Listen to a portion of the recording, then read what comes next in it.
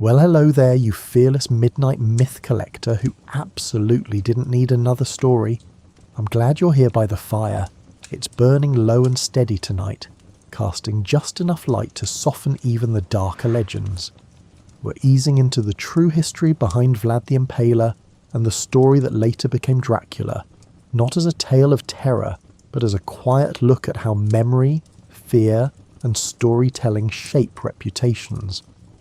If this calm reflection helps you unwind, feel free to subscribe or leave a like, and tell me where you're listening from and what time it is for you. Now settle closer to the warmth. Let your head rest in the pillow, slow your breathing, and let the fire guide us gently into the story. You're about to step into the complicated world of 15th century Eastern Europe, where three empires collided and a small principality fought desperately to maintain its independence. Tonight, we'll explore how a medieval prince became history's most famous vampire, not through supernatural transformation, but through something far more mundane: political propaganda, cultural misunderstanding, and a Victorian novelist's wild imagination. Close your eyes and imagine standing on a hillside in Wallachia, that wedge of territory squeezed between the Carpathian Mountains and the Danube River. The year is 1431, and you're looking out over a landscape that exists in a permanent state of geographical anxiety. To your south, across the wide brown ribbon of the Danube, lies the Ottoman Empire, expanding like bread dough left too long in a warm kitchen. To your north, beyond the sharp teeth of the Carpathians, Hungarian kings plot and scheme. And to your east, your cousins in Moldavia face similar pressures, caught in the same impossible position. You might think of Wallachia as a medieval buffer state, though that phrase doesn't quite capture the exhausting reality of daily political life here. Imagine trying to sleep in a bed positioned between two people who keep yanking the blankets in opposite directions, and you'll start to understand what it meant to rule this particular piece of earth. The Wallachian throne wasn't so much a seat of power as it was a very uncomfortable hot potato that nobody could hold for long without getting burned. The landscape itself seems designed for defence and paranoia in equal measure. Rivers carve through dense forests of oak and beech. Mountain passes offer just enough access to be useful, and just enough isolation to be dangerous. Small towns cluster around Orthodox churches, their wooden walls a hopeful gesture against the various armies that regularly march through. You can smell the wood smoke from cooking fires, hear the distant sound of church bells marking the hours, and feel the autumn mud that turns every road into a wrestling match between your boots and the earth. Now, into this precarious world, a child is born in the winter of 1431. His father, Vlad II, has just been inducted into something called the Order of the Dragon, a Christian military society dedicated to fighting the Ottoman advance. The Order's symbol, a dragon with its tail wrapped around its neck, will give the family its nickname Dracul, meaning dragon. In Romanian, adding an A at the end creates a diminutive or possessive form, so the son becomes Dracula, son of the dragon. It's a name that means absolutely nothing sinister at the time, though centuries later it will send delicious shivers down the spines of readers worldwide. Young Vlad grows up in a fortress at Sighișoara in Transylvania, where his father serves as a military governor. Picture a childhood spent learning to read political situations before you learn to read books. Every visitor who arrives at the fortress represents some calculation, some alliance, some potential betrayal. The Ottoman ambassadors bring gifts and implied threats. The Hungarian nobles arrive with promises they may or may not keep, and young Vlad watches, absorbing lessons in survival that have nothing to do with swordplay and everything to do with reading faces, weighing words, and understanding that today's ally might be tomorrow's enemy, depending on which way the political wind blows. The education of a Wallachian prince involves more practical treachery than you might expect. You learn Hungarian because the Hungarian king considers Wallachia his vassal state and expects tribute. You learn Turkish because the Ottoman Sultan also considers Wallachia his vassal state and expects different tribute. You learn to calculate exactly how much loyalty you can afford to show either side without fatally offending the other. It's like learning to juggle while riding a unicycle across a tightrope, except the consequences of dropping a ball involve losing your throne, or possibly your head. In 1442, when Vlad is about 11 years old, his father makes a decision that will shape his son's entire worldview. He sends young Vlad and his younger brother Radu to the Ottoman court as hostages, a guarantee of Wallace's good behaviour. Imagine being a child and suddenly finding yourself living in Edirne, the Ottoman capital, surrounded by a culture completely foreign to your own. The food tastes different. Rich lamb dishes flavoured with spices you've never encountered, sweet pastries soaked in honey, and strong coffee that adults drink from tiny cups. The language sounds different, with all those flowing syllables you're now expected to master. Even the architecture seems designed to remind you that you're very far from home. But here's where the story gets interesting in a quiet character-building sort of way. Young Vlad doesn't simply endure his captivity, he studies it. The Ottoman court in the 15th century is one of the most sophisticated political machines in the world, and Vlad has a front-row seat to its operations. You watch how the Sultan manages his vast empire, how he plays various factions against each other, and how he rewards loyalty and punishes betrayal with a consistency that Christian Europe notably lacks. You see a system where competence matters more than birth, where a slave can rise to become a grand vizier if he demonstrates sufficient talent. The Ottomans teach you military tactics, not out of kindness, but because they assume you'll eventually rule Wallachia as their loyal client. You learn the proper deployment of cavalry, the logistics of moving armies across difficult terrain, and the importance of reliable supply lines. You also learn something the Ottomans probably don't intend to teach. You learn exactly how they think, how they plan, and how they make decisions. This knowledge will prove remarkably useful later, though not in the way your captors imagine. Meanwhile, your younger brother Radu is having a very different experience. He's charming, adaptable, and genuinely comfortable in Ottoman culture. He converts to Islam, becomes a favourite at court, and will eventually lead Ottoman cavalry against Christian forces. This creates a delightfully awkward family dynamic that will haunt Vlad throughout his reign. Nothing quite says complicated family relationships like having your brother fight for the empire you're resisting, though at least it makes holiday gatherings straightforward. You simply don't have them. 6 years pass in this peculiar exile. You're 17 now, fluent in Turkish, familiar with Ottoman methods, and nursing a profound resentment that you've learned to hide behind a carefully neutral expression. Then news arrives from Wallachia. Your father and older brother have been killed. The details are murky, something involving the Hungarian regent and local boyars, the noble class that treats the Wallachian throne like a game of musical chairs played with real stakes. Suddenly, you're the rightful heir to a throne you're not sitting on, in a country you haven't seen in 6 years, while being held by an empire that now has plans for you. The Ottomans release you in 1448 with a clear mission. Take the Wallachian throne and rule as their loyal client. You're 17 years old, you command a small Ottoman force, and you're about to learn your first major lesson in Wallachian politics. Enthusiasm doesn't trump preparation. You managed to seize the throne for approximately 2 months before being chased out by opponents backed by Hungary. It's embarrassing in the way that most teenage attempts at anything tend to be embarrassing, but you learn from it. For the next 8 years you live in exile, mostly in Moldavia with your uncle and later in Transylvania under Hungarian protection.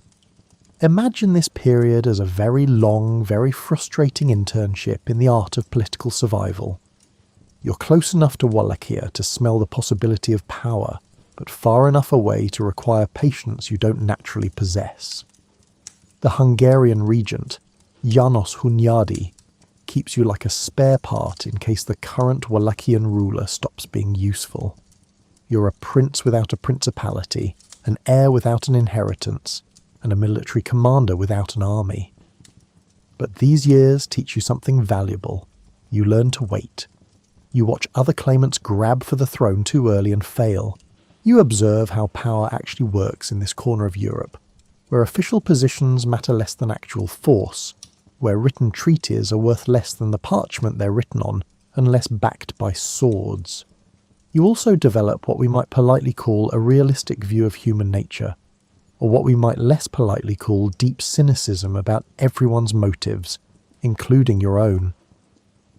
The political landscape of 15th century Eastern Europe operates on principles that would make a modern diplomat weep.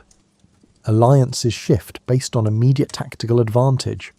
Christian states regularly cooperate with the Ottoman Empire against other Christian states. The concept of national interest is still evolving, so personal ambition, family rivalry, and good old-fashioned greed drive most decisions. Imagine trying to play chess when your opponent can change the rules mid-game and occasionally moves your pieces when you're not looking. In 1456, János Hunyadi dies, and his son Matthias Corvinus eventually becomes king of Hungary. This creates an opening because the existing Wallachian ruler, Vladislav II, had been Hunyadi's man. You've been patient, you've built relationships with Transylvanian nobles, and you've convinced enough people that you'll be a useful ally. In 1456, you march into Wallachia with Hungarian backing, kill Vladislav in single combat, which is the sort of dramatically straightforward conflict resolution that actually happens sometimes in medieval politics, and take the throne. Now you're ruling Wallachia, and you immediately face the same impossible problem that destroyed your father. How do you maintain independence while being crushed between two empires? The Ottoman Empire expects tribute, obedience, and military support when requested. The Hungarian kingdom expects loyalty, tribute of a different sort, and military support when they request it. If you fully commit to either side, you become a puppet. If you try to balance both, you risk satisfying neither and being destroyed by whichever empire gets annoyed first. Your solution is characteristically bold and probably insane. You decide to play both sides while actually serving neither, building up Wallachia's independent strength in the narrow spaces between their competing demands. It's like trying to build a house in the gap between two grinding millstones, but you're committed to the attempt. Here's something they don't often mention in vampire stories. Vlad was genuinely concerned with economic development.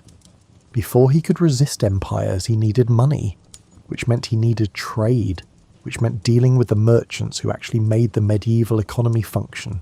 This is where things get interesting in a history of taxation policy kind of way, which admittedly sounds less exciting than hunting vampires, but actually matters more to understanding who Vlad was. Wallachia sits on important trade routes connecting Constantinople to Central Europe. Saxon merchants from Transylvania control much of this trade, operating from fortified towns like Brasov and Sibiu. These merchants have royal privileges from the Hungarian crown, pay minimal taxes, and generally treat Wallachian territory as their personal marketplace. They're wealthy, well-connected, and accustomed to Wallachian princes who let them do whatever they want, because those princes need Hungarian support. You are not that kind of prince.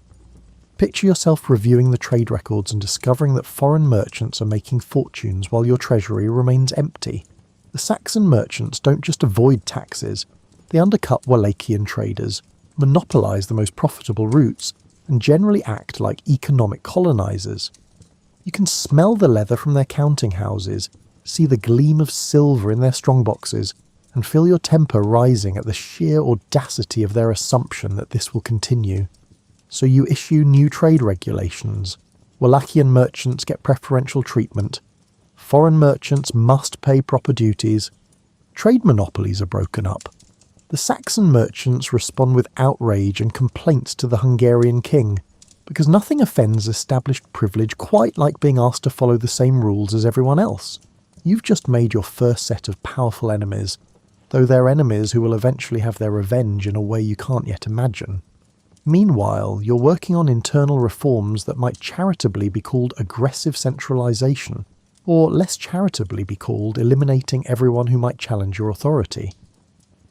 The Boyars, those noble families who've been playing throne musical chairs for generations, find themselves facing a ruler who doesn't accept their traditional privileges.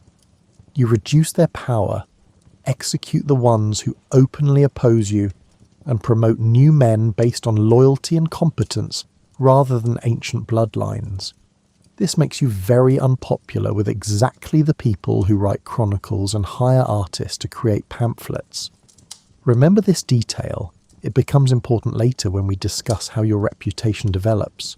The people you're offending are precisely the people with access to the medieval equivalent of publishing houses, and they will absolutely use that access to settle scores.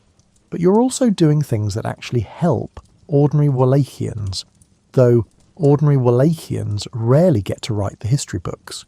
You strengthen local defences, crack down on banditry, establish a legal code that applies more or less equally to everyone, and create a system where merchants can travel without constantly being robbed. Imagine the relief of a farmer who can now bring goods to market without paying protection money to 3 different boyars along the way. Or a tradesman who knows that contract disputes will be settled by law rather than by whoever has the most armed men. The problem with effective governance is that it often requires stepping on very powerful toes, and those toes belong to people with long memories and access to printing presses. By 1459, the Ottoman Sultan is Mehmed II, the same man who conquered Constantinople 6 years earlier. He's ambitious, brilliant, and views Wallachia as a minor irritation that should be brought to heel. You've been paying tribute irregularly, which is diplomatic code for I'm paying when I feel like it and skipping payments when I don't. This works about as well as you might expect, which is to say it doesn't work at all. Mehmed sends an envoy demanding your presence at the Ottoman court. You know this game. Your father played it, and it destroyed him. Once you cross into Ottoman territory, you're in their power. They can imprison you, replace you with a more compliant ruler, possibly your brother Radu, who's been waiting in the wings for exactly this opportunity, or simply kill you and be done with the whole annoying situation. So you do something characteristically bold and possibly unhinged. You invite the Ottoman envoys into Wallachia, then capture them. The historical sources differ on exactly what happens next, but the basic story involves you accusing them of disrespecting local customs by not removing their turbans in your presence. They claim religious obligation. You solve this cultural impasse by having their turbans nailed to their heads, which is certainly one way to win an argument about headwear etiquette, though perhaps not the most diplomatic approach. This incident tells you something important about how you approach conflict. You prefer to act first and consider diplomatic consequences later. It's a strategy that works brilliantly in the short term and catastrophically in the long term, like most strategies based on bold gestures and intimidation. The Ottomans are now officially annoyed. Mehmed sends an army to teach you a lesson about proper tributary behaviour. But here's where your years of Ottoman captivity pay off. You know exactly how Ottoman armies think and move. You implement a strategy that later military historians will study. You retreat before the advancing Ottoman force, destroying everything as you go. Wells are poisoned, crops burned, livestock driven into the hills, and villages evacuated. The Ottoman army advances into a wasteland where they can't resupply. Imagine being an Ottoman soldier marching through this deliberately created desert. You expected to forage off the land, but there's nothing to forage. Every village is empty, every field burned, every well fouled. The locals have vanished into the forests and mountains where your heavy cavalry can't effectively pursue. At night, small groups of Wallachian fighters attack your supply lines, then disappear before you can organise a response. It's exhausting, frustrating, and completely at odds with how warfare usually works in this era. You also employ night raids, which become part of your legend. The most famous happens in 1462, when you lead a force in a surprise attack on Mehmed's camp. You don't have enough men to win a conventional battle, but you have enough to create chaos in the darkness. Picture the scene. It's the deepest part of night. Most soldiers are asleep, and suddenly, Wallachian cavalry is among the tents, attacking in multiple directions, creating confusion and panic. You're reportedly hunting for the Sultan's tent, planning to kill Mehmed himself and end the war in one bold stroke. You don't succeed in killing the Sultan. He survives, though apparently in a state of considerable alarm. But you do succeed in demonstrating that this is going to be a much more difficult campaign than the Ottomans anticipated. The raid becomes famous, talked about in European courts as an example of Christian resistance to Ottoman expansion. This is where your reputation as a fierce defender of Christendom begins, built on actual military competence rather than propaganda or exaggeration. But military competence only takes you so far when you're outnumbered and out-resourced. The Ottomans eventually install your brother Radu on the throne. You flee to Hungary, expecting support from King Matthias Corvinus, who should logically back you as a proven enemy of the Ottomans. Instead, Matthias has you arrested. This is where the vampire story really begins, though nobody's talking about vampires yet. You're imprisoned in Hungary for somewhere between 4 and 12 years. The sources disagree, as medieval sources love to do, and during this time something fascinating happens. A propaganda campaign begins that will eventually transform you into history's most famous monster. The Saxon merchants you offended years ago haven't forgotten their grievances. They have money, connections, and access to something relatively new and powerful, the printing press. Johannes Gutenberg's invention is revolutionizing how information spreads across Europe, and the Saxon merchants use this technology to settle scores. They commission pamphlets, illustrated broadsheets, and stories about Vlad the Impaler.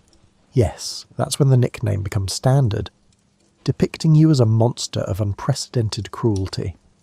Now, here's the delicate part of this story.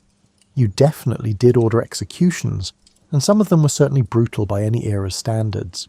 Medieval justice was harsh everywhere, and frontier regions like Wallachia often employed particularly severe punishments to maintain order.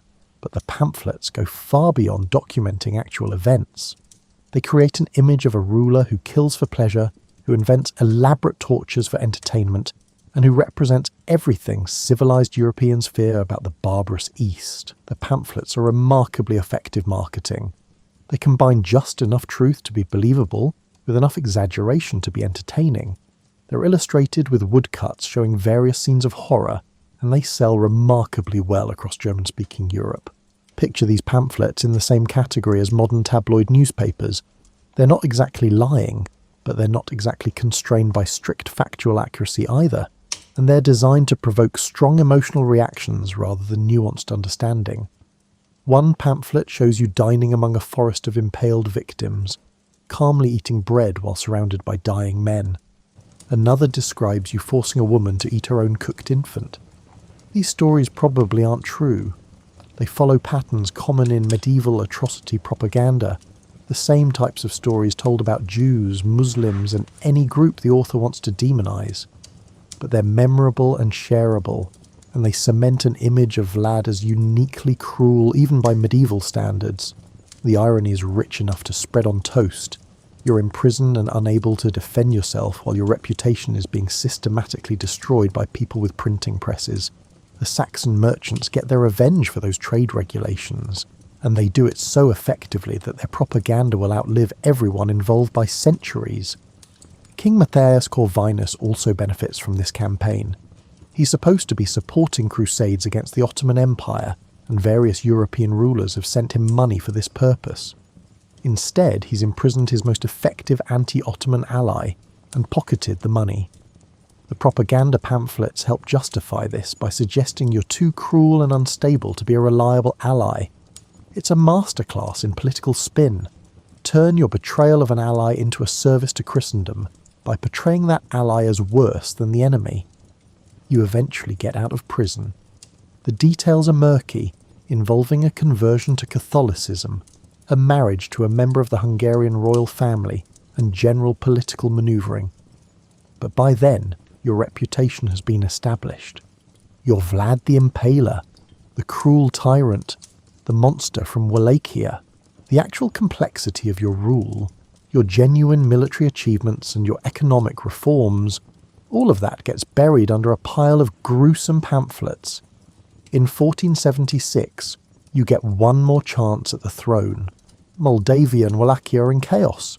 The Ottomans are overstretched, and various factions decide that maybe having you back in power isn't the worst option. You march into Wallachia with support from Moldavia and some Hungarian backing, and you reclaim your throne for the third and final time. Imagine being 45 years old, having spent much of your adult life either fighting for or being imprisoned because of this throne, and finally getting another chance. You've learned some lessons, or maybe you haven't. It's sometimes hard to tell, and you're trying to stabilise a country that's been ravaged by decades of conflict. The Boyars are still untrustworthy, the Ottomans still want tribute, the Hungarians still want influence, and you're still trying to find some path toward independence that doesn't end with your head on a spike. But you've been away too long, and the political landscape has shifted. The Boyars you suppressed haven't forgotten, and they haven't forgiven. The Ottoman Empire is still the dominant power in the region, and your brother Radu, though he dies around this time, has established pro-Ottoman factions that continue to resist your rule. You're fighting not just external enemies, but also internal opposition from people who prefer a different system, a different ruler, or simply the chance to increase their own power in the chaos. In December 1476 you die. The circumstances are unclear. You might be killed in battle against the Ottomans, you might be assassinated by your own Boyars, or you might fall victim to some combination of both. Your body is supposedly buried at Snagov Monastery, though later excavations fail to find any remains, which adds a deliciously mysterious note to your story, and will eventually fuel all sorts of speculation about whether you actually died at all. Your actual reign as Wallacian prince totals maybe 6 or 7 years spread across 3 separate periods. In terms of measurable political achievement, you failed. Wallachia doesn't gain lasting independence. It remains caught between empires and will continue to be caught between empires for centuries. Your economic reforms don't survive you. Your military resistance, while impressive, doesn't fundamentally alter the balance of power in the region, but your reputation, that's a different story entirely. After your death, the pamphlets continue circulating. If anything, they become more popular, more elaborate, and more divorced from whatever historical reality might have existed. You become a cautionary tale about tyranny, a stock character representing Eastern barbarism, and a useful example whenever someone wants to make a point about the dangers of unchecked power or the moral degradation of non-Western peoples. The pamphlets migrate westward. German territories produce the most, but French versions appear, then Italian, then eventually English translations. Each retelling adds new details, new atrocities, and new elaborations on the basic theme of Vlad the Terrible. It's like a very slow, very elaborate game of telephone played across centuries, except instead of garbling a simple message, each iteration makes the message more extreme. Picture a printer in Nuremberg around 1500, selecting which books and pamphlets to produce. The Vlad pamphlets sell well. People enjoy being horrified, especially when the horror is safely distant in both time and geography. So he prints another run, maybe adding a new illustration or embellishing a story slightly. A reader in France encounters the pamphlet, is appropriately shocked, and tells friends about this Wallachian monster. The story spreads through the mechanism of fascinating horror, the same psychological quirk that makes people slow down to look at accidents. But here's what's interesting. Alongside the horror stories, there are also accounts that portray you more sympathetically. Some Romanian chronicles describe you as a strict but just ruler who defended Christendom against impossible odds. Some accounts emphasize your resistance to the Ottoman Empire, your refusal to submit even when submission would have been easier and probably safer. These more balanced views exist, but they don't spread as effectively as the horror stories because they're less entertaining and less useful for propaganda purposes. The image of Vlad splits along cultural and political lines. In German-speaking territories and areas influenced by the Saxon merchant perspective, you're an unambiguous monster. In Romanian tradition, you're a complicated figure. Harsh, yes, but also a defender of the nation. A ruler who stood up to external pressures when it would have been easier to submit. In Hungarian sources, you vary between a useful anti-Ottoman fighter and a dangerous independent actor depending on who's writing and why. None of these versions fully capture the historical reality, because historical reality is messy and contradictory. You were probably harsh even by medieval standards. That part seems well documented enough to accept. You also face genuinely impossible political circumstances that might drive anyone to extreme measures. You were fighting a sophisticated propaganda war without fully understanding how that war worked, and you lost it comprehensively even while sometimes winning actual military conflicts. While Western Europe is telling horror stories about you, something different is happening in Romanian oral tradition. Folk songs and stories preserve a memory of Vlad as Vlad the Just, a ruler who punished the corrupt, protected the poor, and stood up for Romanian interests against foreign oppression. These stories are passed down through generations in villages and small towns, kept alive by people who have no access to printed pamphlets and wouldn't care what Saxon merchants think anyway. In these folk tales, you're stern but fair. You punish thieves and corrupt officials with extreme severity, but ordinary people who follow the law have nothing to fear. You're remembered for stories like leaving a golden cup at a public well. It remains there for years because everyone knows stealing it would result in terrible punishment, so nobody steals it. Or the tale of burning down a hall full of beggars, which in the folk version is reframed as eliminating people who could work but choose not to. A harsh interpretation of social welfare policy that says more about village values than historical accuracy. These folk tales reveal how rural communities thought about justice and power. They wanted rulers who would protect them from bandits and corrupt nobles, even if that protection came through methods that might make modern observers uncomfortable. The stories emphasize order, stability, and the importance of rulers who actually enforce laws, rather than allowing the powerful to do whatever they want. Picture an evening in a Romanian village around 1600. The day's work is done, people are gathered around a fire, and someone starts telling stories about Vlad the Impaler. But it's not a horror story. It's a story about a time when the roads were safe, when thieves were punished, and when a poor man could get justice against a corrupt boyar. The tone is nostalgic, tinged with the knowledge that such order and justice are temporary, that strong rulers who defend common people are rare and usually come to bad ends. This creates a fascinating split in how you're remembered. Western Europe has pamphlets and books describing you as a monster. Romanian oral tradition has songs and stories describing you as a harsh but effective ruler. Neither version is wholly accurate, but both tell you something true about the people doing the remembering and what they valued or feared. For a few centuries, your fame fades somewhat in Western Europe. The pamphlets continue circulating, but you become one atrocity story among many rather than a particularly notable figure. The Ottoman Empire continues expanding, then eventually begins its long decline. Wallachia passes through various hands, eventually becoming part of Romania. The political circumstances that shaped your life become historical footnotes. But the pamphlets never completely disappear.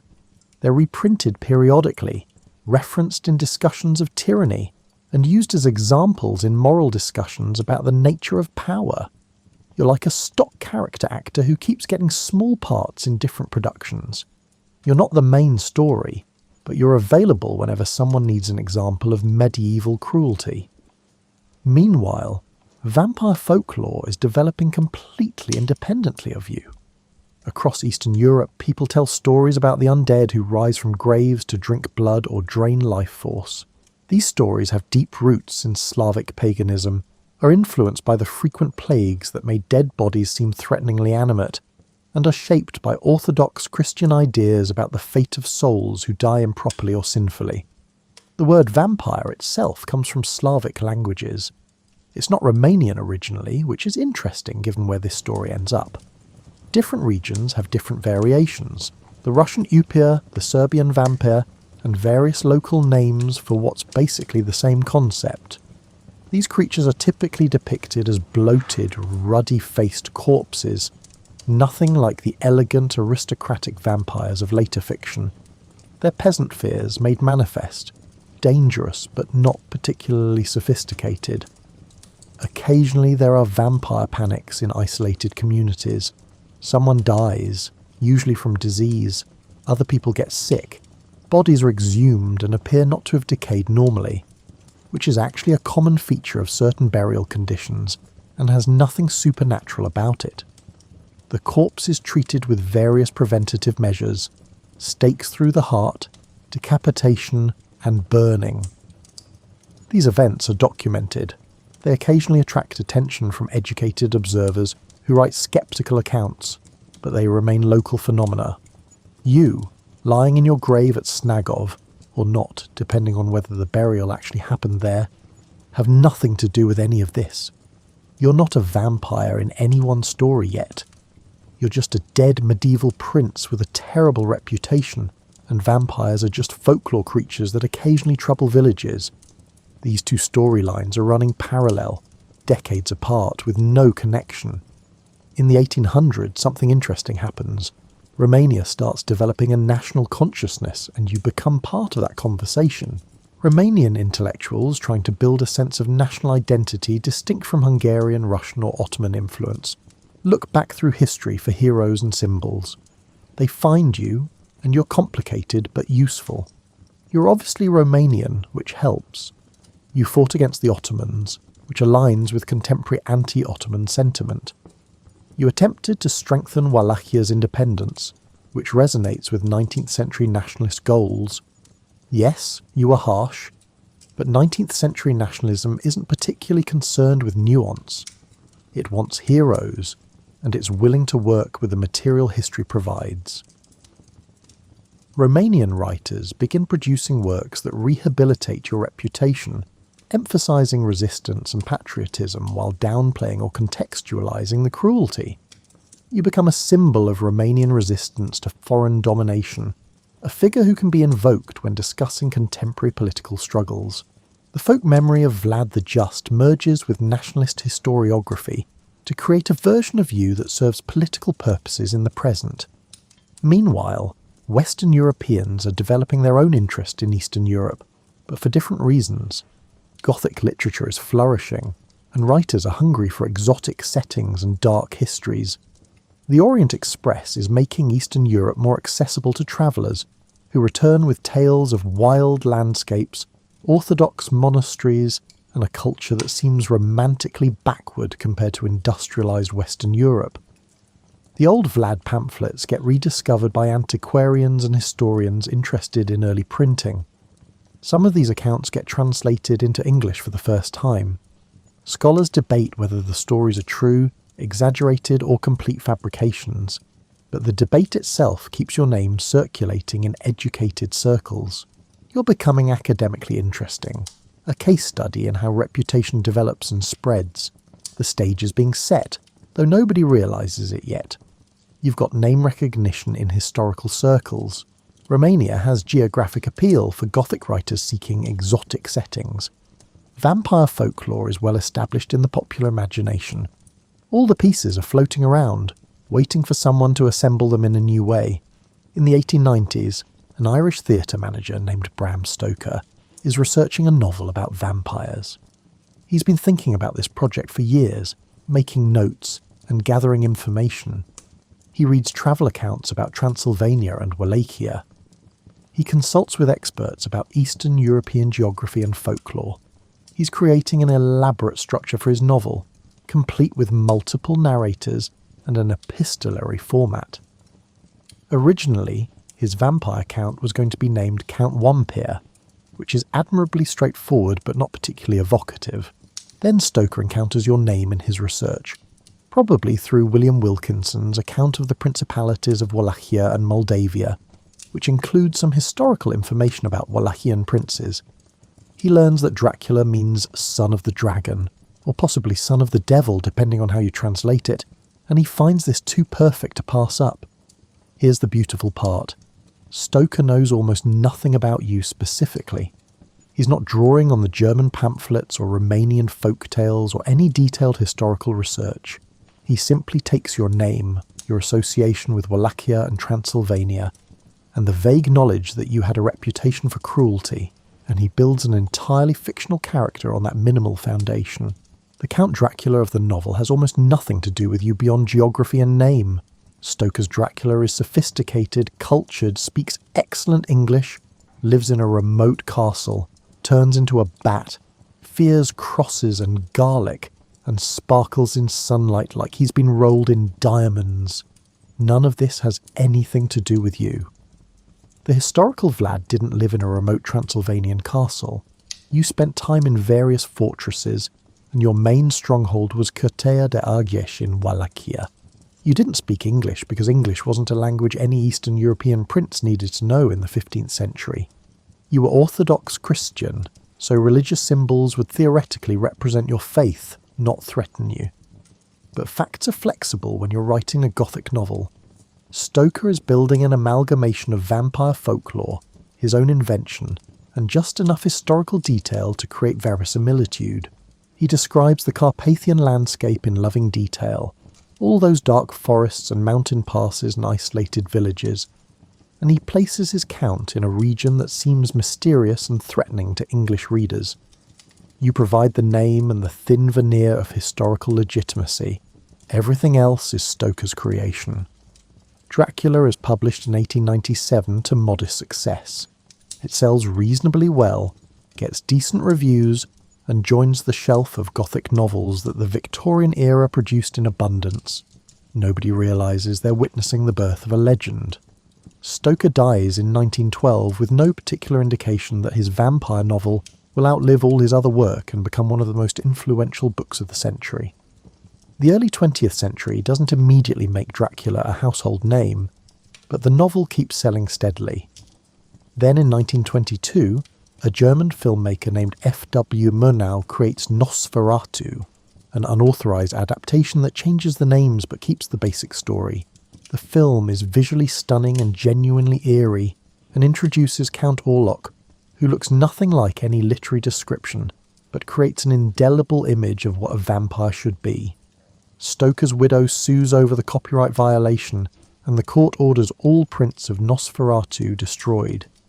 This fails completely, because you can't unshow something to people who've already seen it, and pirated copies circulate for decades. The film cements the idea of the vampire as a cinematic monster, something that's more effectively scary when you can see it rather than just reading about it. In 1931, Universal Studios releases Dracula, starring Bela Lugosi, and this is when your name becomes truly famous worldwide. Lugosi's performance creates the template for every vampire movie that follows: the foreign accent, the formal evening wear, the hypnotic stare, and the mixture of menace and charm. The film is a massive success, spawning sequels, knockoffs, and an entire genre of horror films. Here's where your transformation becomes complete. Count Dracula is now so divorced from historical Vlad that there are essentially different entities who happen to share a name and a vague geographic association. Most people who watch the Lugosi film have no idea there was ever a historical prince. Those who do know generally assume the historical Vlad was a vampire, or at least acted like one, which is wrong but understandable given how thoroughly the fiction has colonised the facts. The vampire mythology keeps evolving through the 20th century. Each decade adds new layers: psychological depth in the 1960s, gothic romance in the 1970s, punk aesthetics in the 1980s, and existential angst in the 1990s. The literary Dracula appears in countless adaptations, reinterpretations, and spin-offs. Other vampire characters eclipse him in popularity.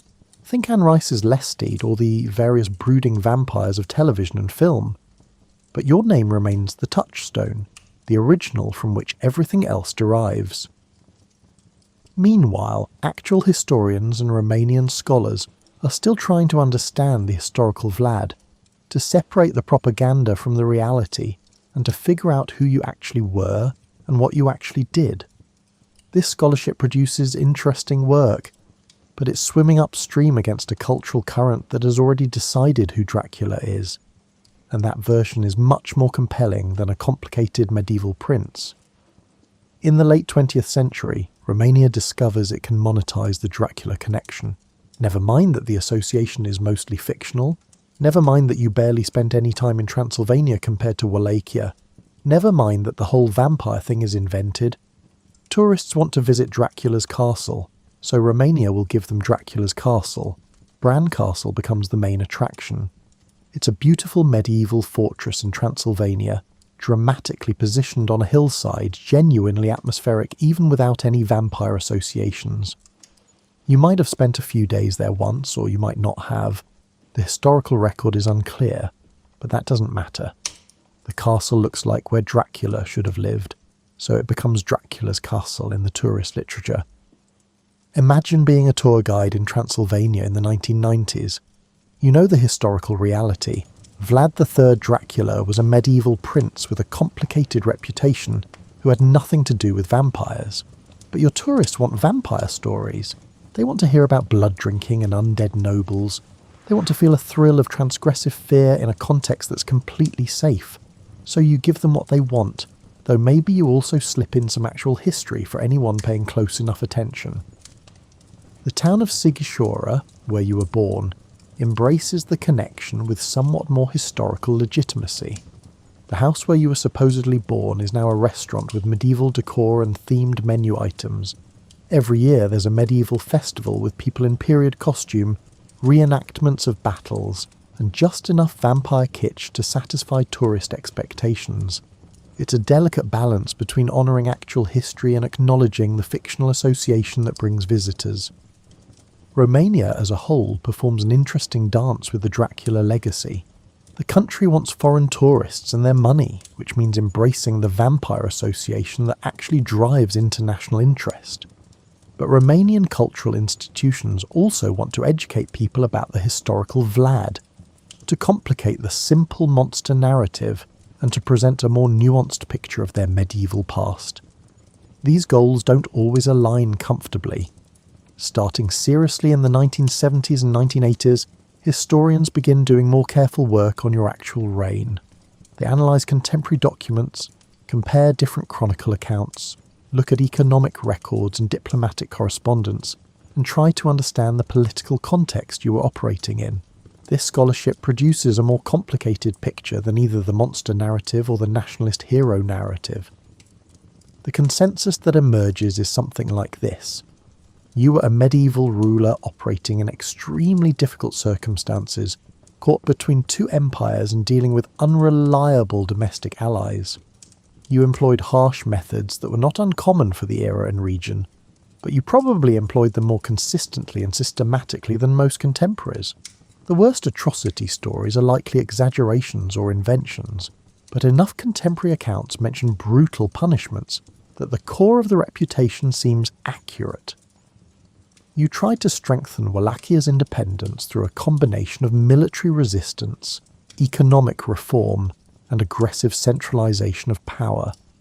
These efforts ultimately failed, but the failure was probably inevitable given the resource disparity between Wallachia and its neighbouring empires. Your main achievements were temporary. You held off Ottoman domination for a while, you strengthened internal order for a few years, and you demonstrated that resistance was possible even if ultimate success wasn't. This scholarly reassessment produces detailed biographies, careful analyses of the political context, and nuanced discussions of how to evaluate medieval rulers by appropriate standards rather than modern ones. It's good work, important work, but it reaches a relatively small audience of people already interested in medieval Romanian history. The popular image of Dracula remains completely unaffected. Some scholars get frustrated by this disconnect between historical research and popular culture. Others find it fascinating as an example of how myths develop and persist despite factual correction. A few make their peace with it and write for both audiences, producing academic work for specialists and popular histories for general readers, carefully navigating between accuracy and accessibility. Romanian scholars in particular wrestle with how to present you to both domestic and international audiences. For Romanians, you're part of national history, a figure who needs to be understood in context. For international audiences, you're forever associated with vampires, and maybe that association can be used to draw attention to actual Romanian history and culture. The tension never fully resolves. The internet age brings new life to your fictional alter ego. Fan fiction communities produce thousands of stories exploring every possible variation on the Dracula character. Video games feature you as everything from a boss character to a playable protagonist. Online forums debate the finer points of vampire lore with the seriousness that medieval theologians once brought to debates about angel hierarchies. Meanwhile, tourism websites promise authentic Dracula experiences. You can take a Dracula tour, sleep in a Dracula-themed hotel, eat at a Dracula restaurant, and buy Dracula merchandise of every conceivable variety. The commercialization reaches levels that would impress even the most ambitious medieval merchant. The Saxon traders who helped destroy your reputation through their pamphlets would appreciate the irony. You're now a brand, and Romania is monetizing that brand enthusiastically, if somewhat ambivalently. Academic papers continue being written about the historical Vlad. Historians refine their understanding of 15th century Wallachian politics, discover new documents in archives, and correct previous interpretations. This scholarship is valuable and important, but it exists in a parallel universe to the popular culture understanding of Dracula. The two rarely intersect except in occasional documentaries that try to explain the real story behind the legend. You've become a case study in how historical figures can be completely transformed by later cultural processes. The historical Vlad III Dracula of Wallachia has less cultural impact than Count Dracula the vampire, even though the vampire is fictional and the prince was real. The fictional version has displaced the historical version so thoroughly that most people don't even know there is a historical version to displace. This raises interesting questions about how history works and what we preserve from the past. We remember you not for what you actually did, defending Wallachia, implementing economic reforms, fighting the Ottomans, navigating impossible political circumstances, but for something you never did, drinking blood and turning into a bat. The propaganda pamphlet started this process of transformation. Stoker accelerated it, and 20th century media completed it. If we strip away the vampire mythology, the propaganda exaggerations, the nationalist rehabilitation, and the tourist kitsch, what actually remains? What can we know with reasonable confidence about who you were and what you did? You were born around 1431 into a family of Wallachian nobles. You spent formative years as an Ottoman hostage, which gave you excellent training in how empires function, and probably contributed to a worldview that emphasized power, survival, and the unreliability of alliances. You claimed the Wallachian throne 3 times and ruled for a total of maybe 6 or 7 years across these periods. During your reigns, you centralized power more aggressively than previous Wallachian rulers, reducing the influence of boyar families and increasing princely authority. You implemented economic reforms aimed at increasing state revenue and supporting Wallachian merchants against foreign competition, particularly Saxon traders. You strengthened defensive infrastructure and enforced laws with severe punishments. You fought against Ottoman expansion using a combination of conventional warfare and scorched earth tactics. You achieved some notable successes, particularly the night raid on Mehmed's camp in 1462, but ultimately couldn't prevent Ottoman domination of the region. You tried to balance between Ottoman and Hungarian pressures while maintaining Wallachian independence, a strategy that worked temporarily but failed in the long run. You made enemies, Saxon merchants who resented economic regulations, boyars who resented centralized authority, Ottoman officials who resented your irregular tribute payments and outright resistance, and various local rivals who preferred different rulers or different policies. These enemies had access to printing presses and used them effectively, creating propaganda that outlived you and eventually became the foundation for your vampire legend. You died in 1476 in circumstances that remain unclear. Your actual achievements as a ruler were modest and temporary. Your symbolic importance to Romanian nationalism is significant but contested. Your transformation into Count Dracula is complete and probably irreversible. You started as a medieval prince dealing with impossible political circumstances. The Saxon pamphlets turned you into a monster of unprecedented cruelty, a process driven by commercial resentment and enabled by new printing technology. Romanian folk memory kept alive a competing image of the harsh but just ruler. 19th century nationalism tried to rehabilitate your reputation for political purposes, and then Bram Stoker borrowed your name for a vampire novel. completing a transformation that had been building for centuries.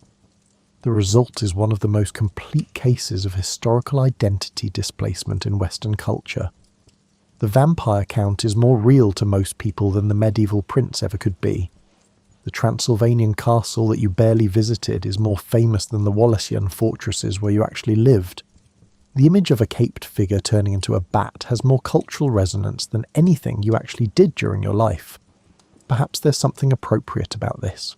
You lived in a world where image and reputation mattered as much as actual deeds, where propaganda could destroy a ruler as effectively as armies, and where the stories people told about you shaped your political viability. The pamphlets that destroyed your reputation in your lifetime ultimately made you immortal, though not in any way you would have recognised or appreciated. So here you are, Vlad the Dracula, Prince of Wallachia, defender against the Ottomans, economic reformer, centralising autocrat, victim of propaganda warfare, and ultimately the inspiration for the most famous vampire in Western literature.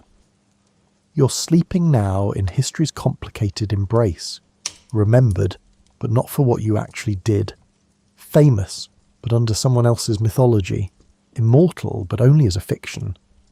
And maybe, in the quiet darkness of a winter night, that's its own kind of justice for a prince who understood better than most that reality matters less than reputation, and reputation is just another story we tell ourselves until we believe it's true.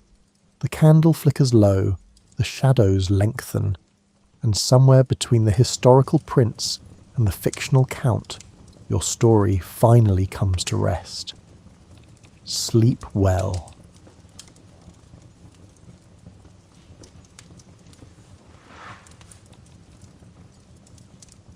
Imagine yourself sitting in a cosy chair by a crackling fire, ready to hear about a man who never meant to be Scotland's greatest folk hero. William Wallace didn't come into the world with a crown on his head or a plan for the battlefield in his hand. He was born around 1270 as the second son of a minor Scottish noble. This meant that he was going to live a quiet life that history tends to forget. You might picture young William growing up in Renfrewshire and getting into the usual kinds of trouble that boys do, like climbing trees he shouldn't, tracking mud through, his mother's clean hall, and learning to swing a sword that was still too heavy for his skinny arms. Malcolm Wallace, his father, owned some land around Elderslie. It was enough to make them respectable, but not enough to make them rich. It's like being the family that lives on a quiet street but has the nicest house. It's not like living in a castle, but it's nice. It wasn't William's birth or his money that set him apart. It was the time he was born. He was born and raised in Scotland during a time when things were really bad. King Alexander III died in 1286, leaving behind a mess that would make today's family inheritance fights seem like polite dinner conversations.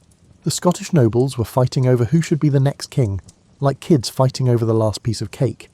But this cake was a whole kingdom. Edward I of England came along. He was as subtle as a sledgehammer and as patient as a hungry cat watching a mouse hole. Edward saw the political chaos in Scotland and thought, "This looks like a great chance to add another kingdom to my collection."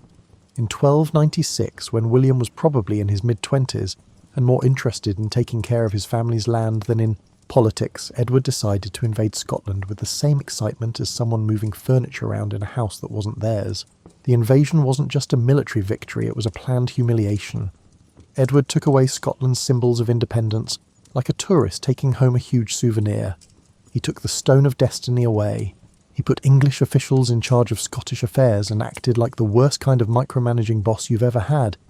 Except this boss was in charge of your whole country. For William, who lived in the Scottish lowlands, Edward's job probably felt like having strangers move into his neighbourhood and tell him how to paint his fence. The new English rulers made people pay taxes, set their own rules, and didn't care about Scottish customs any more than you would care about a crumpled grocery list. Every day was full of small annoyances and big problems that built up over time, like pressure in a kettle. You can almost picture William going about his business, managing his small estates, dealing with English tax collectors, and watching English soldiers swagger through Scottish towns. You can also picture him feeling that special kind of anger that comes from being told you're not good enough to run your own affairs. He wasn't planning a revolution yet. He was just a man watching his country slowly fade away under the rules of someone else. But here's the thing about quiet people who reach their breaking point.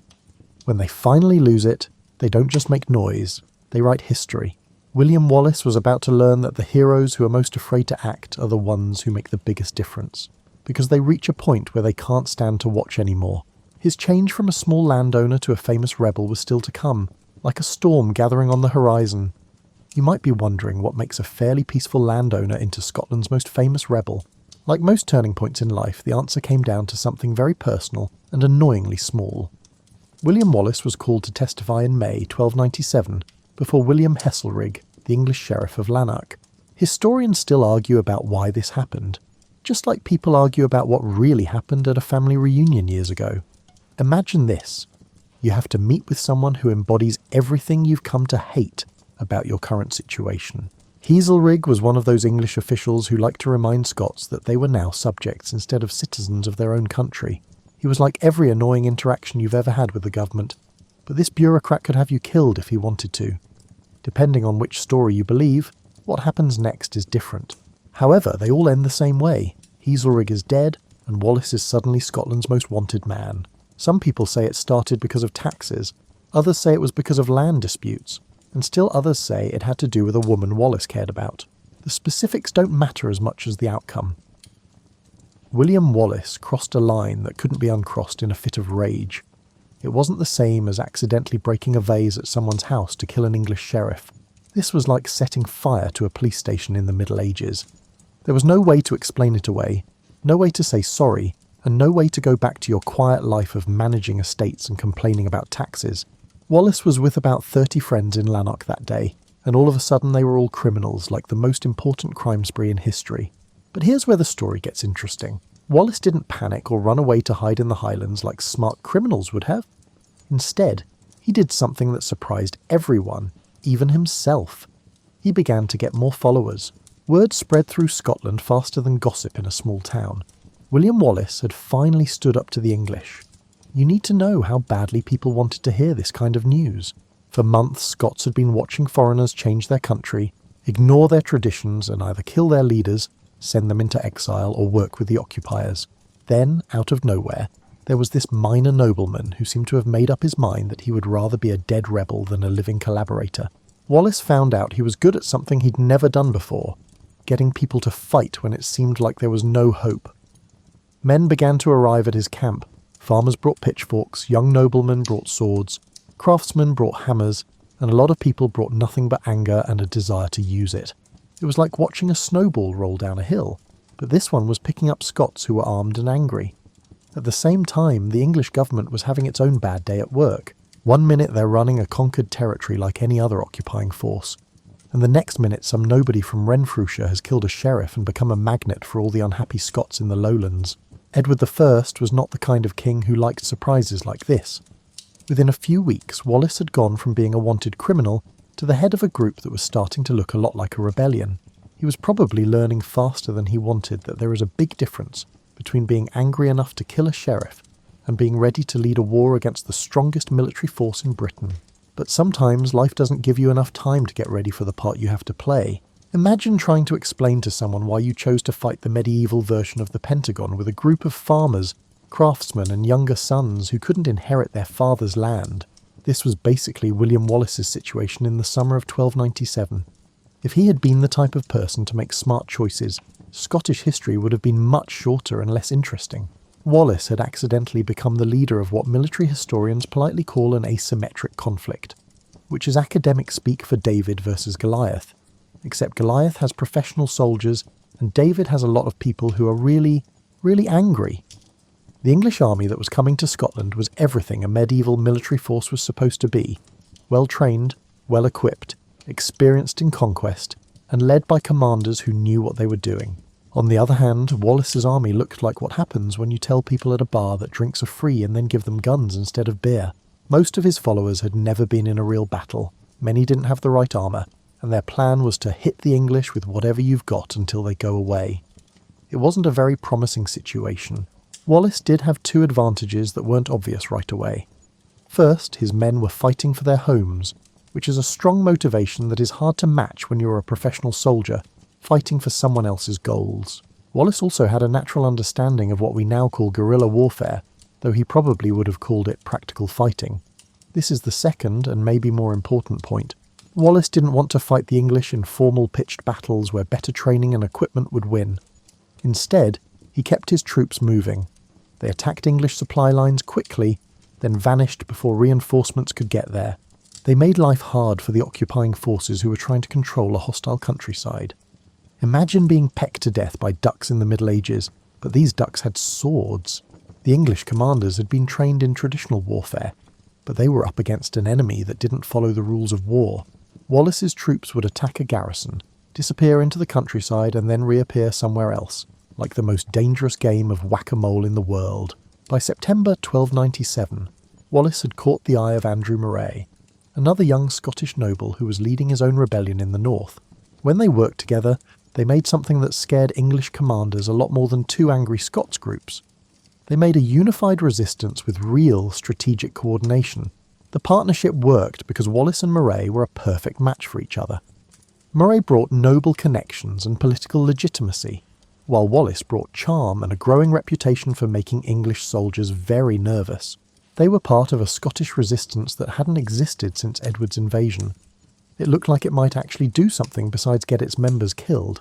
The English government used the tried-and-true method of sending a huge army to fix the problem by using overwhelming force. The Earl of Surrey was sent north with orders that probably came down to find these troublemakers and show them why rebellion is not a good career choice. What Surrey didn't fully appreciate was that he was about to face an opponent who had spent months learning how to turn military disadvantages into tactical opportunities.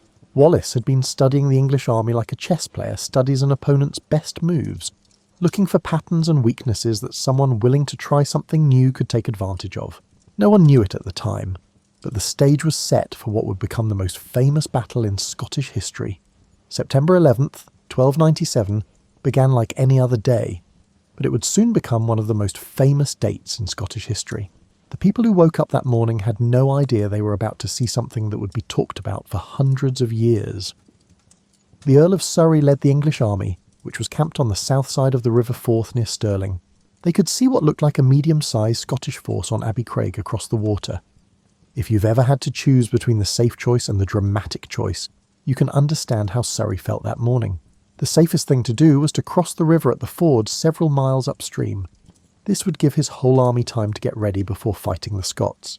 The dramatic choice was to cross at Stirling Bridge, which was so narrow that his troops would have to cross in small groups, making them easy targets. Surrey picked the bridge because he was sure of himself since he had never lost a battle to Scottish rebels. To be fair to him, this probably seemed like the right choice because his army was bigger, better trained and better armed. What could possibly go wrong with crossing a narrow bridge to attack farmers with pitchforks? Wallace and Moray, who were watching from Abbey Craig, were probably feeling the mix of fear and excitement that comes with putting everything you have on a single desperate bet. They had carefully placed their troops, but their whole plan depended on the timing being just right. If they went too early, the English army would go back across the bridge. If they waited too long, there would be too many English soldiers to deal with. You can picture Wallace watching English soldiers march across the bridge in neat lines, counting heads, and trying to figure out the exact moment when there would be enough enemies across for the attack to be worth it, but not so many that his troops would be overwhelmed. It was like trying to time jumping onto a moving train. If you miss by a second in either direction, the whole thing goes wrong. Wallace gave the signal when the English had gotten about half of their army across. From the Scottish point of view, what happened next was the best kind of chaos. The Scots charged down from Abbey Craig with all the anger of people who had been waiting months for this chance. They hit the English forces at the worst possible time, when they were spread out along the bridge and couldn't move. Wallace's plan was brilliant because it turned the English army's strengths into weaknesses. It didn't matter that they were better trained if there wasn't enough space to use it. They had better gear, but it didn't help them when they couldn't get into battle formations. Their numerical advantage didn't matter when only a small part of their troops could fight at any given time. The narrow bridge turned into a trap instead of a way to get across. Scottish forces had the upper hand and were moving quickly, while English soldiers were stuck between them and their own army, which was still trying to cross behind them. People who had already crossed couldn't go back without fighting their own reinforcements, and people who were still waiting to cross couldn't help without making the traffic worse. Surrey watched as his well-planned military mission turned into what looked like a very costly disaster. The Earl of Surrey had probably fought in dozens of battles, but he'd never seen anything like this. A carefully planned attack turned into a nightmare of medieval traffic management. The English lost thousands of men, including Hugh de Cressingham, Scotland's treasurer. Scots celebrated his death with the same kind of excitement they usually save for big holidays. Wallace and Moray had done something that seemed impossible just hours before. They had beaten a professional English army with a group of rebels that most military experts would have thought was a joke. The win at Stirling Bridge showed that the English weren't as safe in Scotland as everyone thought, and it made William Wallace famous all over Britain, but probably not in the way he had planned when he decided to kill the Sheriff of Lanark. William Wallace found out that being a famous military hero is very different from being a minor landowner after the Battle of Stirling Bridge. People in Scotland started to look at him like he might have answers to questions he had never thought of before, like, what do we do now that we've shown we can beat the English? And how do we run a country when half of it is still occupied? Wallace was smart enough to know that beating one English army didn't mean Scotland was free, even though the victory had made him feel great. It meant that England would send a bigger army, probably led by someone much better than the Earl of Surrey, who'd gone home to tell Edwardius how he had lost a battle against some farmers who were acting up. Sadly, Andrew Moray was hurt at Stirling Bridge and died soon after. This meant that Wallace had to deal with the political fallout from their success, mostly on his own. This was like winning the lottery and then finding out you have to run the whole financial system yourself. It sounds exciting in theory, but it's a lot harder in practice. Wallace was made Guardian of Scotland, which sounded great but came with duties that no one had told him about. He was now supposed to run parts of Scotland, talk to other countries, set up defences against the inevitable English retaliation, and somehow turn a successful rebellion into a working government. Wallace's life was probably at its most strange during the winter of 1297 to 1298. In just a few months he went from being a wanted criminal to the de facto ruler of Scotland. Now he had to figure out how to do the job. He spent time trying to get the world to recognise Scotland's independence. He sent people to France and Rome, like someone in the Middle Ages trying to get their startup noticed by big investors. Edward I was reacting the way you would expect a man to react after seeing his men lose a battle to people he thought were barely more civilised than sheep. People called Edward Longshanks because he was tall and Hammer of the Scots, because he didn't want Scotland to be free. He saw the loss at Stirling Bridge as a personal insult that needed to be fixed right away and in a big way. Wallace probably expected and feared the English response. Edward put together an army that was bigger and better organised, and led by him instead of subordinates, who might make tactical mistakes that would make him look bad. This time, smart positioning and good timing wouldn't be enough to beat out better numbers and equipment. Wallace worked for months to get Scotland ready for what was coming, but he didn't have many resources and knew that his last victory was as much about English mistakes as Scottish brilliance. He couldn't count on his enemies to make the same mistakes twice, especially since they were now being led by a king who had personally conquered Wales and had no plans to let Scotland slip out of English control. Wallace had a problem that was almost impossible to solve. How do you protect a country with few resources from an enemy with almost unlimited ones? It was like trying to keep a wildfire from getting to your house with just a garden hose and your willpower. Wallace was very determined, but determination alone isn't enough to stop professional armies. By the summer of 1298, it was clear that Scotland was about to be invaded in a way that would make Edward's last conquest look like a warm-up. Wallace had done the impossible once, but now he had to do it again in much worse conditions, with everyone watching to see if the hero of Stirling Bridge could pull off another miracle. Someone who had never asked to carry the weight of a whole country's hopes was now aware that this time clever tactics might not be enough. Wallace probably dreaded the summer of 1298, since it would be the time of reckoning after his victory at Stirling Bridge. Edward I had put together an army that was bigger, more professional, better supplied, and led by a king who saw military failure as a personal challenge to his ability. Wallace was in the position of trying to do a miracle again, which is hard to do even when things are going well. The tactical advantages that made Stirling Bridge possible, English overconfidence, good terrain and perfect timing, were not available for a second performance.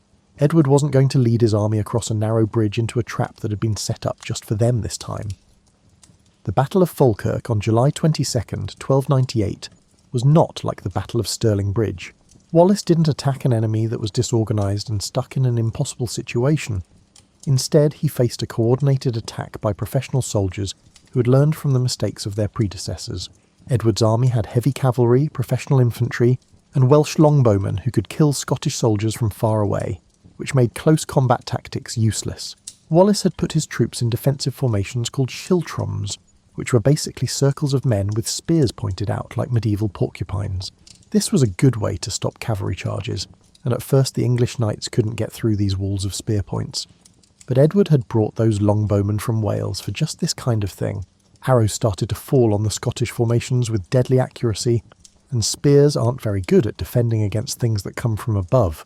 The schiltrums, which had successfully fought off cavalry attacks, became easy targets for archers who could hit them from a distance that no Scottish weapons could reach. You can imagine Wallace watching his carefully planned defences fall apart in the storm of arrows, and realising that this battle was going to be very different from the one at Stirling Bridge. Instead of using traditional tactics that worked well for the Scots, the English learned to use their technological advantages. The loss at Falkirk was complete and very discouraging. Wallace's army didn't just lose, it was no longer able to fight. Wallace barely made it out alive, but thousands of Scots died.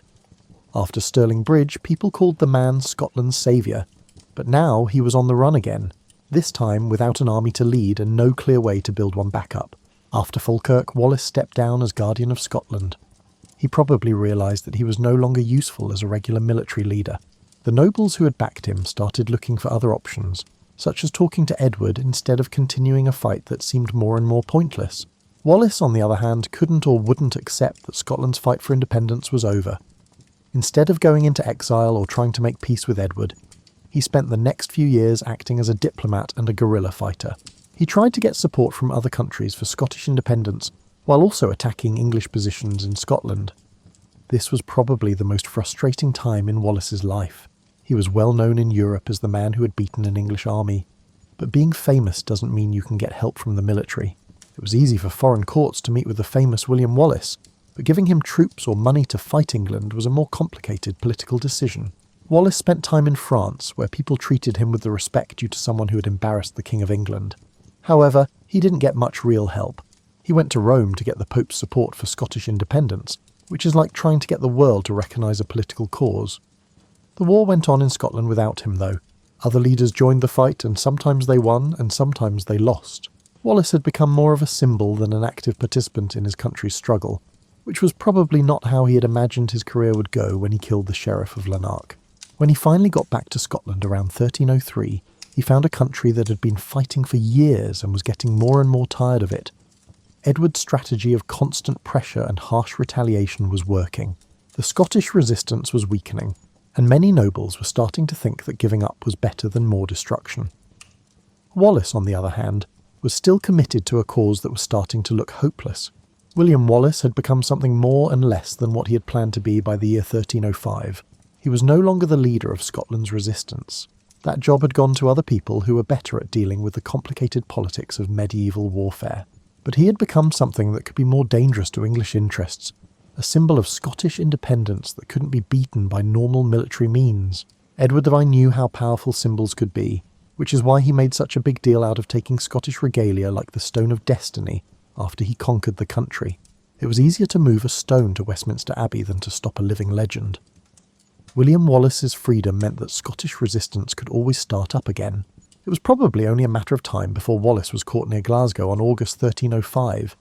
He had been working without a solid base of support, depending on a network of allies who were getting more and more pressure from English authorities.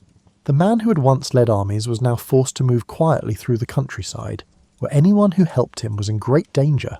The way the English reacted to Wallace's capture showed how much Edward I had been bothered by this small Scottish landowner who didn't want to accept defeat. Wallace wasn't just killed as a rebel. He was put on trial and punished in a way that would destroy not only the man but also the symbol he had become. Wallace was charged with treason, but this was legally murky because he had never sworn loyalty to Edward. The trial wasn't so much about finding out who was guilty, as it was about making a public spectacle to show how pointless it was to fight English rule. Edward wanted Wallace's death to be a warning to anyone else who might want to do the same thing. Wallace was put to death in London on August 23rd, 1305, in the kind of cruel way that medieval authorities used to punish people they wanted to make examples of. The execution was meant to be as public and scary as possible, to show what happened to people who went against English rule in Scotland. But Edward I made a mistake that many rulers have made in the past. He thought that killing a symbol would destroy what it stood for. Wallace's execution, on the other hand, turned him from a failed rebel into a martyr for Scottish independence. He was more of a threat to English interests after he died than when he was alive. William Wallace's story didn't end when he died. It became something that was part history, part legend, and completely Scottish. Robert the Bruce took up the cause of Scottish independence a few years after Wallace was killed. He eventually reached the goal that Wallace had died fighting for. Bruce's success was built on the resistance that Wallace had started, and the inspiration that his death gave him. Wallace became a symbol of not only Scottish independence, but also the idea that regular people could stand up to powerful forces over the years. His story was told again and again, with more details added, made more romantic, and changed to fit the political needs of different times. But the main idea stayed the same: a man who chose to fight instead of giving up. The irony of William Wallace's legacy is that he was a quiet landowner who never meant to lead a rebellion, but he ended up inspiring rebellions and movements for independence all over the world. His life served as a paradigm of how personal bravery could confront seemingly insurmountable authority, and his demise illustrated how martyrdom could possess greater political significance than military triumph. When you hear the name Wallace today, you're hearing about a person who is somewhere between history and legend. He is both what really happened in medieval Scotland and what people have needed that history to mean. The man who killed the Sheriff of Lanark because he couldn't stand foreign occupation had become immortal in the same way that would have shocked and probably amused him the most. His story reminds us that sometimes the heroes who don't want to be heroes and never plan to change history end up leaving the biggest marks on it.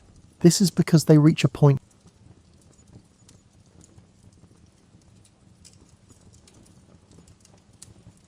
From his earliest days, young Marcus sensed expectations clinging to him like a heavy mantle. He was not yet the philosophical emperor history would revere, merely a curious boy from a prominent Roman family. Marble halls and hushed political debates formed the backdrop of his childhood, each conversation reinforcing the idea that he was fated for a grand role. Even while tinkering with wax tablets and toying with styluses, the weight of the future loomed in every corner of his home. Despite his tender years, Marcus felt drawn to the Roman Forum's colossal columns and venerable statues. Each marble figure whispered tales of victory and downfall, reminding him how power shimmered, then vanished. He marvelled at the thought that these silent sentinels once watched over leaders who, like him, had walked these streets, shoulder to shoulder with fate. More than politics or pageantry, Marcus discovered his keen interest in philosophy. His mother, gentle but incisive, recited lines from Stoic texts on rainy afternoons, speaking of moral fortitude as the shield against life's unpredictable storm. In these verses, Marcus found a reassuring promise that wisdom could transcend the clamour of ambition. This fascination grew when he met Junius Rusticus, a revered tutor uncompromising in truth. Instead of coddling Marcus, Rusticus challenged him, igniting the fire of a questioning mind. Their lessons were forging an inner sanctuary, one guided by reason rather than impulse. While many children dreamed of feasts and fleeting distractions, Marcus quietly gravitated toward calmer pursuits. Evening hours found him practicing letters by lamplight, his stylus carving words about duty and virtue into smooth wax. Even at a young age, he sensed that an empire was not just a playground of wealth and power, but an arena where moral strength was tested at every turn. Politics, however, remained an unrelenting reality. Allies and adversaries shifted like desert sands. Whispered rumours ignited disputes in the Senate before the boy even finished his morning meal. The sheer chaos unsettled Marcus, reinforcing his belief that the world desperately needed unwavering ethical principles. In the orchard behind his family's estate, where lemon trees cast comforting shadows, the boy pondered the gap between noble intentions and the labyrinthine struggles for control. Could a leader maintain honour in a realm that seemed to thrive on cunning? One evening, he overheard a conversation between two young senators, speculating on the emperor's successor. They spoke of cunning, lineage, and ties that could tip the scales of power. The gravity of those words thrilled and sobered him. Soon, the emperor's choice would reshape the lives of thousands. Perhaps they would someday look to Marcus for leadership. The thought both exhilarated and weighed him down. He was fully aware that the opulent facade of Rome concealed genuine struggles for numerous individuals. However, a glimmer of determination glowed within him. If he could combine his moral convictions with practical governance, perhaps he could leave a lasting legacy for Rome, surpassing the monuments adorning its skyline. Within the hush of the orchard, lulled by the scent of citrus, Marcus would close his eyes and imagine a city where leaders governed with compassion and clarity, where a child's lessons in virtue could shine light into the darkest corners of public life. This was more than daydreaming. It was the formation of an inner compass. Over time, that compass would guide him through personal trials and political storms alike. The seeds of the greatness, once planted, sprout in quiet moments of introspection. Marcus Aurelius was still a boy, but those daily lessons, stoic texts, moral debates, afternoons spent in wide-eyed awe at the forum's relics, were shaping him into something unexpected. He wanted to be more than a figurehead who wore the purple cloak of Rome. He aspired to be a leader who, through reason and resolve, could honour the empire's legacy while also moulding it into a place where virtue had not yet gone to die. Only time would reveal the magnitude of that promise. But in those early days, he nurtured it beneath the lemon trees, letting the steady Roman sun coax it into full bloom. Occasionally, he noticed the quiet fear in the eyes of servants, wondering if the next political shift would upend their lives. These silent observers became Marcus's secret teachers, revealing how the whims of the powerful sent ripples through every social stratum. Each nervous glance was a stark reminder that real lives rested on the emperor's decrees. For Marcus, the truest path forward lay in forging a principled heart, one that would not falter when confronted by the swirling winds of power. He did not yet know how he might achieve such steadiness, only that he must, lest he become the very thing he feared. The turning point came when Emperor Hadrian, aging and burdened by illness, cast his gaze upon the empire's future. In doing so, he settled upon Antoninus Pius as his immediate successor, but insisted that Antoninus adopt young Marcus alongside Lucius Verus. For Marcus, this was no mere ceremonial shift. Suddenly, every gesture was scrutinized, every uttered word weighed for hints of potential. However, while he felt destiny's grip tighten around him, he also discovered unexpected warmth in Antoninus, the man he would learn to call father. Antoninus Pius was neither a flamboyant conqueror nor a voracious politician. His nature leaned toward the steady and the dutiful. He managed affairs of state with consistent practicality, doing so in a manner that contrasted sharply with the tempestuous reigns Rome had witnessed before. Gradually, Marcus realized that the empire did not always hunger for breathtaking exploits. It sometimes needed the comforting hand of stability, and from Antoninus, he absorbed a set of quiet lessons, among them the value of patience, the virtue of measured decision-making, and the simple power of reliability. But not everyone supported this new arrangement. Some in the Senate murmured that Marcus was too young, too reflective, too predisposed toward philosophy to handle imperial responsibilities. They questioned whether the boy who spent hours with Stoic scrolls and moral treatises could ever become the commanding presence they believed Rome required. In response, Marcus met these doubts not with anger, but with a focused determination. If he was untested in governance, then he would devote himself even more deeply to studying its intricacies. He devoured treatises on law, pored over military histories, and conversed late into the night with advisors who had navigated the labyrinth of Roman politics. The more he learned, the more he recognized that governance was not a place for rash tempers or inflexible dogmas. Indeed, it demanded both compassion and detachment, an ability to stand firm for justice, while also understanding the fragility of human ambition. His bond with Lucius Verus added a twist to this evolving chapter. Lucius was his co-heir, a young man prone to revelry and spectacle, far less studious than Marcus but undeniably charismatic. The two could not have been more different. Yet they were tied together by destiny's decree. Even so, Marcus found that their differences enriched his perspective. Through Lucius, he glimpsed the appeal of festivity and lived experience, worlds that felt distant to his contemplative soul. He did not begrudge Lucius his extravagances, but he pledged to maintain a certain balance, steering clear of the pitfalls of mindless indulgence. Under Antoninus's watchful guidance, Marcus began attending meetings where Roman officials debated issues of provincial taxes and infrastructure. At first, he was a silent observer. He listened intently, noting how rhetorical skill could sway opinions, how alliances formed and dissolved. Gradually, Antoninus entrusted him with minor tasks, drafting letters to distant governors, reviewing small legal disputes, or overseeing the maintenance of an aqueduct. Despite the seemingly mundane details, each assignment revealed the hidden threads that held Rome together. An enlightening moment arrived when an official from a far-flung province complained about an unpaid legion.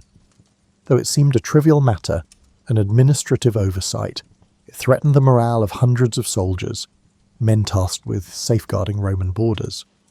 Marcus tackled the crisis with empathy, ensuring funds were dispatched promptly and carefully, offering a few thoughtful words of gratitude for the troops' service. The gesture, though modest, resonated widely. Rumours spread of the young heir who was genuinely concerned for the well-being of people he had never met. For the first time, Marcus sensed that his inclination toward moral philosophy might, in fact, hold a practical value in the arena of power. Life under Antoninus's roof was both nurturing and demanding. The emperor expected discipline, but also allowed Marcus to cultivate intellectual pursuits. Debates with learned scholars and philosophers became as common as talk of grain shipments from Egypt.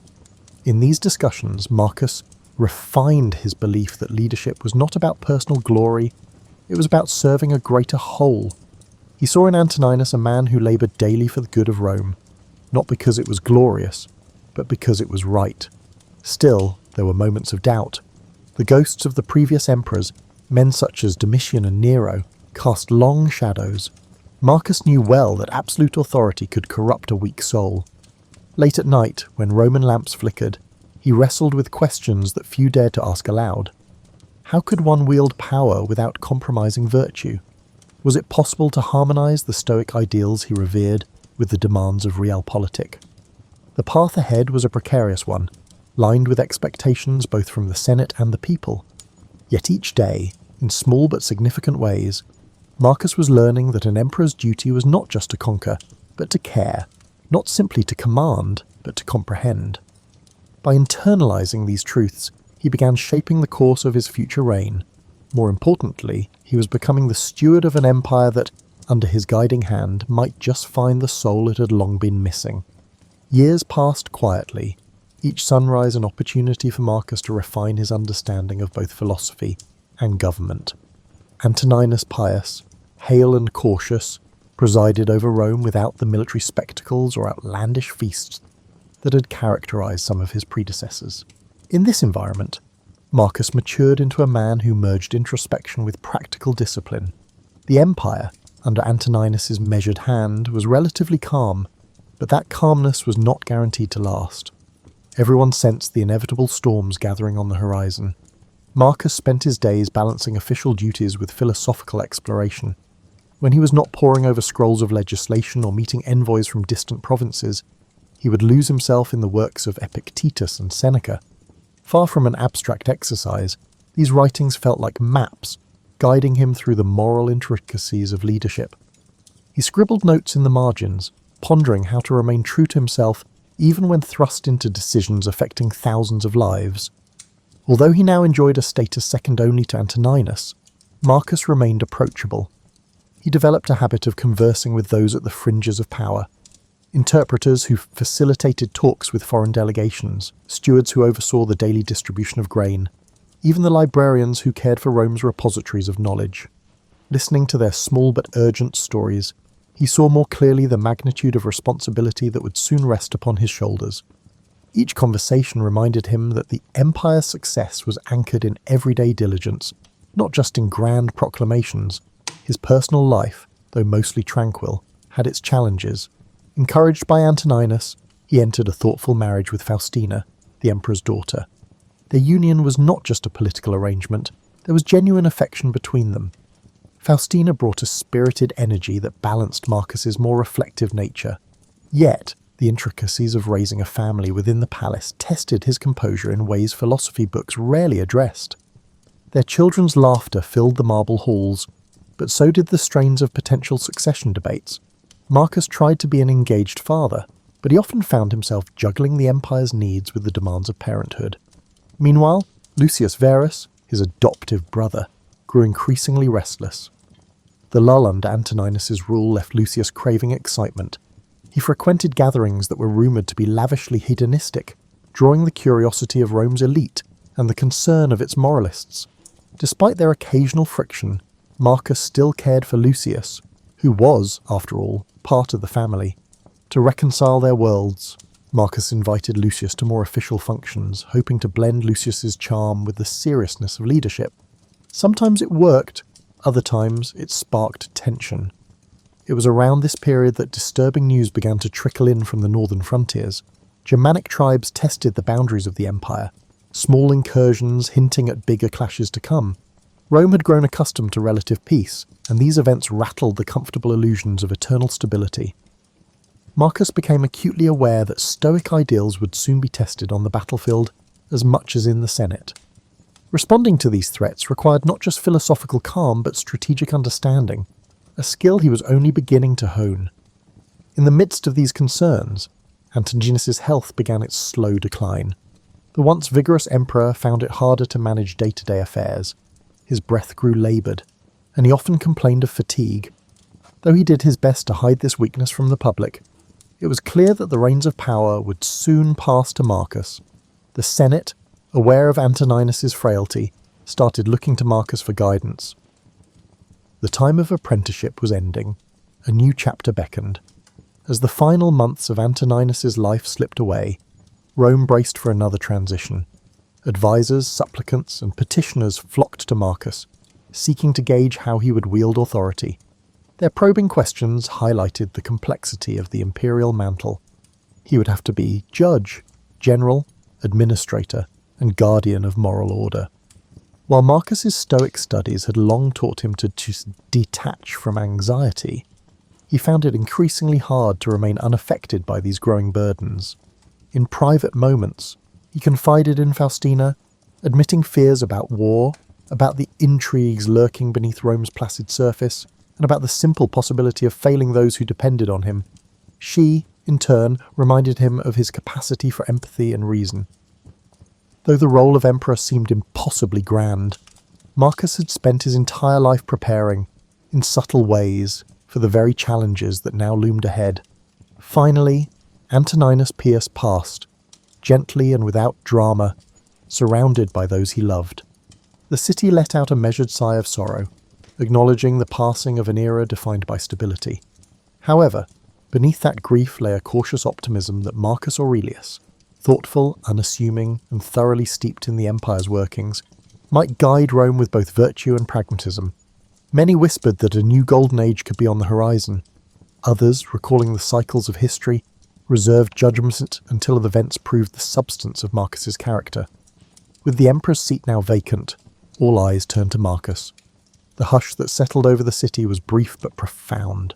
A quiet vow formed in his mind. He would carry forth the Stoic torch, letting reason define his reign and compassion temper his decisions. Unknown trials awaited him, from barbarian incursions to political betrayals, but he would meet them as a man dedicated to something greater than personal gain.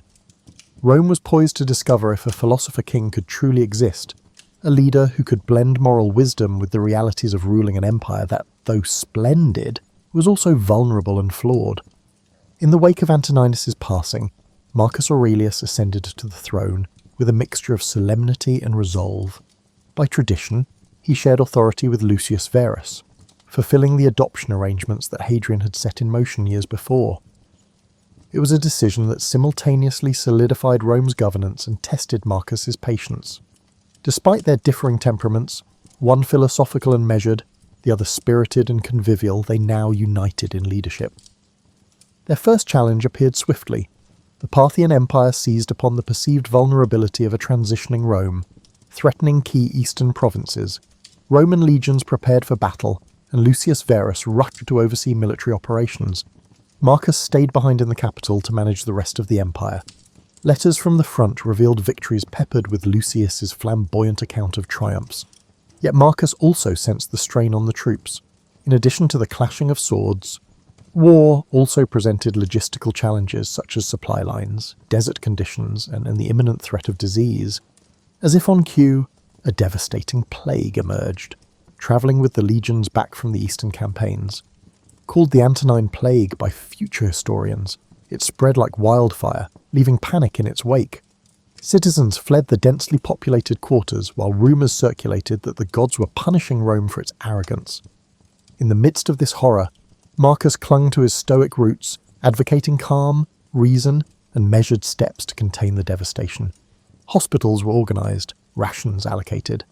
Despite scepticism from some corners, the emperor led by example, supporting sanitation measures and funding the medical efforts of Galen, the famed physician of the time. Yet the costs were severe. Cities grew somnant from the high death toll, farmland lay untended, and the empire's morale dipped to a new low. The plague's merciless reach sharpened Marcus's sense of empathy.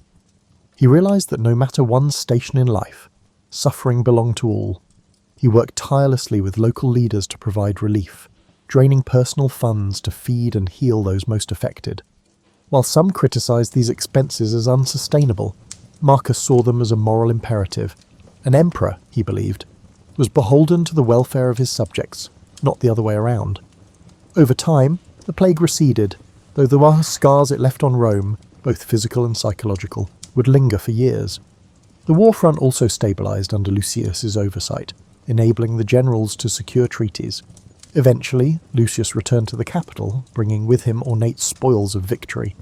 Yet Marcus noticed a new gravity in his brother's demeanour. The conflict and subsequent plague seemed to have tempered Lucius's thirst for diversions, at least for a while. For the time being, they presented a cohesive front, but the empire had little time for respite.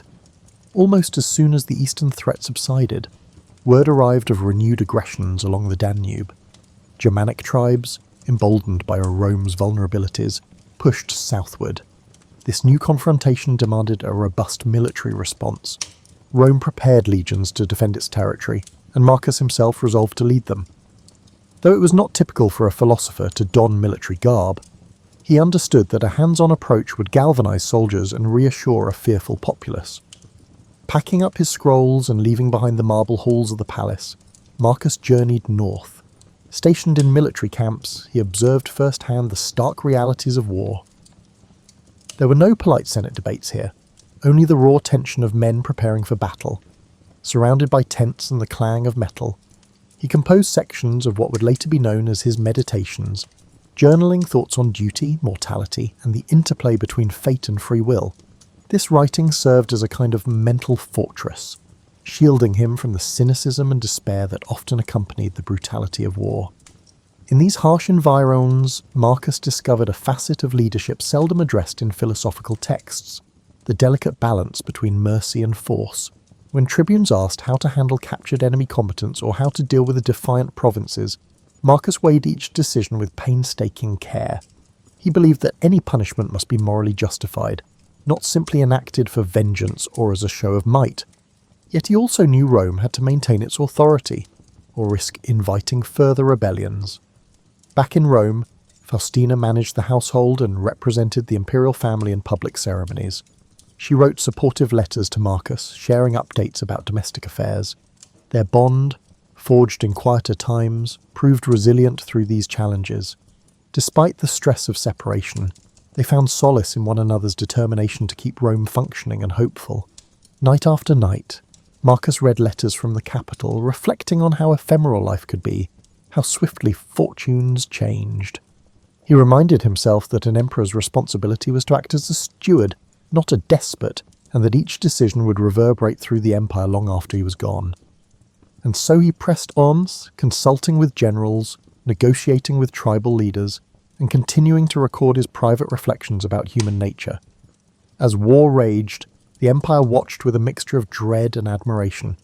Here was a ruler who seemed less concerned with personal glory and more intent on preserving Rome's values and stability. Veteran soldiers, once sceptical of a philosopher emperor, fought with a renewed fervour, encouraged by his willingness to share their burdens. In those windswept camps along the Danube, Marcus Aurelius began shaping a legacy unlike any other, one rooted in the conviction that wisdom and compassion, far from being weaknesses, were the empire's strongest defence. The savage winters on the Danubian frontier tested Rome's legions in ways few had anticipated. Snow whipped through the encampments, layering tents in white drifts. Horses whinnied at the bitter chill, and the men huddled around makeshift fires. Marcus Aurelius, never one to shield himself from hardship, felt the sting of frozen air each morning. For all the stoic counsel he'd absorbed, he still found it an unrelenting challenge to rise at dawn and address the concerns of his commanders. Yet the deeper the cold bit into his bones, the more he recognised that resolve was forged through shared trials. Messages arrived from Rome, some filled with trivialities of court life, others warning that the imperial treasury was dwindling under the twin demands of plague recovery and war expenses. Food prices rose, merchants hoarded grain, and unrest simmered in urban districts. In response, Marcus intensified efforts to maintain supply lines, ensuring that shipments of grain and other essentials could reach both the front line and the capital. It was a delicate balance, requiring deals with regional governors and the occasional stern reminder of imperial authority. Amid the logistics and strategizing, he found an unlikely companion in Claudius Pompeianus, a seasoned general known for his sharp wit. While Pompeianus thrived on military prowess, he was also open to philosophical musings. Many evenings, the two men would talk over steaming bowls of spelt porridge about the nature of fate and whether a just war could exist. These conversations, though brief, allowed Marcus moments of intellectual clarity. He saw in Pompeianus a fellow seeker, albeit one who channeled his convictions into martial discipline rather than written reflection. Though the war's burden weighed heavily, Marcus's popularity among the soldiers soared. In him, they saw not an aloof imperial figure but a leader who endured the same bitter chill, the same muddy camps, the same threat of sudden attack. During battle preparations, Marcus took care to visit injured soldiers, offering words of encouragement. His presence among them became a reassuring symbol that Rome's emperor understood sacrifice not from a gilded distance, but through personal experience. Yet the frontier's dangers were manifold. Rumours circulated of potential betrayal among allied tribes, an infiltration by spies working for the Germanic chieftains. Skirmishes erupted unexpectedly. Sometimes a wave of arrows would descend at night, leaving the camp reeling.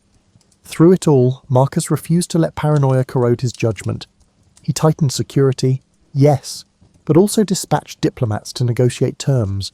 If a measure of peace could be attained through reason rather than bloodshed, he was determined to find it. Back in Rome, Faustina managed the empire's public face as best she could. She visited temples, performed ritual offerings, and listened to the appeals of citizens who sought the emperor's ear. Though many admired her resilience, whispers of court intrigue continued to swirl. Some criticized Faustina for her independent demeanor, while others, eager for influence, tried to align themselves with her. She navigated these politics deftly, sending regular dispatches to Marcus so he was never uninformed. Letters also arrived from Lucius Verus, who split his time between the capital and lesser conflicts simmering in other territories. His initial flamboyance had softened, replaced by a pragmatic acceptance of imperial duty. Together, albeit from a distance, Marcus and Lucius worked to present a united front. They knew Rome's foes would seize upon any sign of discord. As the war stretched on, Marcus felt the strain in every facet of his life. He was the philosopher emperor, yet he frequently ordered troop movements that ended in bloodshed. At night, when the cold wind rattled the tent flaps, he wrestled with guilt. He reminded himself that stoicism was not about denying emotion, but understanding it. Power, he realized, did not give him the luxury of clean hands. Leaders often had to act in ways that chafed against their deeper ideals. Still, there were small mercies, brief truces brokered, a day of sunshine to melt the ice, a messenger bringing news that a troubled province had stabilized. In these fleeting moments, Marcus remembered why he had taken up this struggle in the first place, to safeguard a realm that, for all its imperfections, still held the potential for virtue. If Rome could remain strong yet morally grounded, the seeds of a more enlightened society might one day take root. Victory was not guaranteed, nor was an end to the constant trials. The barbarian tribes fought with desperation, determined to carve out territories in the empire's weakening landscape. But Marcus pressed on, forging alliances and marshalling legionary forces, always mindful that true victory would involve reconciliation as much as military success. His body bore the signs of fatigue, and a creeping illness sometimes left him feverish, but he maintained the outward composure expected of an emperor. As the harshest winter months receded, there glimmered the faint promise of progress. More tribes showed willingness to negotiate, to accept treaties that allowed them limited settlement in exchange for peace. Though some Roman senators were outraged by the concessions, Marcus stood firm. He believed that clinging to old illusions of absolute dominion would only compound the cycle of violence. Compassion, guided by children's reason, was his guiding star even in the theatre of war. After countless skirmishes and negotiations, the tide slowly began to turn in Rome's favour. Marcus Aurelius, weathered and weary, found himself overseeing a series of settlements that cautiously stabilised the Danubian frontier.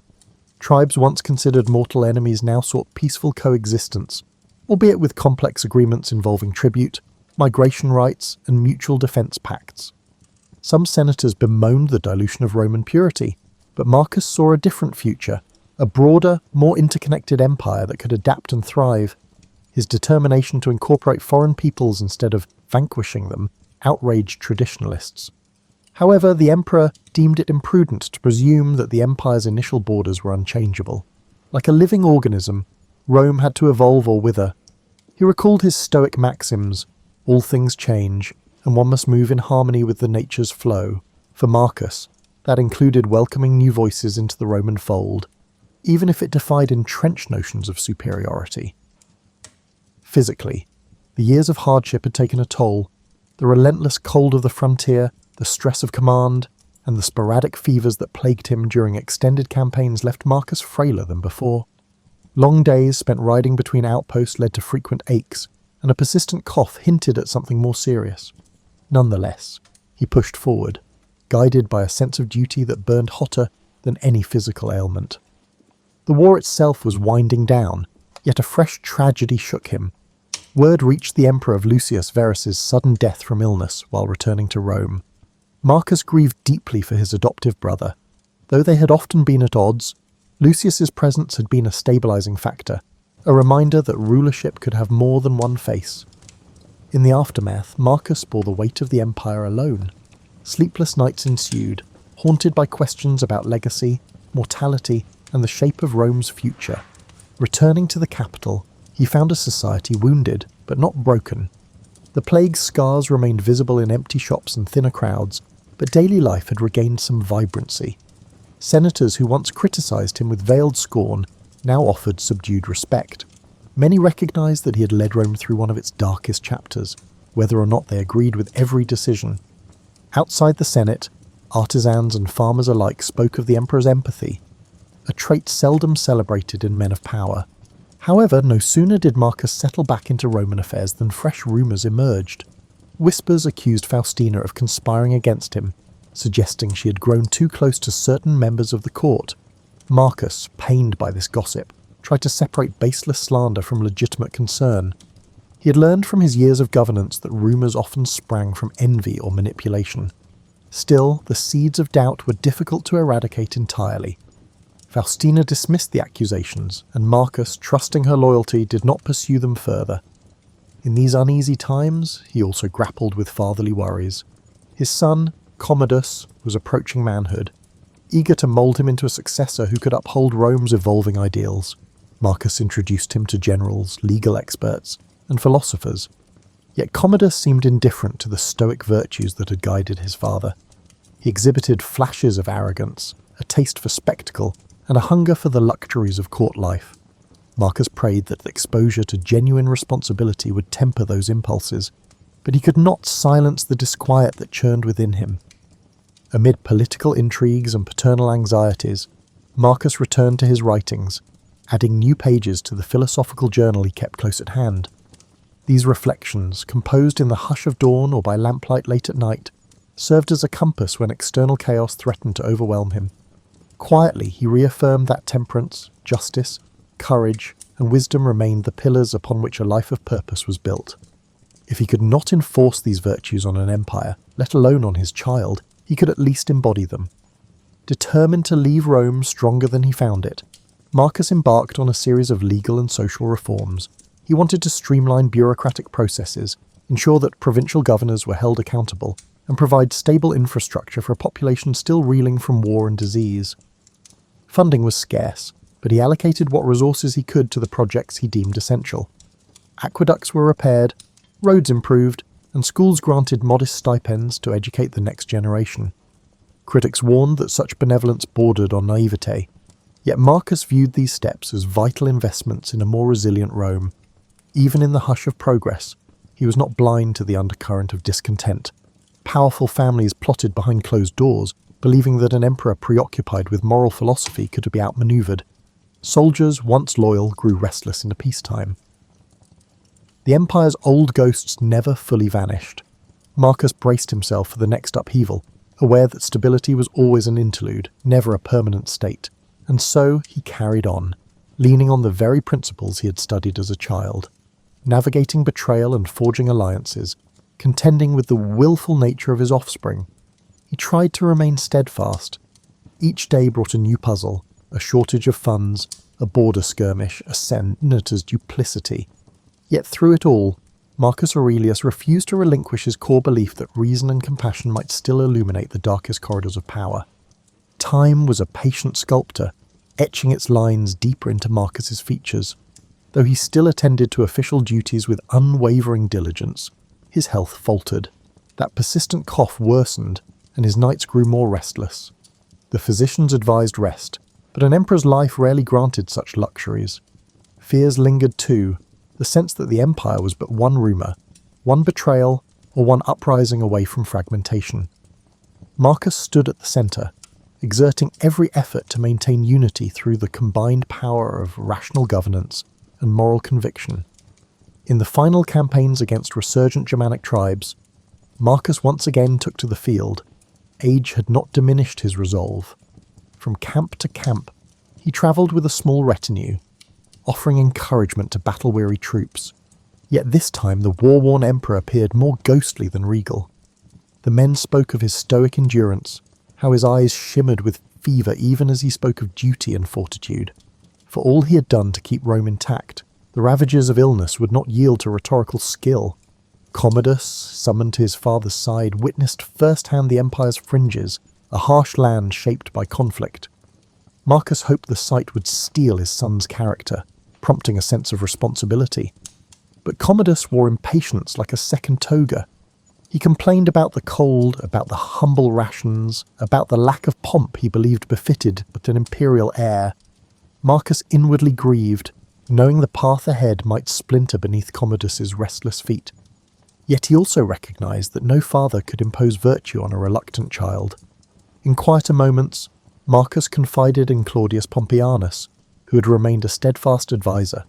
The emperor spoke of the contradictions inherent in rulership, how an aspiring philosopher must enforce harsh discipline to maintain the empire's cohesion. Pompeianus offered practical wisdom, while Marcus responded with meditative reflections. Their conversations formed a final tapestry of friendship, weaving threads of pragmatism and introspection together in the twilight of Marcus's reign. Eventually, the news spread that the emperor had taken gravely ill.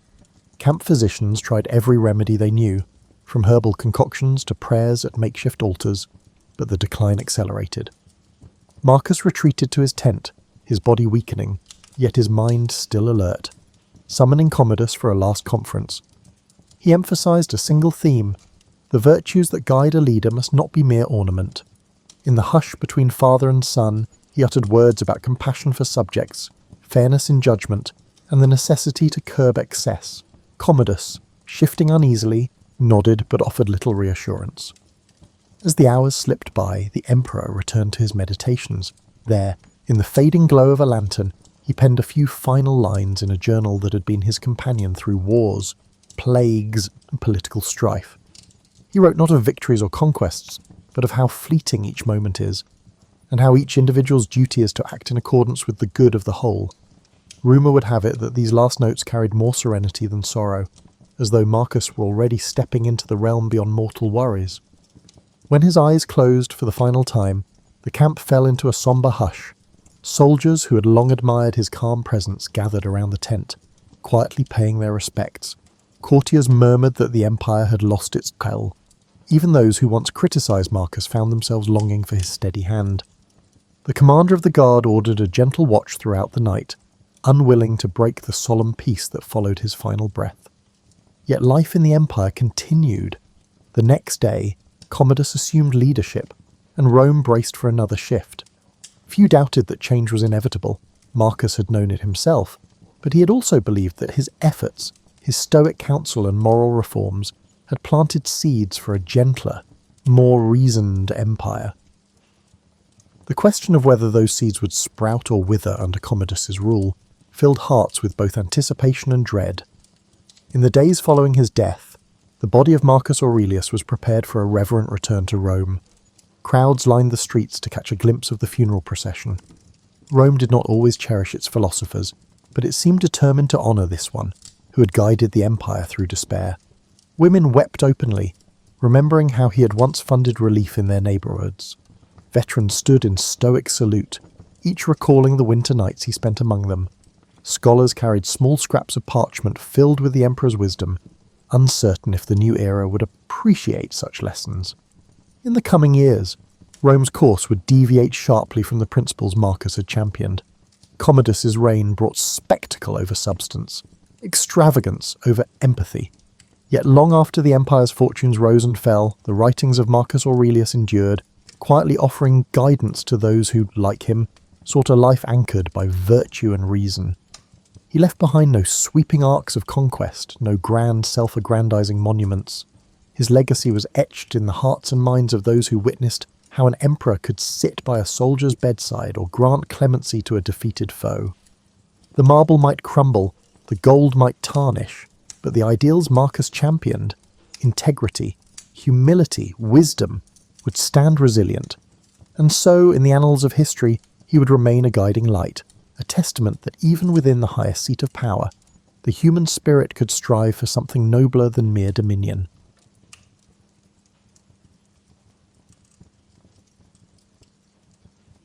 You're entering a world of wood and graphite, of sharpened points and soft erasures, where one of the simplest tools ever made has quietly served human hands for centuries. This is the history of the pencil, told not through invention or upheaval, but through the everyday rhythms of writing, drawing and resting that have shaped how people work and think. Long before the pencil takes its familiar form, people make marks in ways that feel natural to their hands and materials.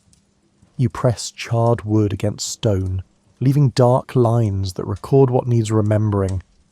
The charcoal crumbles slightly and smudges when touched, but serves well enough for temporary notes and quick sketches. Children learn to draw with it. Builders mark measurements. The marks fade over time, but new ones replace them without ceremony. In workshops and scriptoriums, you use metal points. A stylus of lead or silver glides across prepared surfaces, leaving faint grey traces. The pressure must be steady but not heavy. The marks are subtle, suitable for guidelines that will later be inked over, or for private notes that need not shout from the page. You develop a feel for how hard to press, how to angle the point, and how to keep your hand relaxed so the lines stay smooth. These metal points require maintenance. You sharpen them on stones, feeling the metal grow finer under your careful attention. The points wear down with use, slowly, predictably. You learn to anticipate when sharpening is needed, keeping a small whetstone nearby. The rhythm of preparation becomes part of the work itself. Paper begins to replace parchment in many places, and the texture changes how marks appear. Rougher surfaces catch more material from your marking tool. Smoother papers allow finer lines. You adjust your pressure and speed according to what you're writing on, developing an unconscious familiarity with how different materials respond to touch. In schools, young hands learn letter forms using whatever tools are available and affordable. Slate pencils screech softly against small boards, creating temporary practice strokes that can be wiped away and rewritten. The sound is sharp but brief. Students grow accustomed to it, barely noticing after the first few days. The marks appear light grey, easy to see but not permanent, which suits the nature of learning. Graphite is discovered in England in the region of Borrowdale during the 1500s. The material is unusual. Soft, dark and remarkably pure, it leaves strong marks without requiring much pressure. Local people begin using it for marking sheep, then for other practical purposes. The graphite is too soft and crumbly to hold in the hand directly, so it gets wrapped in string or inserted into wooden holders. You hold one of these early graphite sticks, feeling how the wood casing protects your fingers from the dark dust. The marks it makes are darker and smoother than metal points, and more controllable than charcoal. Erasing is difficult, but the clarity of the line makes the effort worthwhile for important work. Architects appreciate the precision. Scribes use it for layouts before inking. The supply of graphite from Borrowdale is limited, controlled and valued. People do not waste it. You use your graphite stick carefully, making deliberate marks, saving it for work that benefits from its particular qualities. For rough notes, charcoal or chalk still suffices. Other regions search for similar deposits but find graphite of lower quality, mixed with impurities. Methods are developed for grinding poor graphite into powder, mixing it with binders, and forming it into usable sticks. The process is experimental at first and inconsistent, but gradually improves. You learn which makers produce reliable sticks, and which are too brittle or too faint. The idea of encasing graphite fully in wood becomes standard practice. 2 wooden halves are carved with a groove, the graphite stick is laid inside, and the halves are glued together. The result is sturdy, comfortable to hold, and protects the graphite from breaking.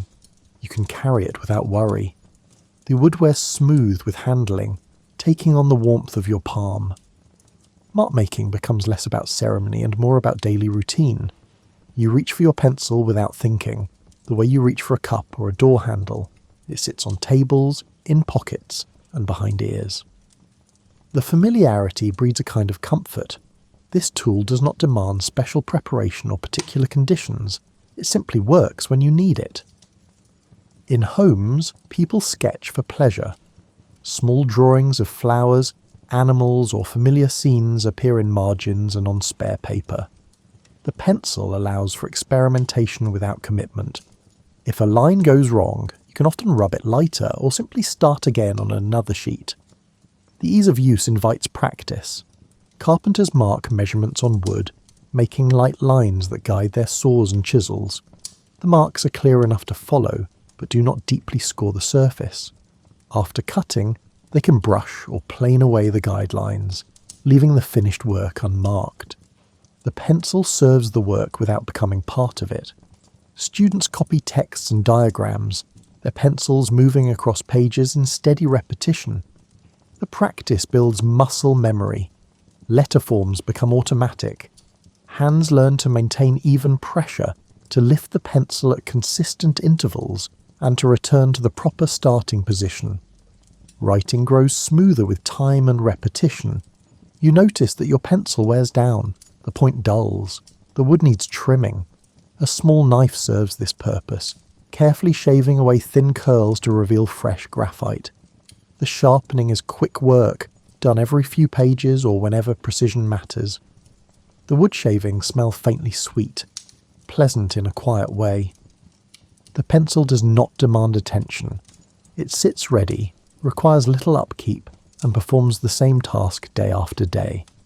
This reliability makes it easy to forget how much you depend on it until the moment you reach for one and find it missing. Then you notice the absence, small but definite, like a missing button or a forgotten name. In workshops dedicated to pencil making, the process begins with selecting wood. Cedar is favoured for its straight grain, smooth texture and pleasant scent. The wood arrives in planks, already dried and aged. Workers examine each piece, looking for knots, splits or irregularities that would weaken the final product. Acceptable planks are set aside, stacked neatly for the next stage. You stand at a workbench, guiding a plank through a saw that cuts thin slats. The blade moves steadily, the wood parts cleanly, and the slats emerge uniform in thickness.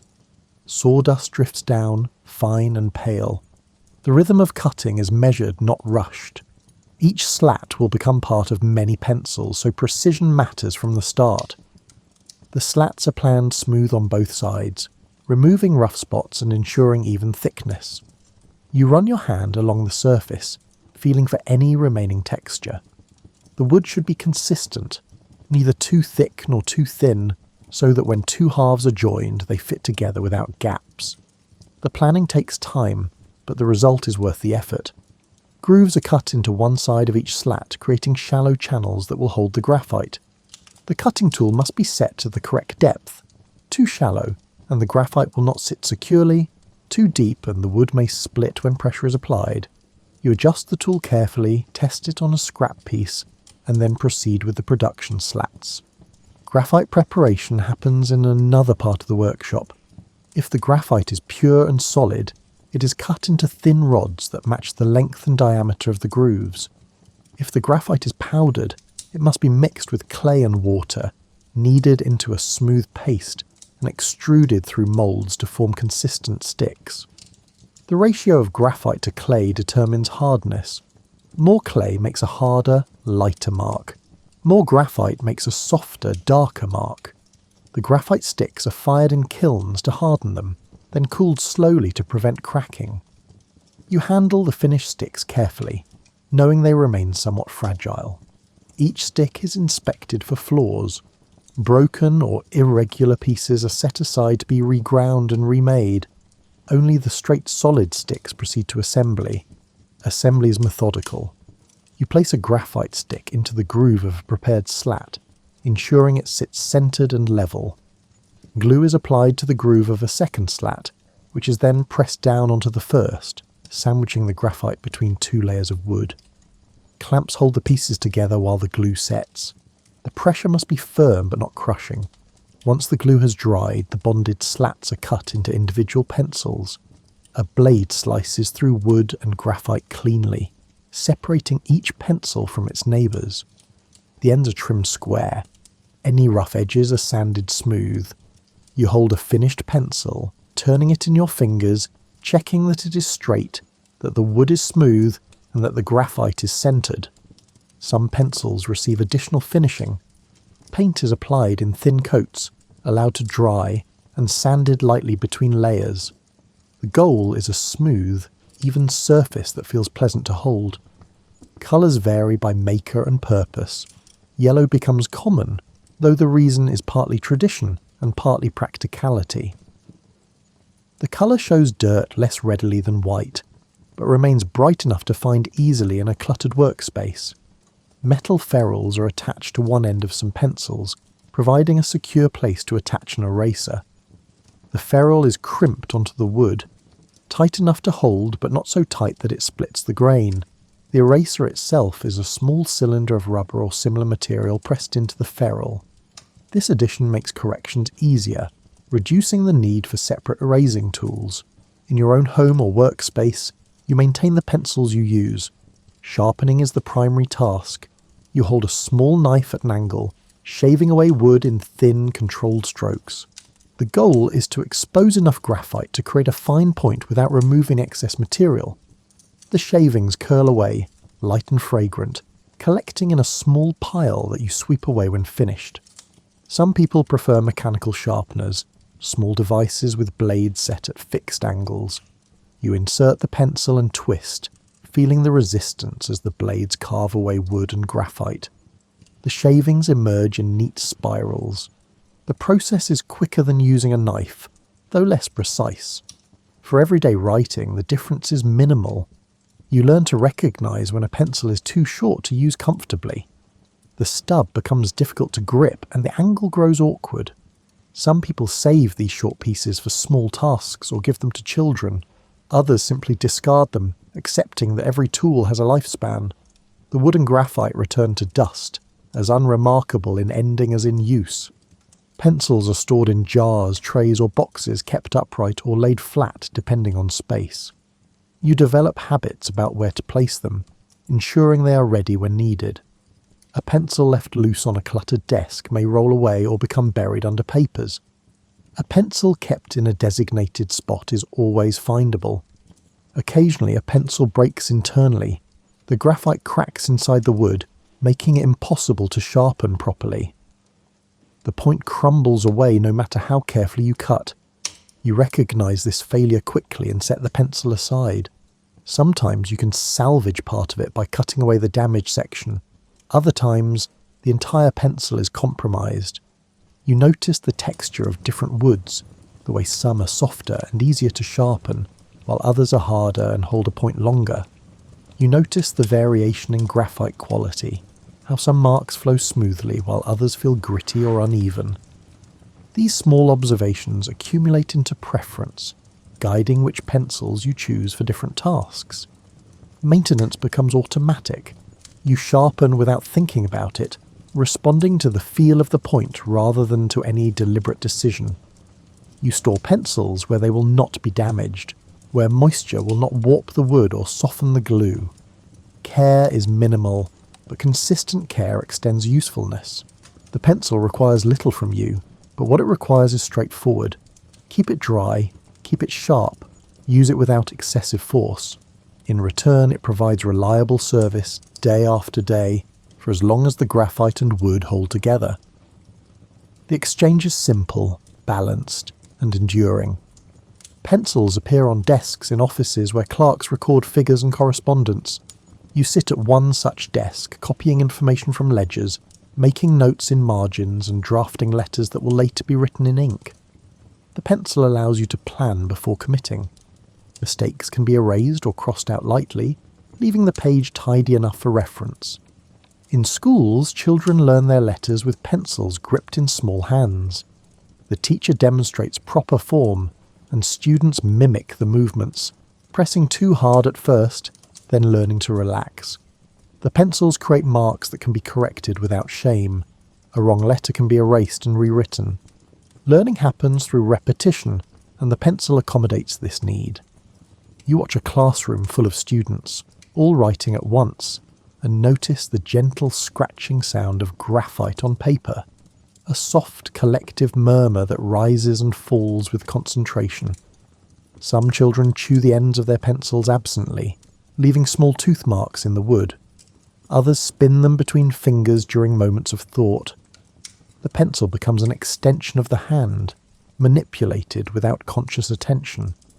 At home, you keep a pencil in the kitchen for noting shopping lists or recipes. The marks on scrap paper are casual, not meant to last, but useful in the moment. You cross off items as you acquire them, adding new ones as they come to mind. The list grows and shrinks, a living document that serves immediate needs. Artists use pencils for sketching outdoors. You carry a small notebook and a few pencils, find a comfortable spot to sit, and begin drawing what you see. Trees, buildings, and people passing by. The pencil moves quickly when capturing motion, and slowly when recording detail. The flexibility suits the unpredictable nature of drawing from life. Engineers draft plans with pencils, using straight edges and compasses to create precise diagrams. The lines must be exact, the measurements clear. You draw, erase, and redraw, refining the design through iteration. The pencil's erasability is essential here. Every design goes through revisions, and the ability to remove mistakes without starting over saves time and materials. In libraries, readers make notes in margins of their own books, underlining passages and adding thoughts. The marks are light and personal, a record of engagement with the text. You read and mark, building a layered understanding. The pencil does not damage the page the way ink might. The marks feel temporary, even when they remain for years. Tailors and seamstresses use pencils to mark fabric before cutting. The lines guide scissors and needles, ensuring pieces fit together correctly. After sewing, the marks can often be brushed away or hidden within seams. The pencil serves the craft without becoming part of the finished garment. You use a pencil to fill out forms, applications, and surveys. The blanks require specific information, and the pencil allows you to write neatly, correcting errors as needed before submission. The bureaucracy of daily life often involves pencils. Their marks formal enough for record keeping but flexible enough for human fallibility. Children draw for pleasure, creating pictures of homes, animals, and imagined scenes. The pencil does not limit them. They can sketch freely, change their minds, add details, or start over. The process is exploratory, driven by curiosity rather than outcome. Parents keep these drawings, valuing them as records of growth and imagination. In workshops, craftspeople sketch ideas before committing to materials. You draw a rough plan for a piece of furniture, considering proportions and joinery. The sketch is not beautiful, but it clarifies your thinking. Once the design is settled, you can proceed with confidence. The pencil serves as a thinking tool, externalizing ideas so they can be examined and refined. Gardeners use pencils to label seed packets, mark planting dates, and sketch garden layouts. The marks may smudge in damp conditions, but they last long enough to serve their purpose. You plan your rows, noting what grows well and what struggles, using the pencil to capture observations that inform future seasons. At community centres and meeting halls, people sign attendance sheets with pencils. The marks are legible enough for record keeping, and the availability of erasure means mistakes in spelling or date can be quietly corrected. The pencil does not judge errors, it simply allows them to be undone. You lend a pencil to someone who needs one, and they return it without fuss. The exchange is casual, unworried.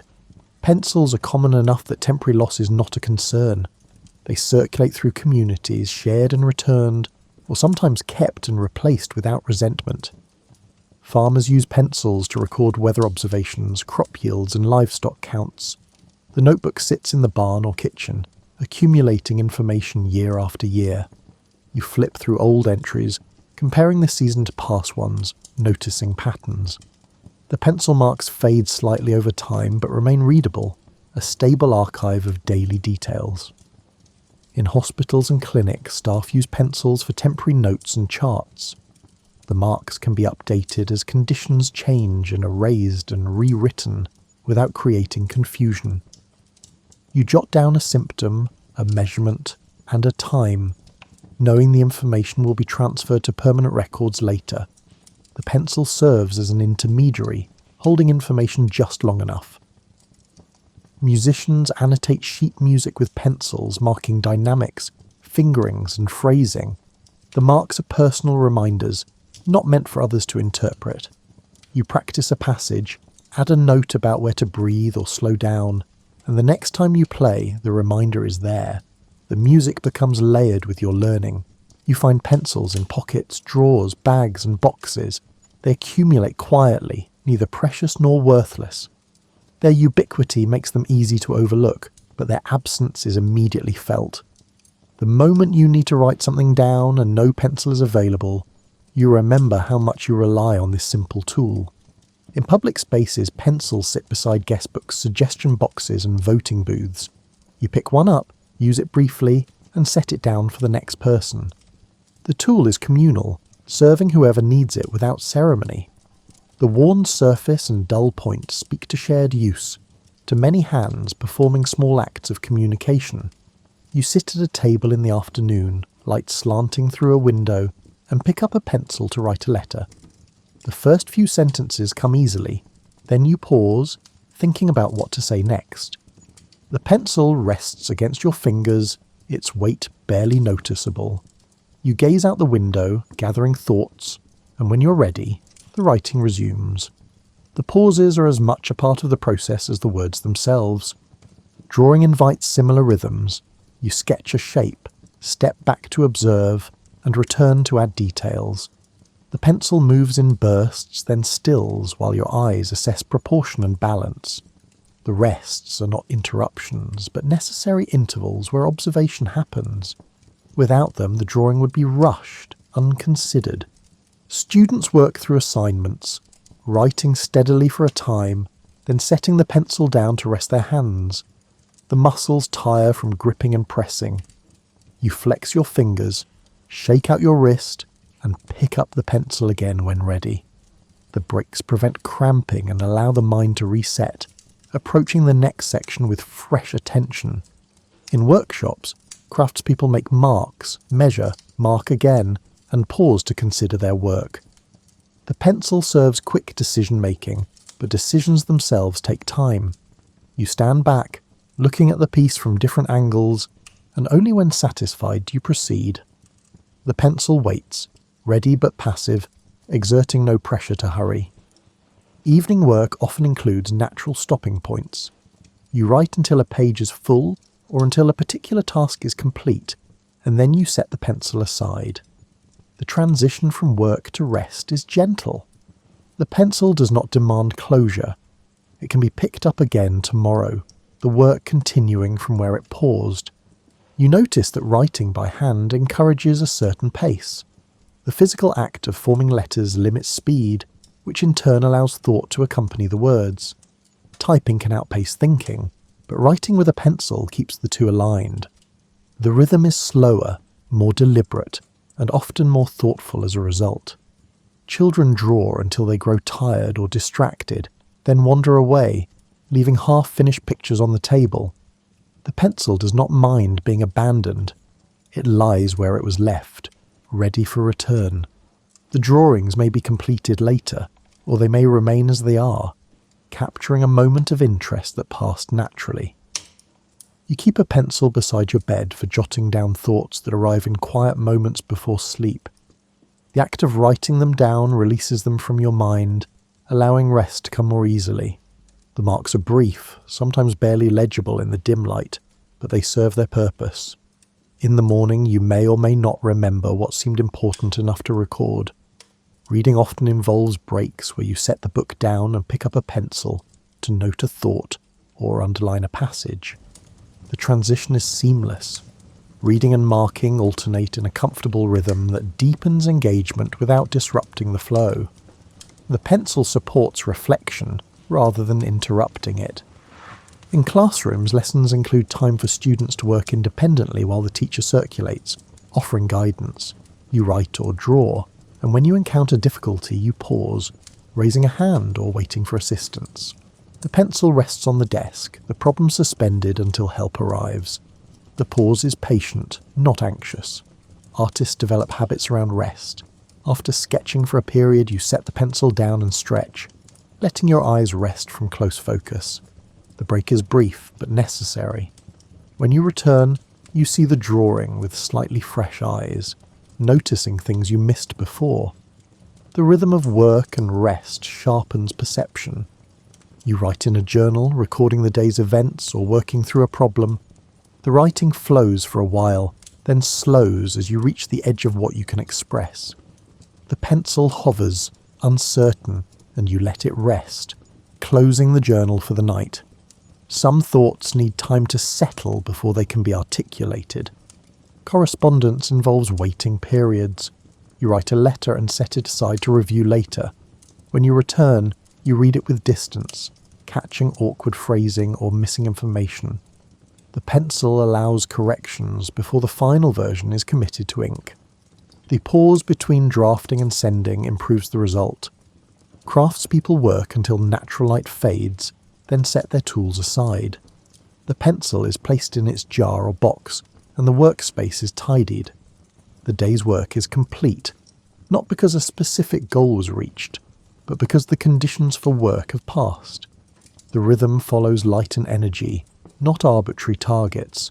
You find that the best ideas often arrive not while actively working, but during the pauses between efforts.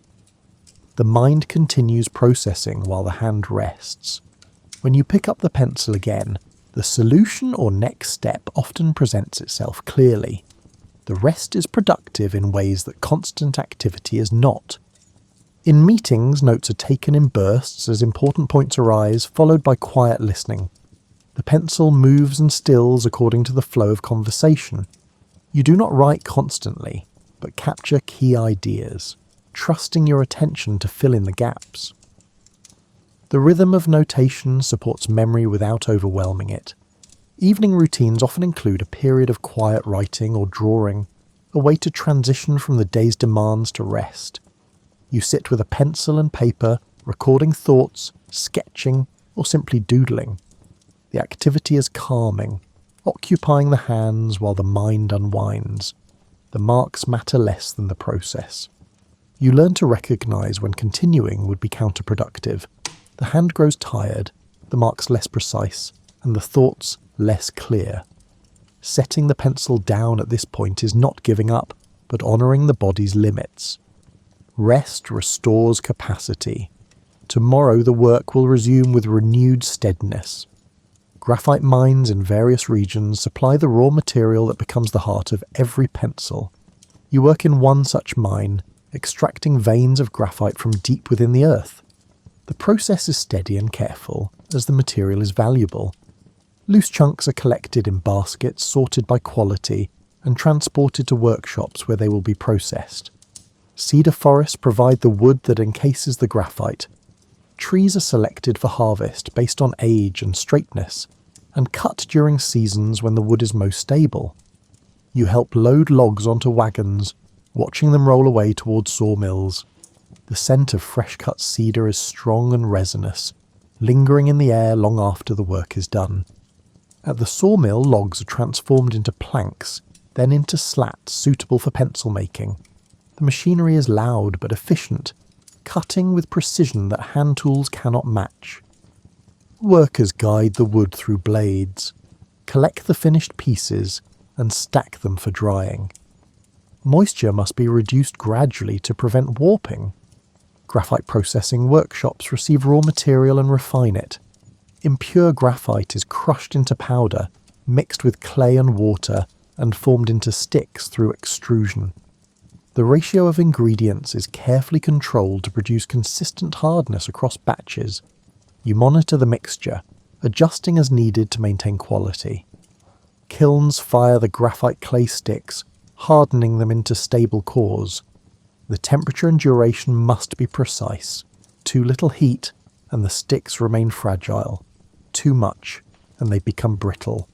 You tend the kiln, checking progress, ensuring the firing proceeds evenly. The finished sticks cool slowly, ready for assembly.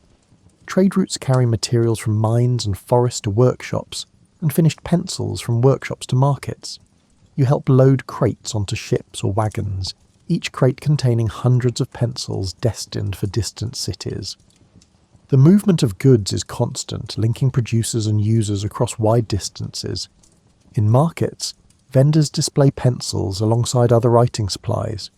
You browse the selection, comparing prices and quality. Some pencils are plain and functional, others are painted, stamped with maker's marks, or sold in decorative boxes. The variety reflects different needs and budgets, but all serve the same basic purpose. Retailers order pencils by the gross, receiving them in bulk shipments. You unpack crates, count pencils, and arrange them for sale. The work is routine, the product familiar. Pencils sell steadily, neither fast nor slow, a reliable part of inventory that turns over without drama. Rubber for erasers is sourced from trees in tropical regions, collected as sap, and processed into usable material. The sap is coagulated, dried, and shaped into small cylinders. You work in a facility that receives raw rubber and produces eraser cores, which are then shipped to pencil manufacturers. The supply chain is long, spanning continents, but each link is dependable. Metal for ferrules comes from foundries that produce small components for various industries. Thin strips of metal are cut, shaped into rings, and finished to fit pencil dimensions. You operate machinery that forms ferrules, checking each batch for consistency. The work is repetitive but essential to the final product. Glue used in pencil assembly is made from animal products or plant starches, cooked into thick adhesives that bond wood reliably. You prepare batches of glue, heating and stirring until the consistency is right. The glue must be strong enough to hold under normal use, but not so rigid that it causes wood to crack. Workshops employ many workers, each specialising in a part of the process. You may spend your days cutting slats, or grooving wood, or inspecting finished pencils. The division of labour increases efficiency, allowing large quantities to be produced without sacrificing quality. Each person becomes skilled in their specific task. Trade associations set standards for pencil grading, ensuring buyers know what they are purchasing. A number 2 pencil, for instance, has a specific hardness and darkness, recognisable across different manufacturers. You mark pencils with the appropriate grade following established guidelines. Consistency builds trust in the market. Export and import records track the movement of pencils across borders. You work in a customs office, recording shipments, collecting duties, and ensuring compliance with regulations. The paperwork is tedious but necessary for maintaining orderly trade. Pencils flow through these channels alongside countless other goods. Retailers sometimes return unsatisfactory stock, and you inspect the returns to determine the cause. Wood may have warped during shipping. Graphite may have been poorly centered. Paint may have chipped. Quality control is ongoing, addressing problems as they arise and adjusting processes to prevent recurrence. In workshops, leftover materials are salvaged when possible. Wood scraps are used for kindling. Broken graphite is reground and reused. Waste is minimised not from environmental concern, which is not yet a widespread priority, but from economic practicality. Materials cost money, and using them fully makes business sense. You notice the rhythm of production, how it aligns with demand. During school seasons, pencil production increases. During summer months, it slows. The workforce adjusts accordingly, with some workers hired seasonally. The industry breathes with the calendar, expanding and contracting in predictable cycles. Technological improvements gradually change how pencils are made. Machinery takes over tasks once done by hand, increasing speed and uniformity. You adapt to new equipment, learning to operate it safely and efficiently. The fundamental product remains unchanged, but the process becomes more streamlined. Local pencil makers compete with larger manufacturers, each finding their niche. Small workshops may focus on specialty items or serve regional markets. Larger factories produce in volume, supplying national or international demand. You work in one of these larger operations, part of a system that produces thousands of pencils each day. Trade catalogues advertise pencils to schools, businesses and individuals. You page through one such catalogue, noting descriptions and prices. The language is straightforward, emphasising reliability and value. Pencils are not glamorous products, but they are essential, and the marketing reflects this practical reality. As daylight fades, you light a lamp and settle at your desk. Papers are arranged within easy reach. A pencil rests in your hand, and the quiet work of evening begins. Outside, the world grows darker, but here, under the steady glow, the pencil moves across the page, recording thoughts, plans, and correspondence. You write letters to family members living at a distance. The pencil drafts what you will later copy in ink, allowing you to organise your thoughts before committing them. The first version is messy, crossed out and revised, but the process clarifies what you want to say. By the time you write the final copy, the words flow smoothly. Students study by lamplight, copying notes or completing assignments. You sit among them, pencil in hand, working through problems or memorising information. The scratching of graphite on paper is the dominant sound, punctuated by occasional sighs or shifts in posture. The shared quiet is comforting, a communal effort toward learning. Artists sketch evening scenes, capturing the interplay of light and shadow. You work quickly, aware that the quality of light changes as the lamp flickers or as you adjust its position. The pencil catches highlights and suggests depth, translating three-dimensional space onto flat paper. The process is absorbing, narrowing focus to what is immediately before you.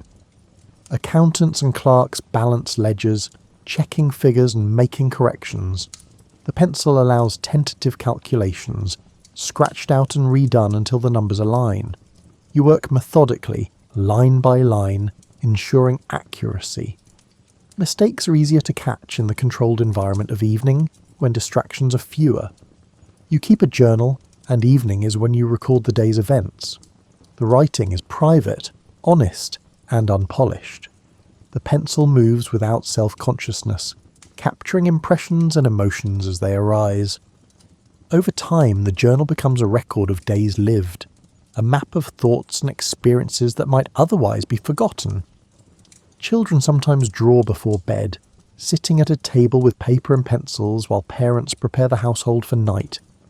The activity is calming, occupying restless energy in a quiet way. You observe them, noting how their concentration deepens as they work, how the act of creating settles them. Correspondence courses rely on written lessons sent back and forth. You complete exercises in the evening, filling in answers and working through problems. The pencil is your primary tool for learning at a distance, connecting you to instructors you may never meet. The marks you make travel, carrying your understanding across miles. In workshops attached to homes, craftspeople refine designs or plan the next day's work. You sketch variations of a piece, considering which approach will be most efficient or aesthetically pleasing. The pencil allows exploration without commitment. Ideas can be tested on paper before materials are cut. Musicians practice by lamplight, reading scores annotated with pencil marks. You follow the notes, guided by reminders written in earlier sessions. The music and the marks work together, the pencil serving memory and interpretation. As you play, you may add new notes, refining your understanding of the piece. Naturalists record observations from the day, sketching specimens or noting behaviours. You work from memory and from samples collected earlier, translating what you saw into words and images. The pencil captures detail that might fade from memory, preserving knowledge for future reference or comparison. You write lists of tasks for tomorrow, organising priorities and allocating time. The act of writing them down releases the mental burden of remembering. The list sits ready for morning, a guide that structures the day ahead. Crossing off completed items becomes its own small satisfaction. In reading groups or study circles, participants make notes on text to be discussed. You mark passages that strike you, jotting questions or reactions in margins or on separate paper. The pencil supports active reading, transforming passive consumption into engaged dialogue with the material. Seamstresses and tailors plan garments, sketching patterns and calculating fabric requirements. The evening hours are quieter, more conducive to the detailed planning that precedes cutting and sewing. You measure, draw, adjust and measure again, ensuring everything will fit together correctly. You write poetry or stories, experimenting with language and form. The pencil makes revision easy, encouraging you to take risks. Lines can be reworked, words swapped, and entire passages rewritten. The creative process is iterative, and the pencil accommodates this fluidity without resistance. Farmers plan crop rotations, sketching field layouts, and noting which plots grew what in previous years. The pencil helps organise information spatially, creating visual representations that are easier to understand than lists alone.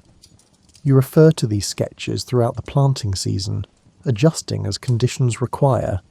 Evening settles deeper and you feel the day's fatigue in your hand and eyes. The pencil has moved for hours, its point wearing dull. You set it down, stretching fingers that have gripped it too long. The work is paused, not finished, but sufficient for now. Tomorrow will bring fresh light and renewed energy. You glance at what you have written or drawn, seeing both accomplishment and imperfection. The pencil has faithfully recorded your efforts, neither flattering nor condemning. The marks are what they are, honest traces of thought made visible. You gather the papers, blow out the lamp, and leave the pencil resting where you can find it in the morning. The day's work is complete, and you gather the pencils scattered across your desk. Some are sharp, others worn down to stubs. You sort them, placing the usable ones in a jar and setting aside those that need attention. The act of organising is brief but satisfying, bringing order to the workspace. You take a small knife and sharpen the dull pencils, working by the light of a single lamp. The wood shavings curl away in thin ribbons, accumulating in a small pile. Each pencil requires only a minute or two, but you take care to create a clean point without wasting material. The repetition is calming, a quiet ritual that marks the end of productive hours. In schools, teachers collect pencils left behind by students. You walk through rows of desks, picking up forgotten items and placing them in a box. Some pencils are chewed, and some are nearly new. They will be redistributed in the morning, recirculating through the classroom. Nothing is wasted. At home, children are reminded to put away their drawing supplies. You help them gather papers and pencils, storing everything in a box or drawer. The routine teaches responsibility and ensures materials remain in good condition. A pencil left on the floor may be stepped on and broken. A pencil stored properly is ready for use tomorrow. In workshops, tools are cleaned and organised before leaving for the night. You wipe sawdust from surfaces, return pencils to their designated spots, and check that everything is in its place. The preparation makes the next day's start easier. Walking into a tidy workspace allows you to begin immediately, without searching for what you need. You inspect your pencils for damage. A cracked pencil may still be usable for rough work, but should not be relied upon for precision. You set these aside, noting that they will serve temporary purposes before being discarded. Recognizing a tool's limitations prevents frustration during important tasks. Some people keep pencils in multiple locations, ensuring one is always within reach. You place a pencil in a kitchen drawer, another beside the bed, and a third in your coat pocket. The distribution reflects patterns of use. Wherever you might need to write something down, a pencil waits, reducing the friction of capture. In offices, workers tidy their desks before leaving for the night. You arrange papers in stacks, file completed work, and store pencils in desk organizers. The order creates mental clarity, separating work from rest. When you return in the morning, the clean desk signals readiness to begin anew. Pencils stored in humid conditions may develop issues. The wood swells, the graphite shifts, and the glue weakens. You learn to keep them in dry places, away from windows where condensation might form. Proper storage prevents problems, extending the life of each pencil. You notice that some pencils develop a patina from use. The wood darkens slightly where your fingers grip it, polished by repeated handling. These well-used pencils feel familiar and comfortable in a way that new ones do not. The wear is a record of service, not damage. Before bed, you prepare materials for the next day. Papers are stacked according to priority, pencils are sharpened and ready, and notes are reviewed briefly. The preparation takes only a few minutes but shapes how the morning unfolds. Starting prepared reduces morning confusion and allows you to engage with work immediately. In shared spaces, pencils are returned to communal containers. You place your pencil in the jar on the counter, where anyone may take it when needed. The system relies on trust and reciprocity. You take a pencil when you need one and you return it when finished. The flow is self-regulating, functioning without oversight. You occasionally find a pencil in an unexpected place, a pocket you forgot to check, or a book you set aside months ago. The discovery is mildly pleasant, like finding a small amount of money. The pencil is cleaned, sharpened if necessary, and returned to circulation. Nighttime brings a stillness that makes small tasks more noticeable. The sound of sharpening a pencil is louder in the quiet, the scrape of blade on wood distinct. You work carefully, aware of others who may be sleeping nearby. The consideration shapes your movements, making them deliberate and gentle. Children sometimes resist putting away their things, wanting to leave projects out to continue later. You negotiate, allowing some items to remain but insisting that loose pencils be collected. The compromise respects their work while maintaining order. Pencils left scattered are easily lost or damaged. You develop preferences for how to store pencils. Some people prefer them point up to protect the graphite. Others lay them flat, distributing weight evenly. You experiment and settle on what feels right, a personal system that suits your habits and space. The evening routine becomes automatic, performed without conscious thought. You move through the motions, tidying, sharpening and organising, your mind already shifting toward rest. The pencil is put away, the workspace is readied, and the transition from work to sleep begins. The day releases its hold, and the pencil waits patiently for morning. Centuries pass, and the pencil remains fundamentally unchanged. New materials are tested, manufacturing becomes more efficient, and production scales increase, but the basic design endures. You hold a pencil made in the 1800s and one made in the 1900s, and the differences are minor. Both serve the same purpose, in the same way, with the same reliability. Generations of students learn to write with pencils. You teach your children as you were taught, guiding their fingers to grip correctly, to apply appropriate pressure, and to form letters with care. The tool passes from hand to hand unchanged, a constant in an evolving world. The familiarity across time is comforting. In offices, pencils remain the tool of choice for drafts, calculations, and temporary notes. New technologies emerge, typewriters and later computers, but the pencil does not disappear. It occupies a niche that other tools cannot fully replace. For quick thoughts, rough sketches, and flexible work, the pencil continues to serve. Artists across decades use pencils for preliminary work. You study drawings from past masters and recognise the same materials you use today. The continuity connects you to a tradition, a lineage of makers who trusted the same simple tool. The pencil does not impose style or technique. It responds to the hand that guides it. Pencils adapt to new contexts without changing form. They are used in space missions where their lack of liquid components makes them safer than pens in zero gravity. They mark ballots in elections, providing a clear, erasable record. They serve in hospitals, workshops, forests, and fields. The simplicity allows broad application. You notice that people develop attachments to particular pencils. A favourite pencil is one that has been used long enough to feel like an extension of the hand. The balance is right, the point holds well, and the wood is smooth. You resist sharpening it down to nothing, reluctant to lose the tool that has become so familiar. Children who learn to write with pencils grow into adults who still reach for them when thinking through problems.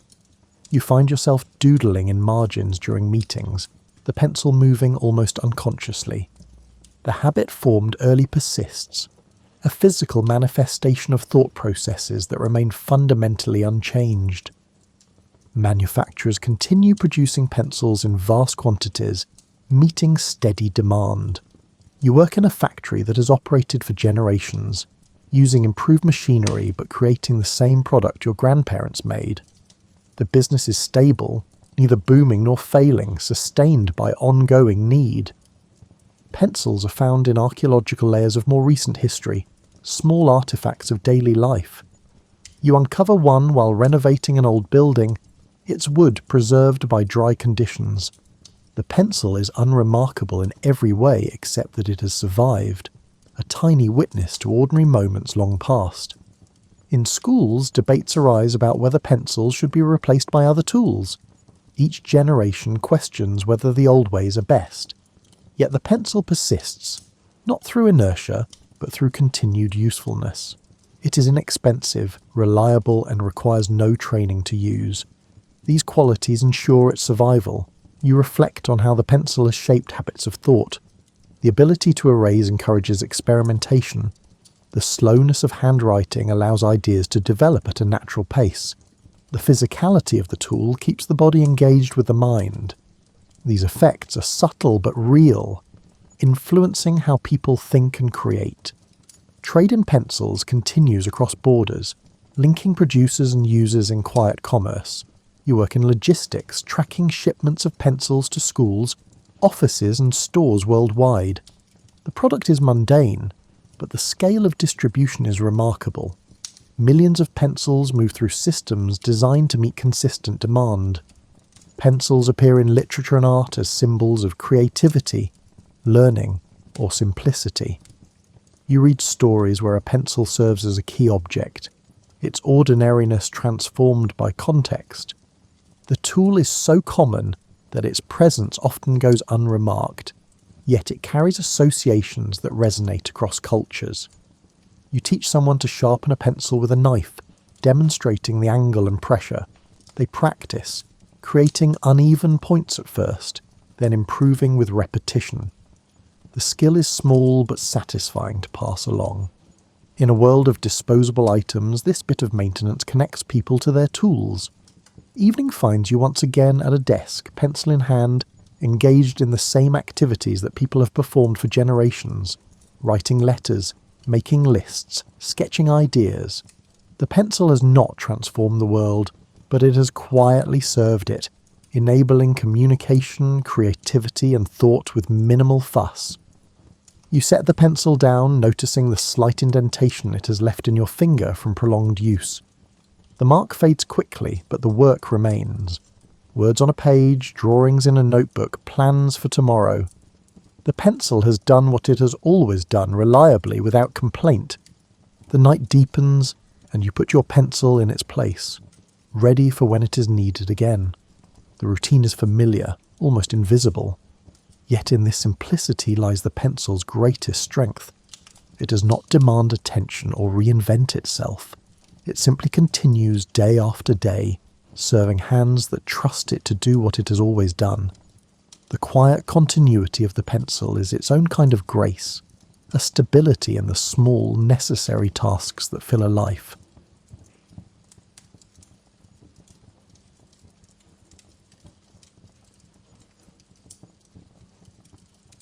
The late 3rd century was an era when Rome seemed determined to tear itself apart.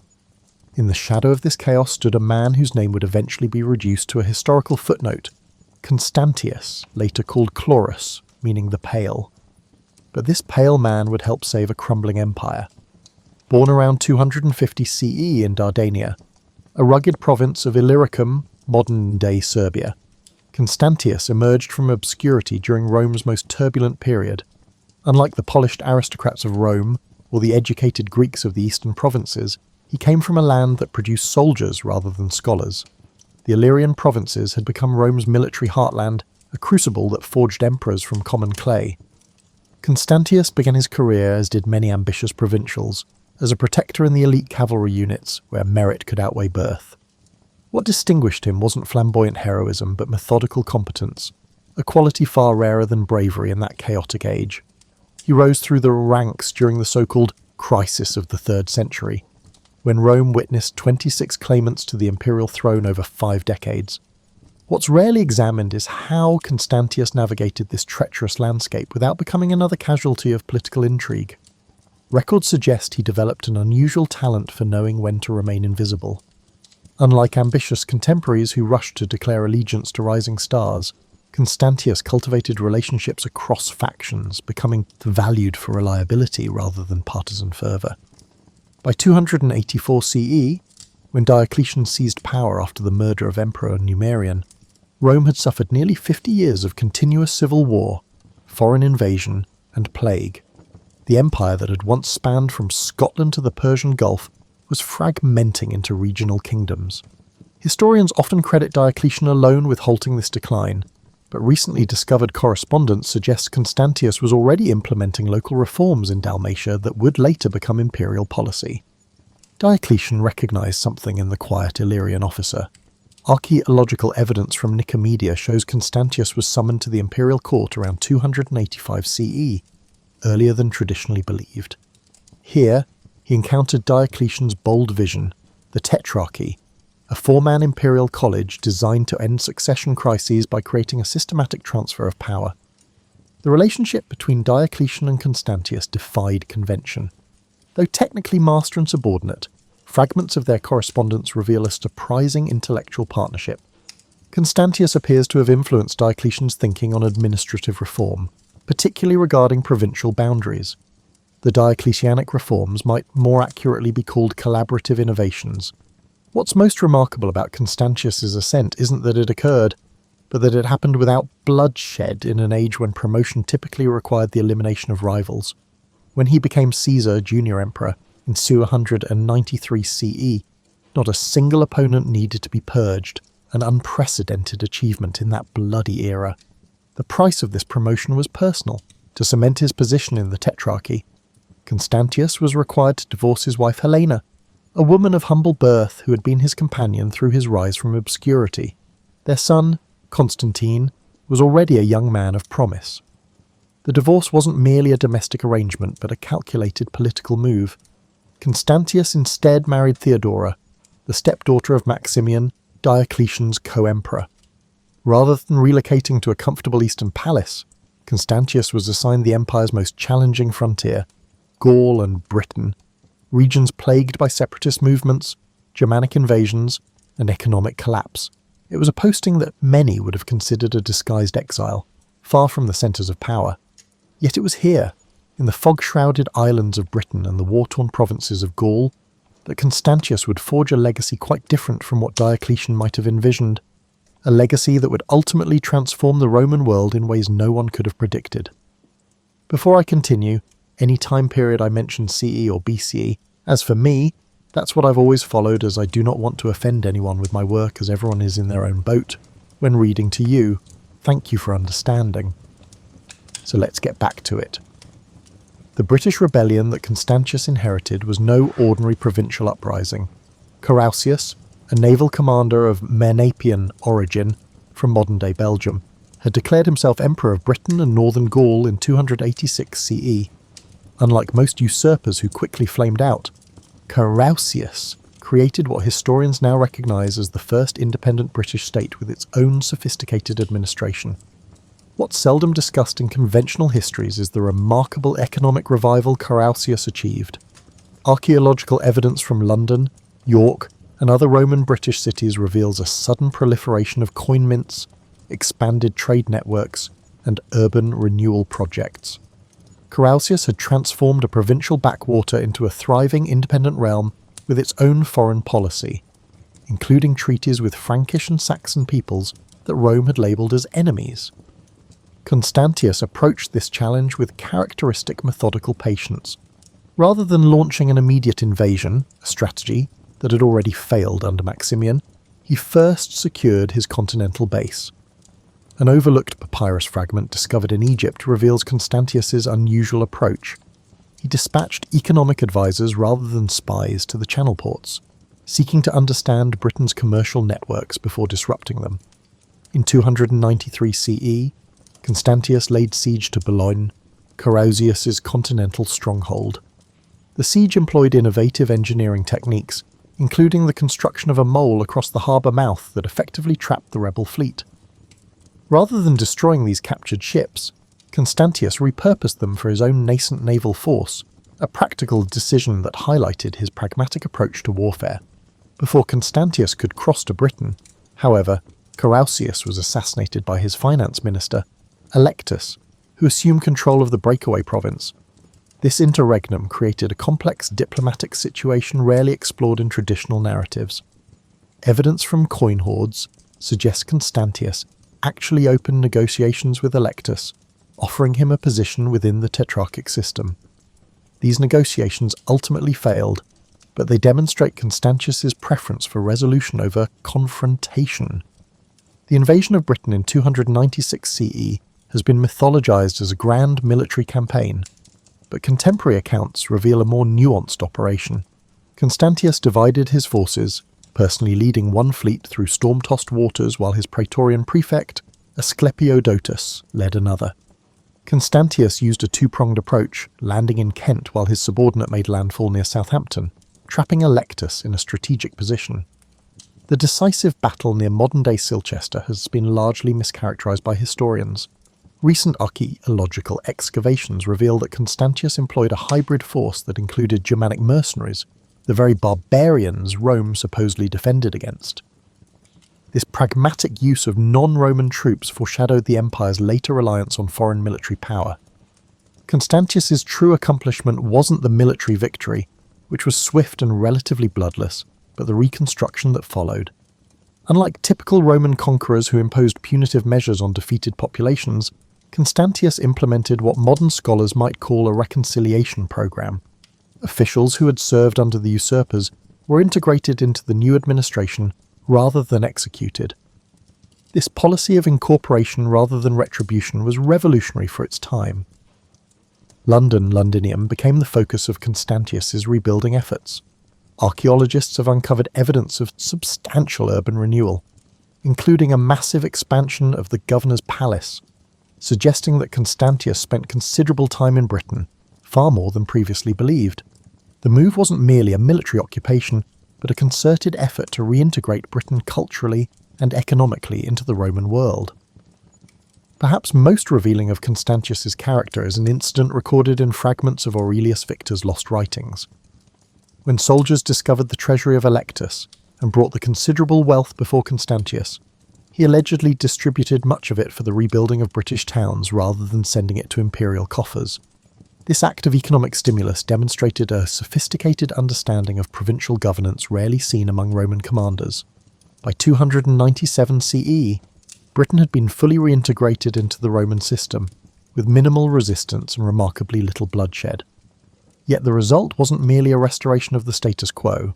Constantius had created something new, a province with greater autonomy than before but firmly within the imperial framework. The parallels to modern concepts of federalism are striking. Before departing Britain, Constantius engaged in a series of campaigns against the Picts beyond Hadrian's Wall. These expeditions, often reduced to footnotes in historical accounts, actually represented a fundamental shift in frontier policy. Rather than merely defending the wall, Constantius established a network of diplomatic relationships with tribal leaders, creating a buffer zone of allied peoples, a sophisticated approach to border security that would influence Roman frontier policy for generations. When Constantius returned from Britain to Gaul around 298 CE, he found a province devastated by decades of civil war, Germanic invasions, and economic collapse. The once prosperous region had seen its population decline by nearly a third, with abandoned farmlands and depopulated towns stretching from the Rhine to the Atlantic. Traditional histories often gloss over the scale of this devastation and Constantius's methodical response. Archaeological evidence reveals a coordinated rebuilding program unprecedented in scope. Rather than focusing solely on fortifications, as military men typically did, Constantius prioritized agricultural recovery. A fragmentary edict found near Trier shows he established a system of tax incentives for farmers willing to reclaim abandoned lands, essentially an ancient land grant program. The question of labour shortage was particularly acute. Constantius implemented a policy that shocked conservative Romans but demonstrated remarkable pragmatism.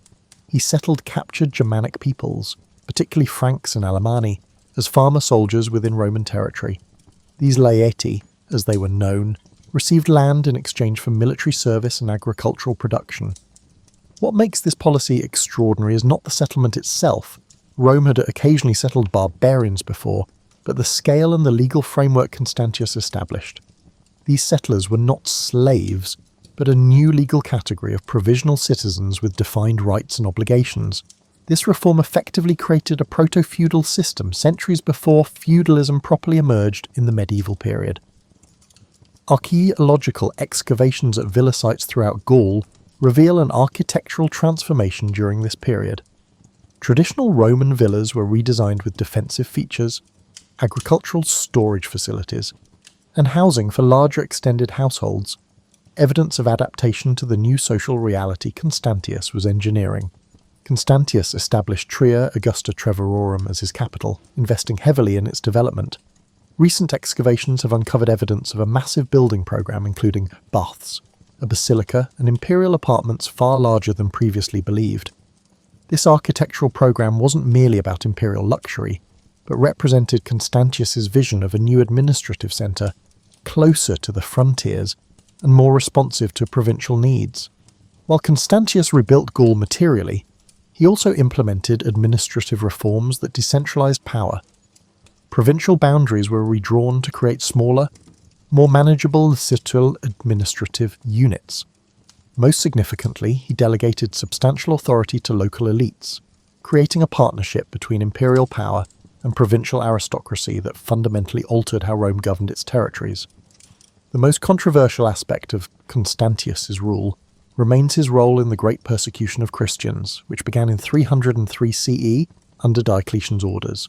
Traditional accounts, heavily influenced by Constantine's later propaganda, portray Constantius as secretly sympathetic to Christians, implementing the persecutory edicts only minimally in his territories. Recent scholarship has challenged this simplistic narrative. Epigraphic evidence from Gaul and Britain shows that churches were indeed closed and properties confiscated. However, forensic archaeology at Christian burial sites reveals a striking pattern. Unlike in eastern provinces, where mass graves of martyrs have been discovered, Christian cemeteries in Constantius's domains show continuous, undisturbed use through this period. The reality appears more nuanced than either the traditional pro-Christian narrative or its revisionist counter. Constantius likely enforced the institutional aspects of the persecution, closing churches and seizing properties, while avoiding the bloodshed that characterized the persecution elsewhere. This wasn't necessarily from Christian sympathy, but reflected his consistent administrative approach, institutional reform without destructive purges. A rarely discussed aspect of Constantius's governance was his religious policy beyond Christianity. evidence suggests he actively promoted solar cults associated with imperial power while maintaining traditional Roman religious practices. Inscriptions from Trier indicate he commissioned temples to Sol Invictus, the unconquered sun, while also restoring older shrines to Jupiter and Mars. This religious balancing act reflected a sophisticated understanding of religion's role in social cohesion. By 305 CE, when Diocletian and Maximian abdicated, and Constantius was elevated from Caesar to Augustus, senior emperor, Gaul had been transformed. Cities were rebuilt, agriculture revived, and frontier defences strengthened. More importantly, Constantius had created a new model of provincial governance that emphasised partnership with local elites, integration of frontier populations, and administrative flexibility. This reformed Gaul would serve as the foundation for what came next, a journey to the northern frontier that would culminate in Constantius's final campaign and set the stage for a transformation of the Roman world that neither he nor Diocletian could have anticipated. A recently discovered papyrus fragment suggests Constantius commissioned what amounted to a comprehensive administrative handbook for provincial governors, a practical guide that systematized best practices rather than imposing ideological uniformity.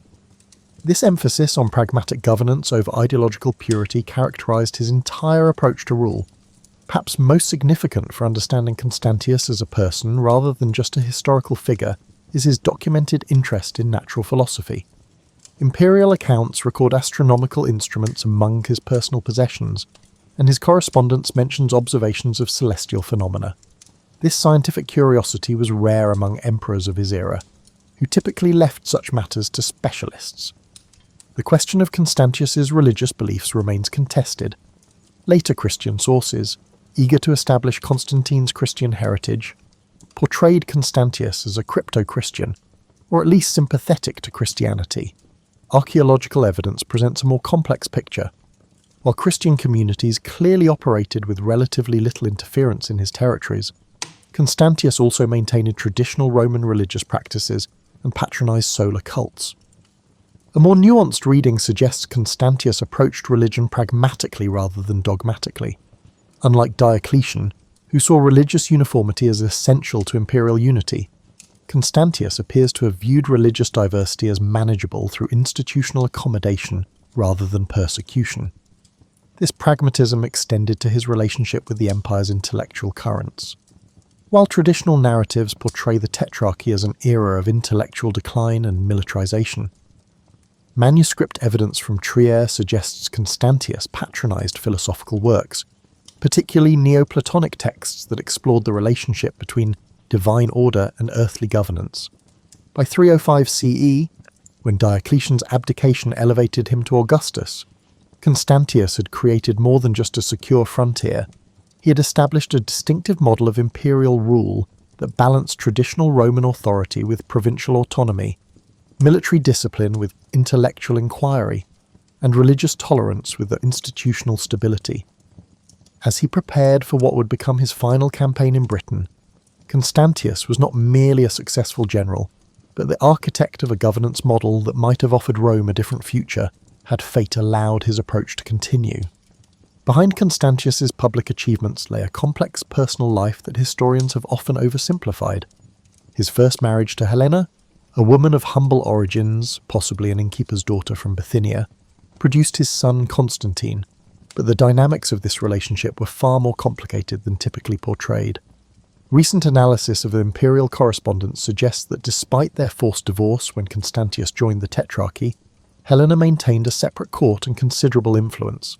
Evidence from property records in Trier indicates she received substantial estates in Gaul, contradicting the traditional narrative of her disgrace and exile. Constantius's second marriage to Theodora, stepdaughter of Emperor Maximian, produced 6 children who have been largely overlooked by history but were significant political players. Fragmentary records indicate his daughters, Constantia, Anastasia, and Eutropia, were educated in a manner unusual for Roman women, with training in administrative matters that prepared them for political marriages. His sons by Theodora Dalmatius, Julius Constantius, and Hannibalianus received military education and provincial appointments. Archaeological evidence from Trier shows a palace wing specifically designed as an educational complex for these imperial children, complete with libraries and lecture halls, suggesting Constantius established what amounted to the first imperial academy for training future administrators. The relationship between Constantine, son of Helena, and his half-siblings was more cooperative than later Christian histories suggest. Constantine's letters, preserved fragmentarily, indicate regular correspondence with his half-brothers during Constantius's lifetime. The later purges that Constantine would unleash against these same relatives make this earlier period of family unity all the more poignant. Court life under Constantius broke with tradition in significant ways. Unlike the increasingly orientalized courts of his Eastern colleagues, with their elaborate ceremonies and divine pretensions, Constantius maintained what contemporaries described as a martial simplicity. Archaeological evidence from the Trier palace complex reveals dining halls designed for communal meals, rather than the separated imperial dining that characterized other tetrarchic courts. This relative informality extended to Constantius's approach to imperial imagery. While Diocletian and his Eastern colleagues embraced elaborate divine associations, Constantius's coinage and statuary maintained traditional Roman military imagery with minimal divine attributes. Such an approach wasn't merely aesthetic preference, but reflected a different conception of imperial authority, one rooted in military leadership rather than divine kingship. The most remarkable aspect of Constantius's court was its intellectual character. Evidence from the library remains in Trier suggests he assembled scholars from throughout the empire, including philosophers, historians, and legal experts. This gathering of intellects wasn't merely, although it was decorative, it served a practical purpose, restructuring the legal and administrative systems of his territories. In early 305 CE, as Constantius prepared to return to Britain to confront renewed Pictish incursions beyond Hadrian's Wall, the Roman world experienced a seismic political shift. Diocletian and Maximian, the senior Augusti, abdicated their powers, elevating Constantius and Galerius to the senior positions within the Tetrarchy. This transition, unprecedented in Roman history, made Constantius the highest authority in the western half of the empire.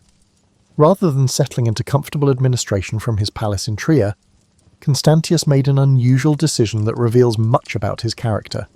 He immediately prepared for a frontier campaign, leading his forces personally despite his elevated status. This choice reflected both his military pragmatism and his understanding that imperial authority in this new era derived from active leadership rather than ceremonial distance. The Britain that Constantius returned to in the late 305 CE was significantly different from the rebellious island he had reclaimed a decade earlier. Archaeological evidence from major Roman British urban centres shows substantial rebuilding had occurred, with expanded fortifications, restored public buildings, and revitalised commercial districts. Such activity wasn't merely imperial propaganda, but reflected genuine economic recovery under Constantius's earlier governance. Traditional accounts of this campaign focus narrowly on military operations against the Picts, but recently discovered writing tablets from Vindolanda reveal a more complex agenda. Constantius appears to have been implementing a comprehensive reorganisation of Britain's defences, converting what had been a reactive system into a proactive network of intelligence gathering and rapid response capabilities. The winter of 305 to 306 CE was exceptionally harsh. According to both textual references and dendrochronological evidence, tree ring analysis, from the period. Constantius established winter quarters at Eboracum, York, choosing not to return to the continent despite the difficulties of a British winter campaign. This decision proved consequential both administratively and personally. Administratively, Constantius used this winter to implement reforms to Britain's civic governance. Fragmentary records indicate he convened a provincial council that included not just Roman officials but representatives from British tribal aristocracy, a remarkable instance of power sharing that acknowledged local autonomy while maintaining imperial authority. This council established new administrative boundaries and tax assessment procedures that would survive for generations. Personally, this winter at York allowed something equally significant: reconciliation with his son Constantine. Historical accounts confirm that Constantius summoned Constantine from the Eastern Court, where he had effectively been held as a political hostage by Galerius. This reunion in York wasn't merely familial, but politically momentous. Archaeological evidence from the Praetorium Governor's Palace in York reveals extensive renovations during this period, including an expanded ceremonial space suitable for imperial presentations. This suggests Constantius was deliberately setting the stage for something beyond routine administration, quite possibly the public recognition of Constantine as his successor, directly challenging and hedging the tetrarchic succession plan. The winter campaign against the Picts has been traditionally portrayed as a conventional Roman punitive expedition, but fragmentary military records suggest something more innovative. Rather than following the typical Roman practice of devastating enemy territory before withdrawing behind fixed frontiers, Constantius implemented what modern military analysts would recognise as a counterinsurgency strategy. This approach involved establishing a network of smaller outposts beyond the wall, cultivating alliances with certain Pictish groups against others, and creating economic incentives for peaceful coexistence. Archaeological evidence from sites north of the wall shows Roman goods penetrating deeper into Pictish territory during this period, suggesting trade was being used as a diplomatic tool. Perhaps most remarkably, inscriptions discovered at several frontier forts indicate Constantius recruited Pictish auxiliaries directly into Roman service, not merely as irregular allies but as formal units within the imperial army. This integration of former enemies into defensive structures represented a sophisticated approach to frontier management rarely seen in Roman military practice. As winter turned to spring in 306 CE, Constantius's health began to decline. Contemporary accounts describe symptoms consistent with pneumonia or bronchitis, likely exacerbated by the damp British climate and the emperor's advancing age. Despite his illness, records indicate he continued to hold council meetings and direct military operations. Fragmentary personal correspondence reveals the most poignant aspect of this final period. As his condition worsened, Constantius reportedly spent increasing time with Constantine, not merely discussing political matters, but sharing philosophical perspectives and personal reflections. These conversations, glimpsed only indirectly through later references, apparently covered topics ranging from practical governance to the nature of divine order, a final transmission of wisdom from father to son. By July of 306 CE, it became clear that Constantius's condition was terminal. In a final act that defied tetrarchic protocol, he gathered the army at York and formally presented Constantine as his successor. This act, choosing dynastic succession over the tetrarchic system he had helped establish, would have profound consequences for Roman history. On July 25, 306 CE, Constantius died at York, far from the imperial capitals but at the frontier he had worked to secure. Within hours, the army proclaimed Constantine as Augustus, setting in motion a chain of events that would eventually lead to Constantine's reunification of the empire, the legitimization of Christianity, and the fundamental transformation of the Roman world. The irony is profound. Constantius, who had faithfully served the tetrarchic system designed to prevent dynastic succession and civil war, used his final act to undermine that very system. Whether this was a pragmatic acknowledgement of political reality or a father's innate desire to elevate his son remains an unresolved question in history.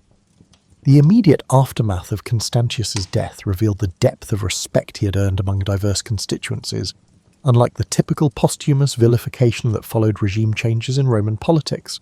Contemporary sources from various perspectives, military, provincial and administrative, speak of Constantius with remarkable consistency as just, effective, and moderate. People rarely recognize the uniqueness of this consensus in Roman imperial politics. Archaeological evidence provides tangible confirmation of this popular regard. Memorial inscriptions to Constantius have been found not only in official contexts, but also in private dwellings, rural shrines, and frontier settlements throughout his former territories, a distribution pattern that suggests genuine public mourning rather than merely obligatory state commemoration. The architectural legacy of Constantius reveals a distinctive administrative vision. Recent archaeological work has identified a consistent pattern in the public buildings commissioned during his reign. Administrative complexes designed for accessibility and transparency. Unlike the increasingly fortified and isolated imperial compounds of the later empire, Constantius's governmental centres featured open colonnaded approaches, multiple public entrances, and visible audience halls, physical manifestations of a governance philosophy that emphasized connection with the governed. At Trier, his principal capital, excavations have revealed an urban plan that integrated imperial facilities with civic spaces rather than segregating them. The The basilica he constructed there, still standing today, embodies this approach with its balanced proportions and emphasis on natural light, creating spaces where imperial authority was visible but not overwhelming. Perhaps most telling is the contrast between Constantius's architectural legacy and that of his tetrarchic colleagues. While Diocletian's palace at Split and Galerius's complex at Thessalonica emphasized imposing monumentality and divine separation, Constantius's buildings consistently prioritized function over intimidation. This architectural distinction reflects fundamental differences in how these rulers conceived their relationship to their subjects. In administrative legacy, Constantius's innovations proved remarkably durable. The provincial reorganization he implemented in Gaul and Britain survived largely intact for over a century. His approach to frontier management, integrating rather than merely excluding barbarian peoples, would become increasingly central to Roman security policy, though never implemented with the systematic care he had shown. The Constantine myth that emerged in subsequent decades both preserved and distorted Constantius's memory. Constantine's propagandists, eager to establish his legitimacy, emphasized his father's achievements while recasting them through a Christian interpretive lens. The posthumous elevation of Constantius to divine status, standard practice for respected emperors, was given Christian reinterpretation, with suggestions that he had secretly embraced monotheism. Archaeological evidence presents a more complex religious picture. Votive offerings at temples throughout Constantius's territories show continued traditional religious practice during his reign, while Christian communities clearly operated without significant persecution. Rather than the crypto-Christian of later propaganda, or the traditionalist reactionary some modern historians have suggested, the evidence points to a ruler who approached religion pragmatically, seeing diverse practices as compatible with imperial unity so long as they didn't threaten public order. Perhaps the most significant aspect of Constantius's legacy was one he could never have anticipated. His death created the opportunity for Constantine's rise to power and the subsequent Christianization of the empire. Had Constantius lived longer and continued his model of pragmatic religious accommodation, the empire's religious evolution might have followed a very different trajectory. The historiographical treatment of Constantius reveals much about how subsequent eras viewed the late Roman Empire. Byzantine chroniclers, writing in an explicitly Christian context, minimized his achievements while emphasizing his role as Constantine's father. Medieval Western sources largely forgot him entirely, collapsing the complex tetrarchic period into simplistic narratives of Christian triumph. Renaissance historians, rediscovering classical texts, began to appreciate the administrative innovations of the period, but still viewed Constantius primarily as a transitional figure. Modern archaeological work has dramatically expanded our understanding of Constantius beyond textual sources. Material evidence from his reign shows a ruler engaged in practical problem-solving rather than ideological crusades. Coins from his areas show that the money system was stable even when the economy was struggling, indicating good financial management that written records often overlook. Environmental archaeology has revealed another dimension of Constantius's governance. Evidence of coordinated land reclamation projects in northern Gaul, systematic reforestation efforts in previously overexploited regions, and water management systems that increased agricultural productivity. These investments in long-term sustainability contrasted sharply with the extractive practices common among short-reigned emperors desperate for immediate resources. Perhaps most poignantly, recent excavations at York have uncovered what may be the foundations of the building where Constantius died. Within this structure, archaeologists discovered a small bronze statuette of the goddess Fortuna, a traditional symbol of good luck. Whether this object belonged to Constantius himself or to someone in his entourage, it provides a haunting reminder of the role chance played even in the lives of those who ruled the ancient world. The true legacy of Constantius lies not in grand monuments or dramatic victories, but in the stable provinces he left behind, regions that would remain relatively prosperous, even as other parts of the Western Empire descended into crisis in subsequent centuries. Unlike many Roman, Constantius invested in sustainable governance, which outlasted his brief reign. Unlike the emperors who exhausted their territories to fuel their personal ambitions. In this sense, his greatest monument wasn't built of stone but of institutions, practices, and communities that continued long after his ashes were placed in an imperial mausoleum. This practical emperor is remembered for improving the lives of his subjects, not for symbolic grandeur. The story of Constantius extends far beyond his life and immediate aftermath. His administrative and military innovations created ripple effects that would influence European governance for centuries. The medieval system of defence in depth, with its layered approach to frontier security, owes much to Constantius's border management strategies in Gaul and Britain. Modern scholars have begun reassessing Constantius's significance through interdisciplinary approaches that earlier historians lacked. Environmental archaeology has revealed evidence of climate challenges during his reign, a period of cooling temperatures and increased rainfall across northwestern Europe that made his agricultural revitalization programs all the more remarkable. Pollen samples from bogs in northern Gaul show increased grain cultivation during his administration, despite these challenging conditions, suggesting effective adaptation strategies. Comparative analysis reveals striking differences in economic resilience between regions under Constantius's direct administration and those governed by other tetrarchs. Ceramic distribution patterns show trade networks in Gaul and Britain remained relatively robust while collapsing in other western provinces, evidence that local economies under Constantius's governance maintained vitality even during imperial crises. Perhaps most intriguing are the parallels between Constantius's governance model and a modern federal systems. His approach balanced central authority with local autonomy in ways that anticipated governance challenges still relevant today. Provincial councils established under his administration included representatives from diverse constituencies, creating consultative bodies that resembled proto-parliaments rather than traditional Roman administrative units. The counterinsurgency strategies Constantius employed against the Picts, combining targeted military operations with economic integration and political accommodation, bear striking resemblances to modern theories of conflict resolution. Military historians have noted that his approach to frontier security, emphasizing flexible response and cross-border relationships rather than rigid fortification, anticipated challenges that would face European powers in later centuries.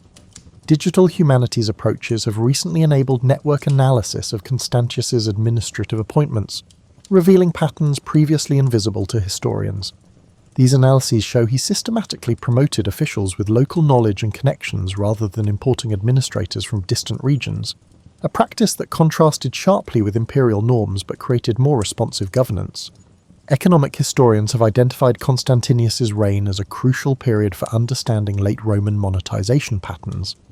His currency reforms maintained stable silver content in provincial coinages while accommodating local exchange practices, creating a flexible monetary system that balanced imperial standards with regional economic realities. Archaeological evidence continues to expand our understanding of daily life under Constantius's administration.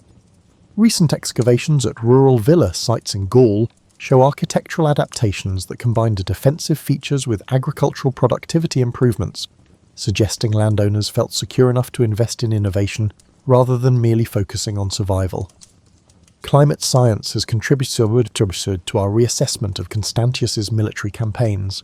Dendrochronological data from Britain shows his final campaign occurred during an exceptionally harsh winter, making his logistical accomplishments even more impressive.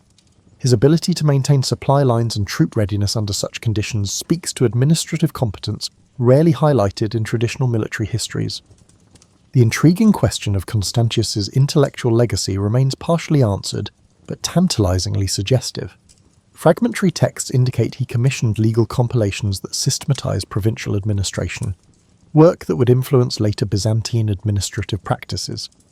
His approach to religious pluralism, managing diversity through institutional accommodation rather than enforced uniformity, represents a governance model with relevance beyond its historical context. Perhaps most significant for modern understanding is recognizing what Constantius's career reveals about historical contingency. The transformation of the Roman world into a Christian empire was not inevitable, but resulted from specific choices and circumstances. Had Constantius lived longer, implementing his model of pragmatic pluralism rather than giving way to Constantine's more ideologically driven approach, the religious history of Europe might have followed a dramatically different course. The fragmentary nature of our sources about Constantius paradoxically makes him a more accessible historical figure than many better documented emperors. The The gaps in our knowledge create space for analytical approaches that go beyond personality to examine structural factors and systemic patterns. Rather than focusing on the emperor as an individual, modern scholarship explores Constantius's reign as a case study in governance during periods of institutional stress. Digital reconstruction projects have recently provided visual representations of Constantius's built environment, allowing scholars and the public to virtually experience spaces like the York Praetorium or the Trier Basilica as they would have appeared during his lifetime. These reconstructions reveal architectural choices that emphasized openness and visibility, physical manifestations of his governance philosophy. The enduring fascination with Constantius stems partly from the alternative path he symbolizes. His approach to governance, pragmatic, pluralistic, focused on sustainability rather than glory, offers an alternative vision of what the late Roman Empire might have become. The tension between this path and the more ideologically driven direction Constantine would later pursue remains a compelling historical counterfactual. For contemporary audiences, Constantius's story resonates because it demonstrates how individual leadership can make meaningful differences even within massive historical forces. While unable to prevent the eventual transformation of the Roman world, his governance preserved stability and prosperity in his territories during extraordinarily challenging circumstances. The Pale Emperor from Illyria, who never sought the throne but governed with remarkable effectiveness once elevated to it, reminds us that history's most consequential figures aren't always its most dramatic personalities. In an age that often celebrates disruptive leadership, Constantius's legacy offers a compelling case for the lasting value of competent administration, pragmatic problem-solving, and sustainable governance. As archaeological techniques continue to advance and new analytical methods emerge, our understanding of Constantius and his era will undoubtedly evolve further.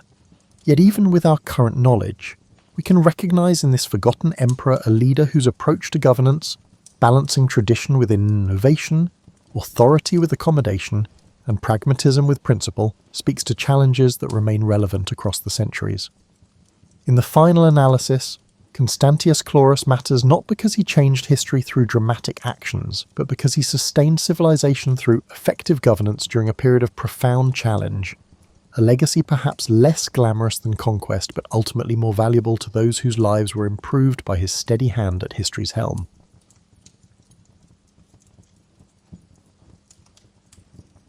Ireland, that green island sitting in the Atlantic like a jewel that can't quite decide if it wants to be emerald or jade, has been collecting stories the way some people collect stamps or vintage teacups.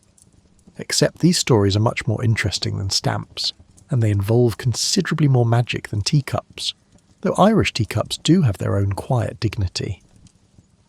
Long before anyone was writing anything down, Irish storytellers were spinning tales about how Ireland came to be populated. And here's the thing about Irish origin myths. They're like layers of a very elaborate cake, each group of settlers arriving and adding their own flavour to the mix. The first arrivals, according to the myths, were led by a woman named Cessair, who was supposedly Noah's granddaughter. Yes, that Noah, the one with the ark. Cessair showed up in Ireland 50 days before the biblical flood, which seems like cutting it rather fine, timing-wise. She brought 3 men and 50 women with her, which sounds like someone was either very optimistic or very bad at planning gender ratios for long-term survival. The flood came, as floods in these stories tend to do, and only one person survived, a fellow named Fintan who dealt with this apocalyptic inconvenience by transforming into a salmon. Because apparently, in Irish mythology, when things get difficult, the answer is often to become a fish. Fintan would later also become a hawk and an eagle, living for thousands of years and witnessing all of Ireland's subsequent history. He was essentially Ireland's first historian, except with more shape-shifting and fewer footnotes. After the waters receded, Ireland sat empty for a while, probably catching its breath and drying out its many, many hills. Then came the Partholonians, named after their leader Partholon. These folks were proper settlers who introduced things like brewing, agriculture, and the general concept of not living like refugees from a flood. They built houses, cleared plains, and created the first lakes. though how one creates a lake through anything other than massive excavation projects is one of those mythological details that's best not questioned too closely. The Partholonians thrived for about 300 years, which is a good run by anyone's standards, but then a plague killed them all in 1 week. Every single one of them died on the same plane, which must have made for a very awkward situation afterward. You can imagine the first travellers stumbling across this scene and slowly backing away while making mental notes to maybe settle somewhere else. Next came the Nemedians, followers of Nemed, who arrived with his 4 sons. The Nemedians were basically the unlucky middle children of Irish mythological settlers.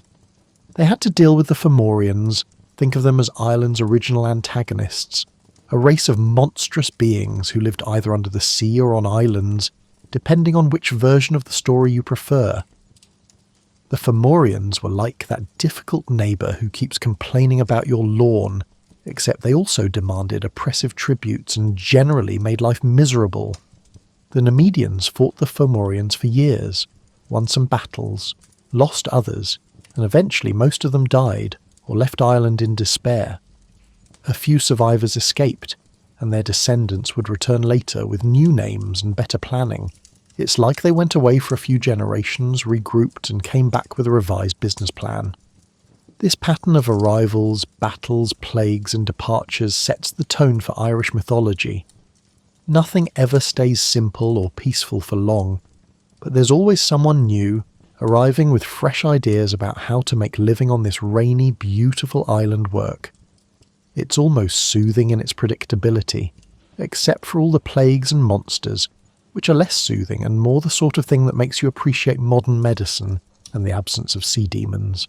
Now we're getting to the interesting part, which is saying something, because mythological plagues and shape-shifting historians are already fairly interesting.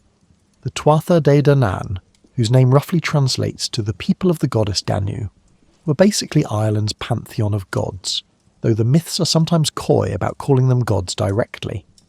They prefer terms like the people of skill or the fairy folk, which is very Irish. Why use one clear term when you can use several poetic but slightly ambiguous ones? The Tuatha De Danann arrived in Ireland in dramatic fashion, supposedly descending from the sky in a cloud. Some versions say they actually just sailed in from the north on boats, then burned their boats, and created the cloud as either A, dramatic effect, B, military tactics, or C, an elaborate insurance fraud scheme. The myths are genuinely unclear on this point. What made the Tuatha De Danann special was their mastery of magic and craft. They brought 4 magical treasures to Ireland, each from a different mythical city. From Phalius came the Stone of Destiny, which would cry out when touched by the rightful King of Ireland, basically an ancient Celtic verification system that was significantly more reliable than a driver's license. From Gorias came the Spear of Lugh, which guaranteed victory to whoever wielded it. No battle could be won against it, which seemed somewhat unfair and definitely violated several conventions of sporting conduct. From Findias came Nuada's sword, from which no one could escape once it was drawn. And from Marius came the Dagda's cauldron, which could feed any number of people without ever emptying, essentially the world's first all-you-can-eat buffet, but with more mystical properties and probably better food. The Tuatha De Danann found Ireland already occupied by the Firbolg, descendants of those Nemedians who had fled earlier. The Firbolg were decent folks who had been minding their own business, farming and fishing and generally existing in peace. Then these magical sky people showed up with their invincible weapons and started making proprietary claims about the island. The two groups met at the First Battle of Mag Tuired, which sounds more dramatic in Irish but basically means the Plain of Towers, or possibly the Plain of Pillars, depending on who's translating. The battle was fierce, and while the Tuatha De Danann won, they suffered a significant casualty. Their king, Nuada, lost his hand in combat. Now here's where Irish mythology gets interesting in its approach to disability and leadership. The Tuatha De Danann had a law stating that no one with a physical blemish could be king. This seems harsh until you remember that in these myths, physical perfection often symbolised spiritual and political wholeness. Nuada, despite being otherwise excellent at his job, had to step down because he was now missing a hand. The Tuatha De Danann replaced him with Bress, whose father was Fomorian and whose mother was Tuatha De Danann, essentially a peace treaty marriage candidate meant to unite the two peoples. Bress turned out to be terrible at his job. He was stingy, which in Irish culture was possibly the worst flaw a leader could have. A good king was expected to be generous, hosting feasts and distributing wealth. Bress did none of this. He was basically the opposite of a good Irish host, which made him deeply unpopular. Meanwhile, a physician named Dian Gecht and his son Miach were working on a solution to Nuada's problem. Dian Gecht created a silver hand for Nuada that worked perfectly, a prosthetic so advanced it wouldn't be matched in actual technology for thousands of years. This made Nuada technically whole again, but there was still the question of whether a silver hand counted as a blemish. Then Miach, showing the kind of overachieving ambition that causes problems in families everywhere, went one better. He grew a new hand of flesh and blood for Nuada. This was medically impressive but politically problematic, as it completely overshadowed his father's work. Dian Gecht, in a fit of professional jealousy that modern academic rivalries can only aspire to, killed his own son.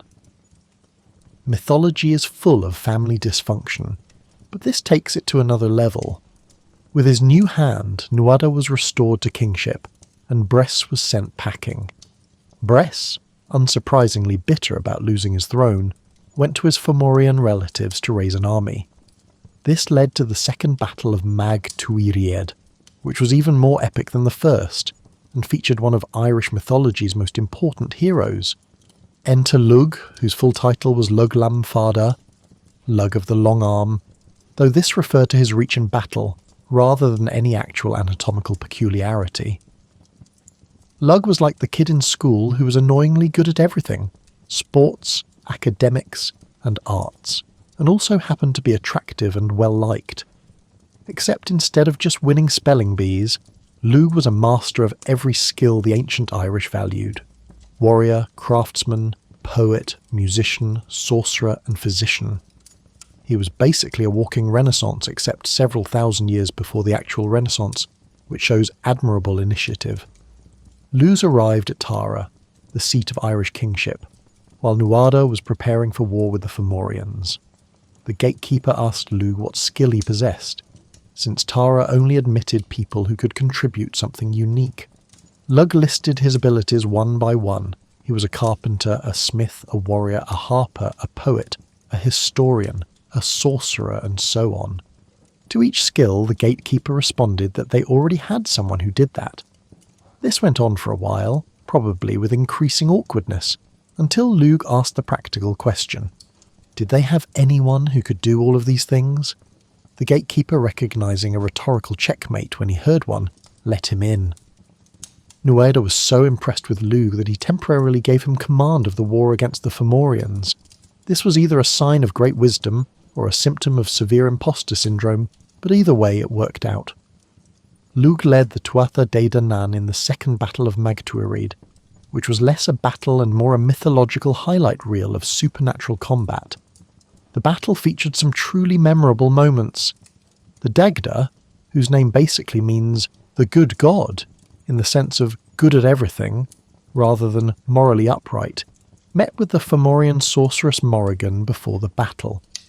Their encounter resulted in an alliance because apparently military strategy in Irish mythology sometimes involves supernatural romance with goddesses who could shapeshift into crows. The Dagda also visited the enemy camp before the battle, where the Fomorians decided to mock him by serving him a massive portion of porridge, his favourite food, in a crater-sized hole in the ground. The porridge contained whole sheep, pigs, and gallons of milk. The Fomorians expected this to humiliate the Dagda, but he simply ate all of it using a ladle so large it could hold 2 people lying down. Then he took a nap, because that's what you do after eating several livestock worth of porridge. During the actual battle, Lugh faced his grandfather Baelor of the Evil Eye. Baelor's eye was so poisonous that it took several men to lift the eyelid, and anyone who looked at it would die. This was simultaneously a formidable weapon, and a significant vision impairment, but Baylor had made it work for him. Lug killed Baylor with a sling stone that drove the eye through the back of his head, causing it to look upon Baylor's own army and destroy them. This was poetic justice with practical military applications. The Tuatha De Danann won the battle, defeated the Fomorians definitively, and established themselves as the undisputed rulers of Ireland. Lug became one of their greatest kings, and his name echoed through Irish mythology for centuries. He was the father of Cuchulainn, Ireland's greatest hero, proving that being good at everything is apparently hereditary. The reign of the Tuatha De Danann represented a golden age in Irish mythology, a time when the gods walked the land, magic was commonplace, and every feast was a celebration of impossible abundance. But like all golden ages in mythology, it couldn't last forever. Someone new was coming to Ireland, and this time they'd be harder to defeat because they represented something the Tuatha De Danann had no defence against. They represented us. The Milesians, the sons of Meal, were the final wave of mythological invaders, and they were different from all the previous groups. They represented mortal humans, our ancestors, people without magical powers or divine heritage, who nonetheless had the audacity to think they could take Ireland from gods. The Milesians came from Spain, supposedly, though the Spain in Irish mythology is less a geographic location and more a vague concept of that warmer place to the south. They sailed to Ireland with the full intention of conquering it, which takes either impressive courage or significant ignorance of what they were up against. When the Milesians landed in Ireland, they encountered 3 goddesses who embodied the land itself: Banba, Fodla, and Eriu. Each goddess asked that Ireland be named after her. The Milesians, displaying the diplomatic skills that would later make Irish politicians famous, promised each goddess that Ireland would bear her name. All 3 names were used at various times, but Eriu's name eventually stuck, evolving into Éire, which is still Ireland's official name in Irish. The Tuatha De Danann tried everything to repel the invaders. They used their magic to create storms that drove the Milesian ships back from shore. They made the land appear inhospitable and cursed the invaders with various supernatural obstacles. But the Milesians had something the previous invaders lacked: persistence and an apparent immunity to being discouraged by impossibility. The poet Emergin, one of the Milesians, spoke an incantation when they finally managed to land, the first recorded poem in Irish mythology, and it's still remarkable today. He declared himself to be the wind on the sea, the ocean wave, the roar of the tide, and various other natural phenomena, essentially claiming Ireland through identification with the land itself. It was like announcing at a party that you're not just attending, you're actually the house. Bold strategy, but it worked. The conflict between the Milesians and the Tuatha De Danann came to a head in several battles, but the outcome was never really in doubt. The Milesians represented the inevitable transition from mythological to historical time, from a world governed by magic to one governed by human concerns. The Tuatha De Danann could win every battle and still lose the war, because they were fighting against narrative inevitability. The resolution was ingeniously Irish. Rather than a fight to the death, the 2 sides negotiated. The Tuatha De Danann agreed to retreat underground into the Sid, the fairy mounds and hills that dot Ireland's landscape. They would keep the spiritual sovereignty of Ireland while the Milesians held the physical land. Ireland was essentially divided horizontally, with humans getting the surface and the gods getting everything beneath. This arrangement explains one of the most distinctive features of Irish mythology and folklore. The gods never really left. They just moved underground, where they became the Aoc, the fairy folk. Every hill might contain an entrance to their world. Every body of water might connect to their realm. And at certain times of year, particularly Samhain, Halloween, and Beltane, May Day, the boundaries between the worlds grew thin. This transition from gods to fairies is uniquely Irish in its practicality. Rather than killing off their gods or declaring them false, the Irish simply renegotiated their living arrangements. The Tuatha De Danann became the good people, the fair folk, beings who demanded respect and offerings, but who could also offer blessings and aid to humans who treated them properly. The relationship between humans and the fairy folk became central to Irish culture. You didn't build on fairy paths, you didn't cut down fairy thorns, and you definitely didn't offend them by calling them names they might interpret as insulting. This wasn't superstition so much as an elaborate system of environmental and cultural preservation disguised as mythology. So the Milesians took possession of Ireland's surface, establishing the ruling families that would later claim descent from these legendary ancestors. Every significant Irish clan traced its lineage back to the Milesians, giving them both legitimacy and a connection to that mythological past when gods walked openly on the land. Now that we've established how Ireland came to be populated and how its gods and humans learned to coexist, let's talk about Ireland's greatest hero. Cuchulainn was born as Setanta, a fairly normal name that didn't hint at the absolutely abnormal life he would lead. His father was either the mortal warrior Swaltam or the god Lugh. The myth can't quite decide, but the general consensus is that he was probably Lugh's son, because otherwise his abilities don't make sense. As a boy, Setanta was already showing signs of being extraordinary. He asked his mother when he could join the boy troop at Emain Macha, the seat of Ulster's King Conchobar mac Nessa. His mother told him he was too young, but Setanta, displaying the impatience that would characterise his entire short life, decided to go anyway. He took his toy weapons and walked the considerable distance to Emain Macha. When he arrived, the boy warriors were playing hurling, an Irish sport that resembles field hockey, played by people with a death wish. Setanta, not waiting for introductions or permission, simply joined the game and promptly defeated all 150 boys single-handedly. This was either impressive athletic ability or a sign that Ulster's boy warriors needed better training programs. The incident that gave him his famous name happened when King Conchobar invited Setanta to a feast at the house of Cuchulainn the smith. Setanta was delayed by games and arrived late after Cuchulainn had released his guard dog, a massive hound trained to protect the property and generally be terrifying to uninvited guests. The hound attacked young Setanta, who was armed only with his hurling stick and ball. In what must have been either exceptional aim or divine favour, Setanta hit the ball straight into the hound's mouth and down its throat, then followed up by smashing the dog's head against a stone. This was effective self-defence, but made him unpopular with Cuchulainn, who had just lost an expensive and well-trained guard dog to an 8-year-old with sports equipment.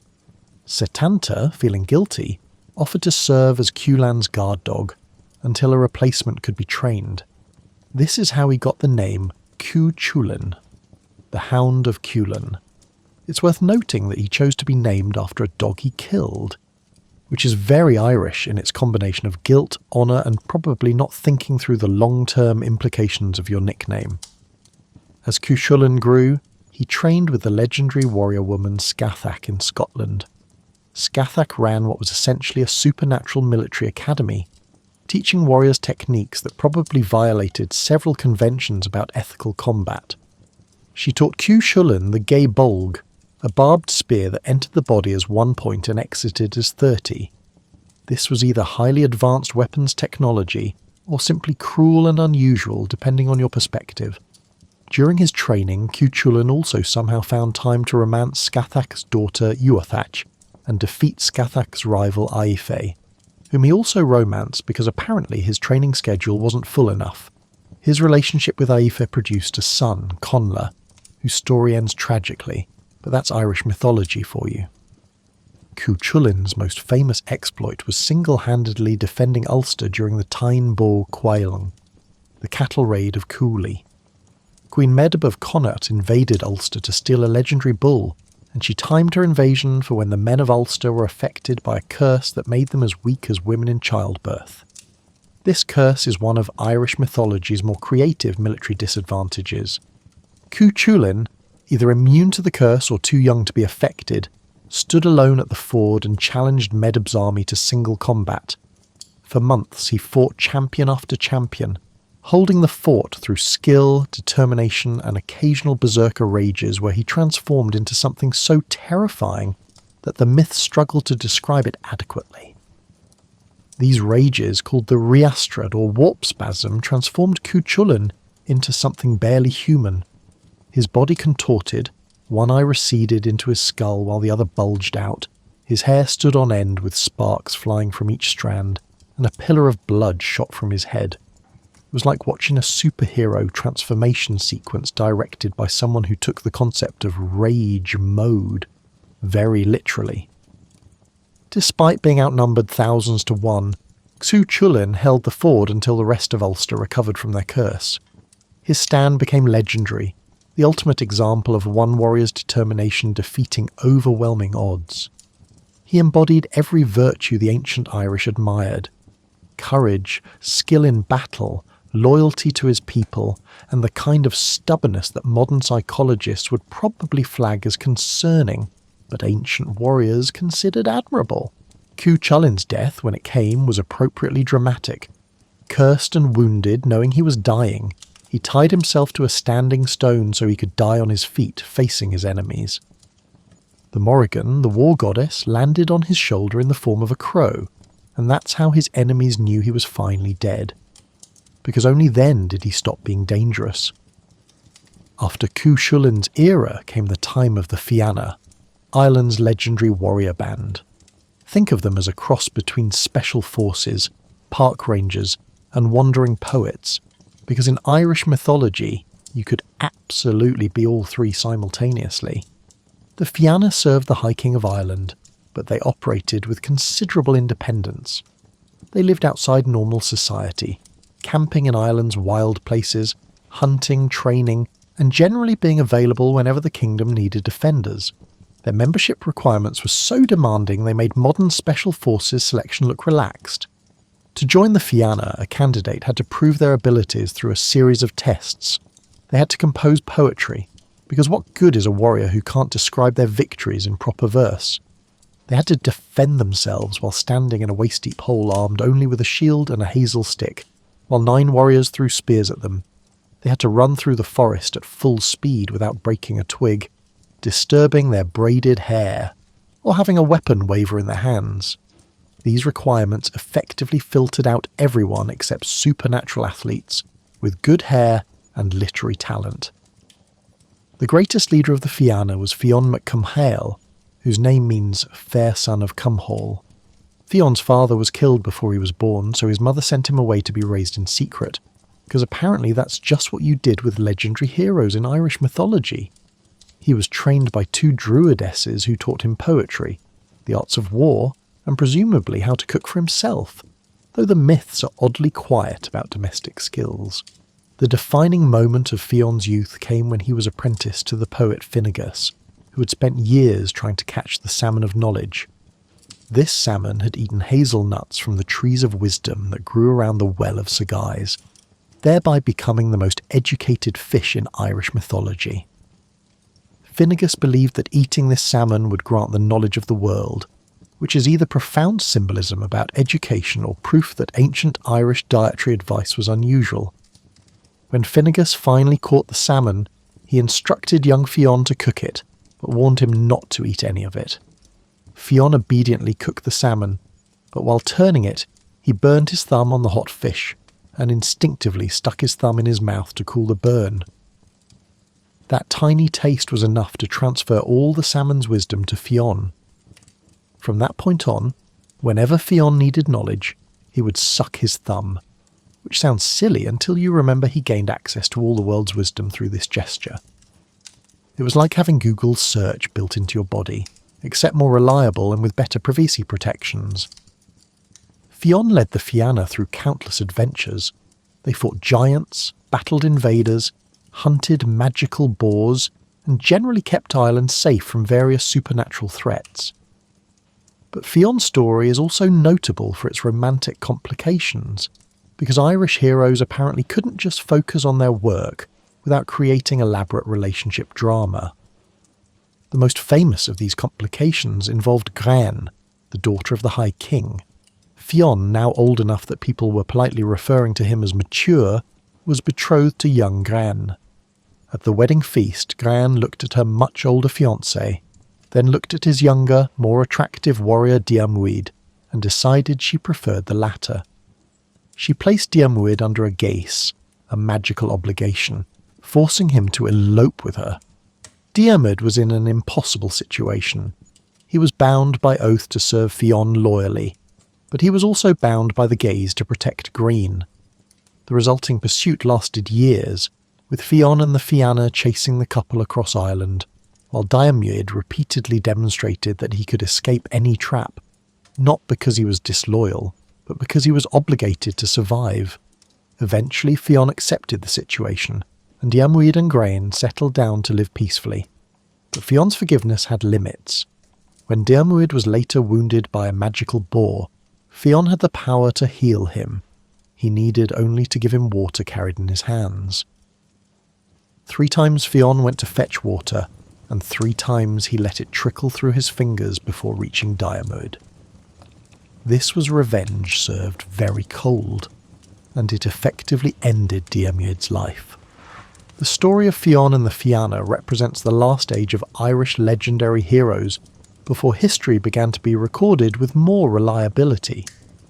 They existed in that twilight space between mythological and historical time, their adventures becoming increasingly grounded in real geography, even as they retained elements of the fantastic. One of the most beautiful aspects of Irish mythology is how it's bound to the physical landscape.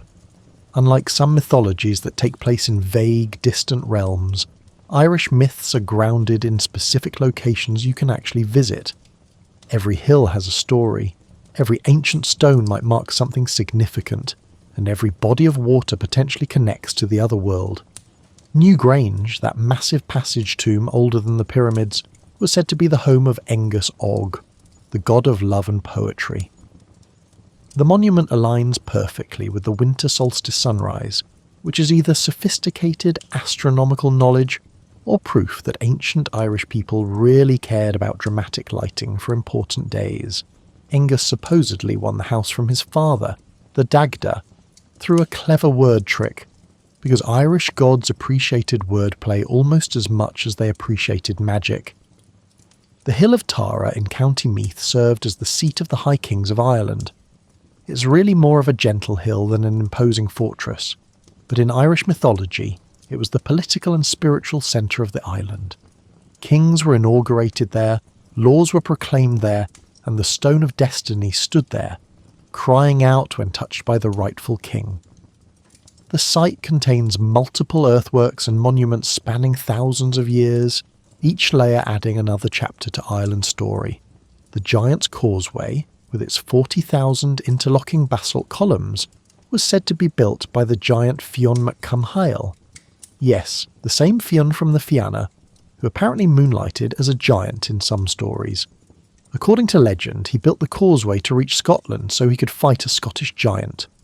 When he saw how large his opponent was, he disguised himself as a baby, and his wife told the Scottish giant that this infant was their child. The Scottish giant, reasoning that if the baby was this big, the father must be enormous, fled back to Scotland in terror, destroying the causeway behind him. It's a story that combines geology, mythology, and the eternal theme of solving problems through deception rather than direct confrontation. The Cave of Cruachan in County Roscommon was known as the entrance to the other world. It was from this cave that the destructive birds of Morrigan emerged, that supernatural animals escaped to wreak havoc in the mortal world, and that the boundary between worlds grew particularly thin. Medieval Irish texts describe it as Ireland's gate to hell, which seems harsh, but certainly increased the property's notoriety. Lough Gur in County Limerick contains an island that appears and disappears, supposedly rising from the water every 7 years. The lake is associated with the goddess Ain, who represented sovereignty, fertility, and the sun. Once a year, according to tradition, you could see ancient warriors riding around the lake's shores, which would have been either a spectacular tourist attraction or deeply unsettling, depending on your perspective on ghostly cavalry. The Paps of Anu, 2 mountains in County Kerry, were named for their resemblance to breasts and associated with Anu, or Danu, the mother goddess of the Tuatha De Danann. Ancient peoples didn't mess around with subtle symbolism. If they wanted to honour a mother goddess, they pointed at breast-shaped mountains and said, Those are definitely hers. These sacred sites weren't just backdrops for stories. They were characters in the mythology themselves. The land of Ireland was sentient in these myths, capable of blessing or cursing, accepting or rejecting rulers, and maintaining its own spiritual sovereignty regardless of who claimed political control. This relationship between land and mythology created a culture where geography itself carried meaning. You couldn't just look at a hill in ancient Ireland. You had to know its story, understand which gods or heroes were associated with it, remember what battles were fought there, and be aware of which fairy folk might call it home. The landscape was a book written in earth and stone, and the myths were the key to reading it. This tradition continues today in Irish place names. Nearly every town, river, mountain and field carries a name that tells a story. Dublin, Blackpool, became Dublin. Glen Neige Capel, Valley of the Horses, tells you what once happened there. The landscape itself is an archive of stories, each name a bookmark in Ireland's long narrative. As you drift deeper into sleep, imagine walking through this mythological landscape. Every step takes you through layers of story, each stone marking some ancient event, each spring connected to some tale of transformation or healing. It's a world where paying attention to the land meant understanding the stories that shaped your people's identity. Irish mythology's otherworld wasn't hell or heaven. It was Tir na Nog, the land of youth, or Mag Mell, the pleasant plain, or any of a dozen other names for what was essentially a parallel Ireland where everything was just slightly better and nobody aged. The otherworld could be reached in various ways, each more poetic than the last. Sometimes it was underwater. You could ride your horse into a lake and emerge in a crystalline kingdom, where merpeople held court and time moved differently. Sometimes it lay beneath a fairy mound, accessed through doors that opened only on certain nights, or to certain people. Sometimes it existed across the Western Sea, on islands that appeared and disappeared depending on weather, season, or the observer's worthiness. What made the Irish otherworld fascinating was its ambiguity. It wasn't a punishment or reward, it was simply another place running parallel to our own.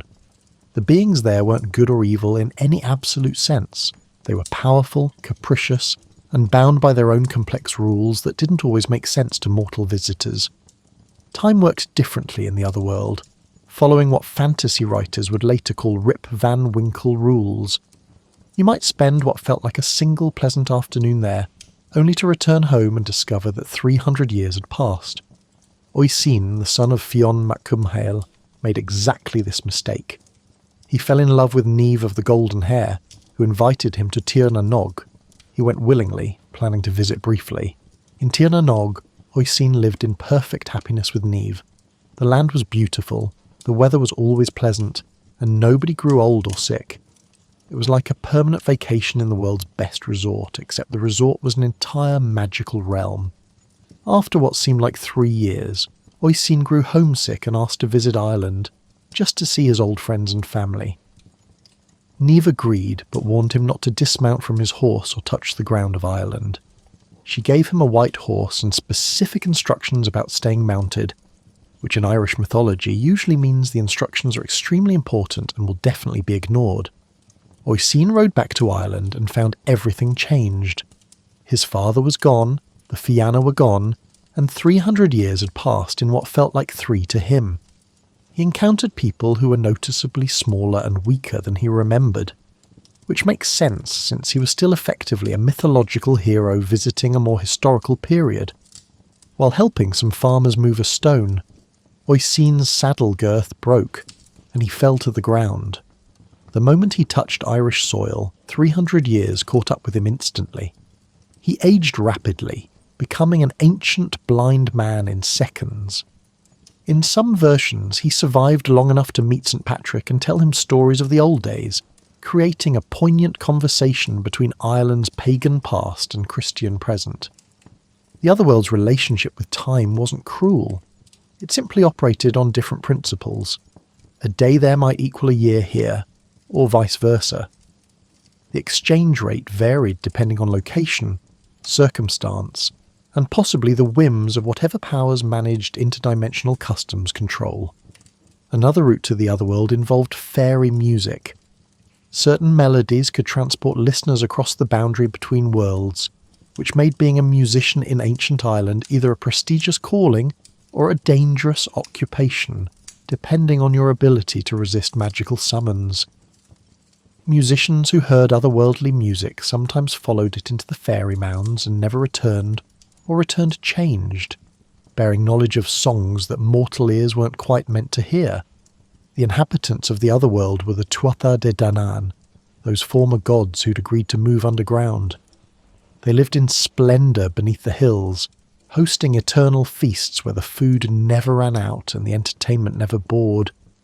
They sometimes invited mortals to join them, though these invitations were less requests and more tests of character, courage, or both. Food in the otherworld was particularly hazardous for visitors. Eating fairy food meant you'd be unable to return to the mortal world, trapped in the otherworld through some mystical contract formed by digestion.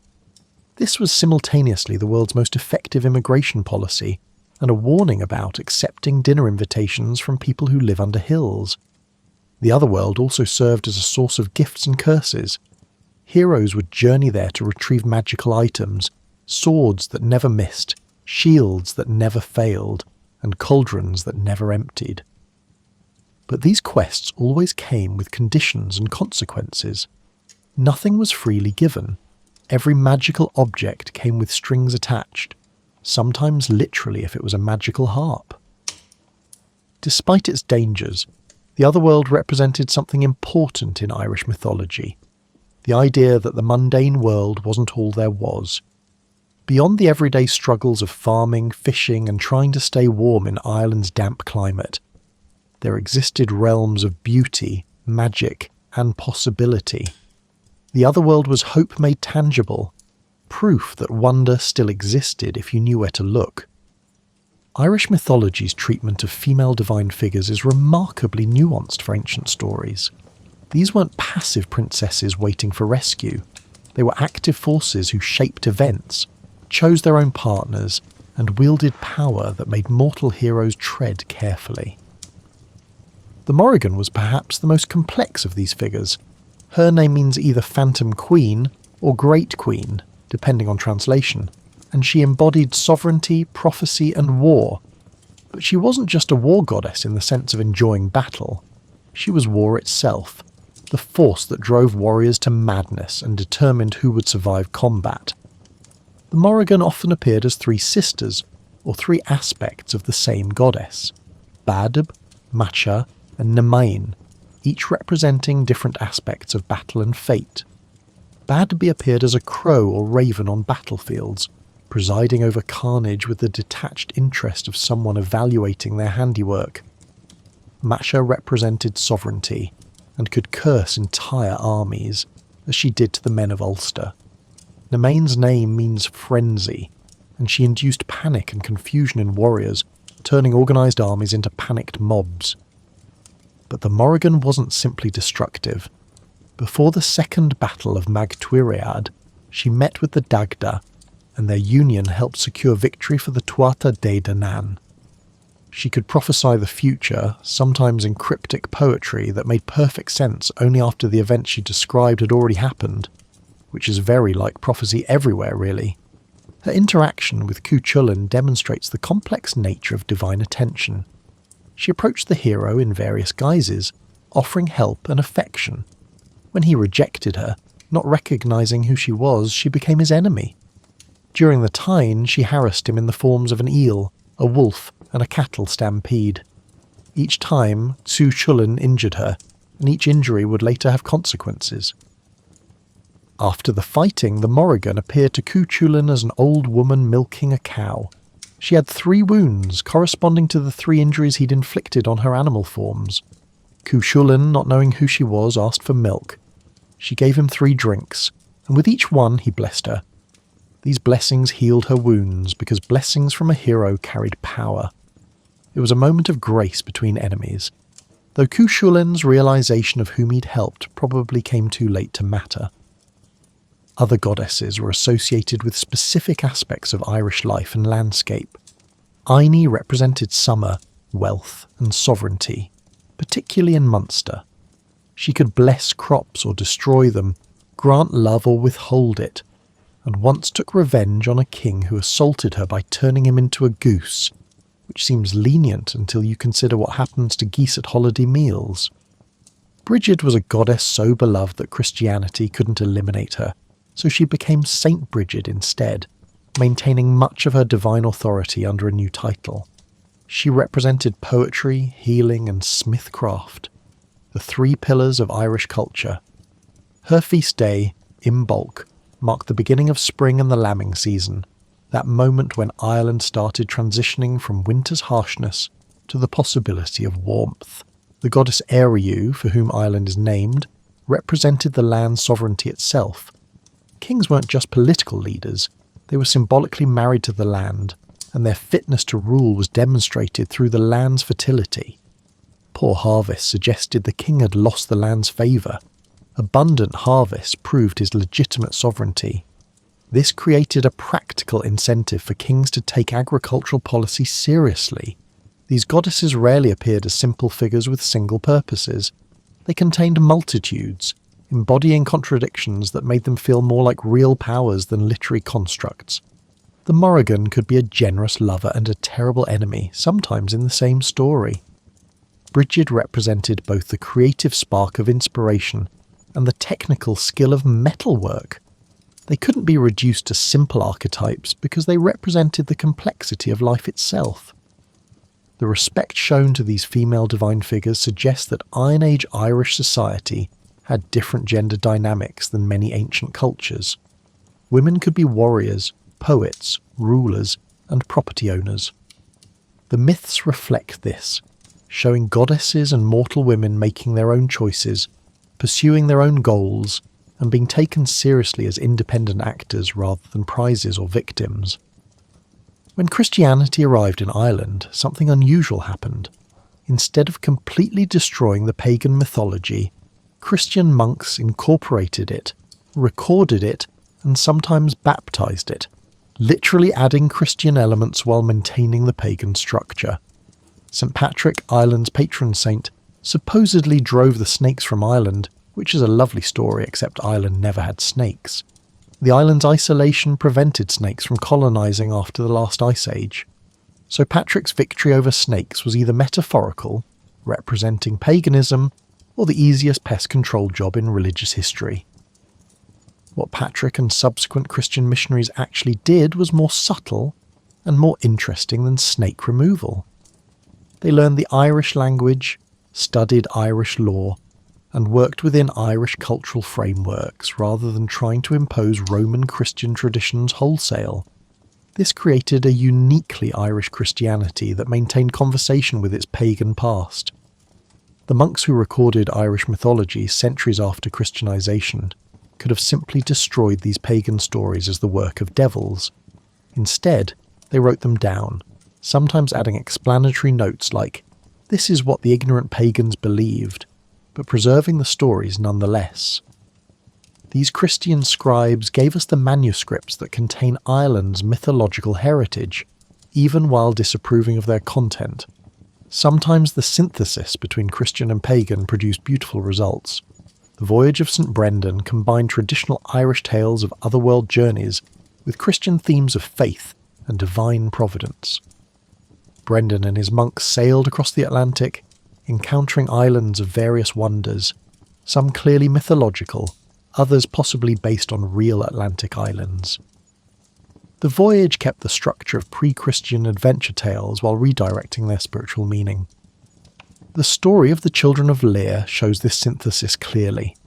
The 4 children of King Lear were transformed into swans by their jealous stepmother, condemned to spend 900 years in bird form. They endured centuries of suffering on various Irish lakes, but when they were finally transformed back to human form, they were ancient and dying. A Christian monk baptized them just before their deaths, providing salvation at the story's end, a pagan tragedy given a Christian resolution.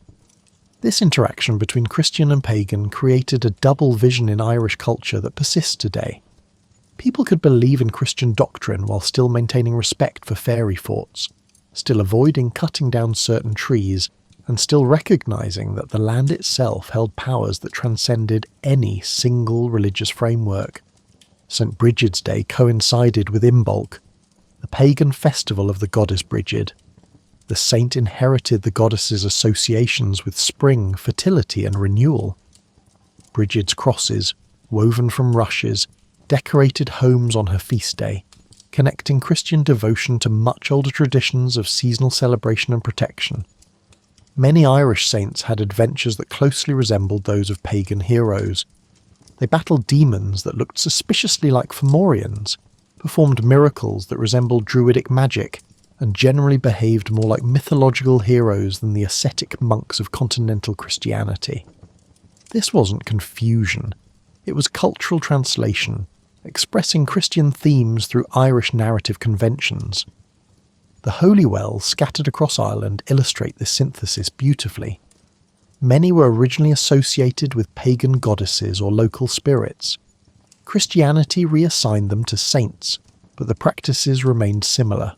People still visited them for healing, still left offerings, and still walked around them in prescribed patterns. The form was Christian. The structure was much older. This ability to hold both Christian and pagan traditions simultaneously isn't contradiction so much as Irish pragmatism. Why abandon stories that connected you to your landscape and ancestors just because you'd accepted new religious beliefs? The past didn't need to be destroyed. It could be incorporated, reinterpreted and allowed to inform the present. We need to talk about the Tainbo Cuailinge, the cattle raid of Cooley, because it's the closest thing Ireland has to the Iliad, except instead of Helen of Troy, the conflict centres on a bull. This is very Irish. The story begins with pillow talk, which is how many problems begin. Queen Medb of Connaught and her husband, King Ailill, were lying in bed comparing their possessions, because apparently that's what royal couples did for entertainment before television. They were evenly matched in wealth until Ailill mentioned his bull, Finn Benach the White-Horned. Medb, who had strong opinions about equality in marriage and wasn't about to let her husband claim superiority through livestock, remembered hearing about an even better bull, Don Cuailinge, the brown bull of Cooley, which belonged to a chieftain in Ulster. She decided to borrow it, and when the owner refused, she decided to take it by force. This was either a proportionate response or a massive overreaction, depending on how seriously you take cattle-based marital disputes. Medb raised an army from all of Ireland except Ulster, and invaded during the one time when Ulster's warriors were incapacitated by that curse we mentioned earlier.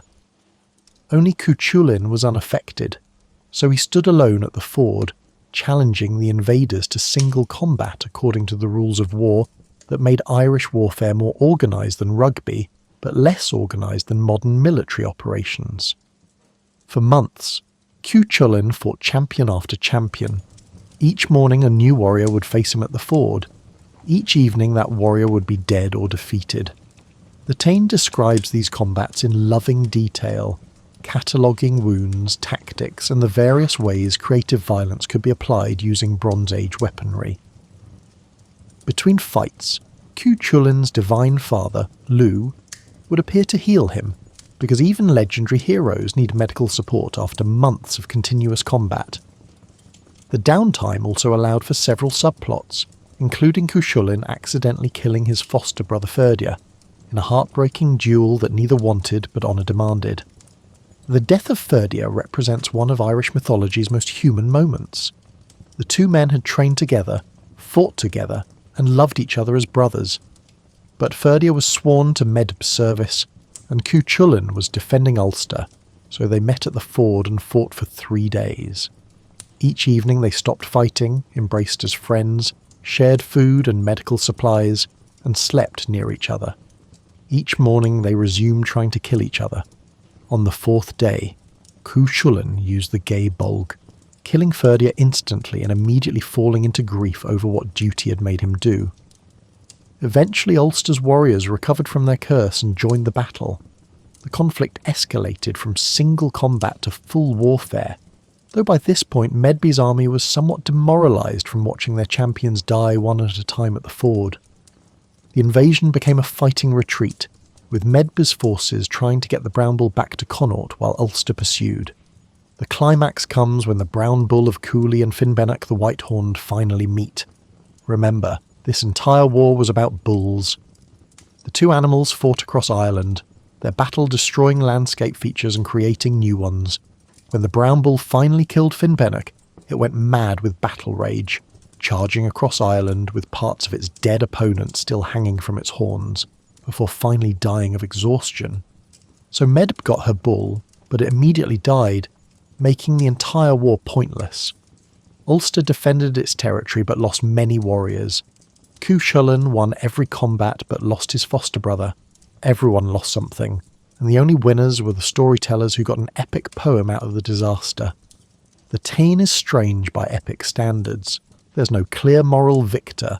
The central conflict is simultaneously trivial and deadly serious, and the heroes spend as much time honouring their enemies as fighting them. But it captures something essentially Irish. The idea that honour and duty can lead to absurd situations, that conflicts escalate beyond their original causes, and that warfare is simultaneously glorious and tragic, sometimes in the same moment. Irish heroes didn't just carry ordinary weapons, they bore objects with histories, personalities, and often unfortunate side effects. These magical items were characters in their own right, and their stories reveal how the Irish thought about power, responsibility, and the cost of possessing extraordinary things. The Lia Fáil, the Stone of Destiny we mentioned earlier, would cry out when touched by the rightful King of Ireland. This was convenient for royal succession, but potentially awkward if you accidentally leaned against it while picnicking on Tara. The stone supposedly remains at Tara, though Scottish tradition claims an ancient Irish king gave it to Scotland, where it became part of the coronation throne. This dispute over a rock's location has continued for centuries, proving that even magical objects can cause political controversy. The Dagda's cauldron, Quair Ansic, could feed any number of people without emptying. It was essentially infinite hospitality in cookware form, which perfectly embodied Irish values about generosity and community. No one ever left the Dagda's feasts hungry, which must have made him popular at parties and impossible to follow on the hosting rotation. The Sword of Nuada, from which no one could escape once drawn, sounds impressive until you consider the logistics. What if you drew it by accident? What if you wanted to practice sword maintenance?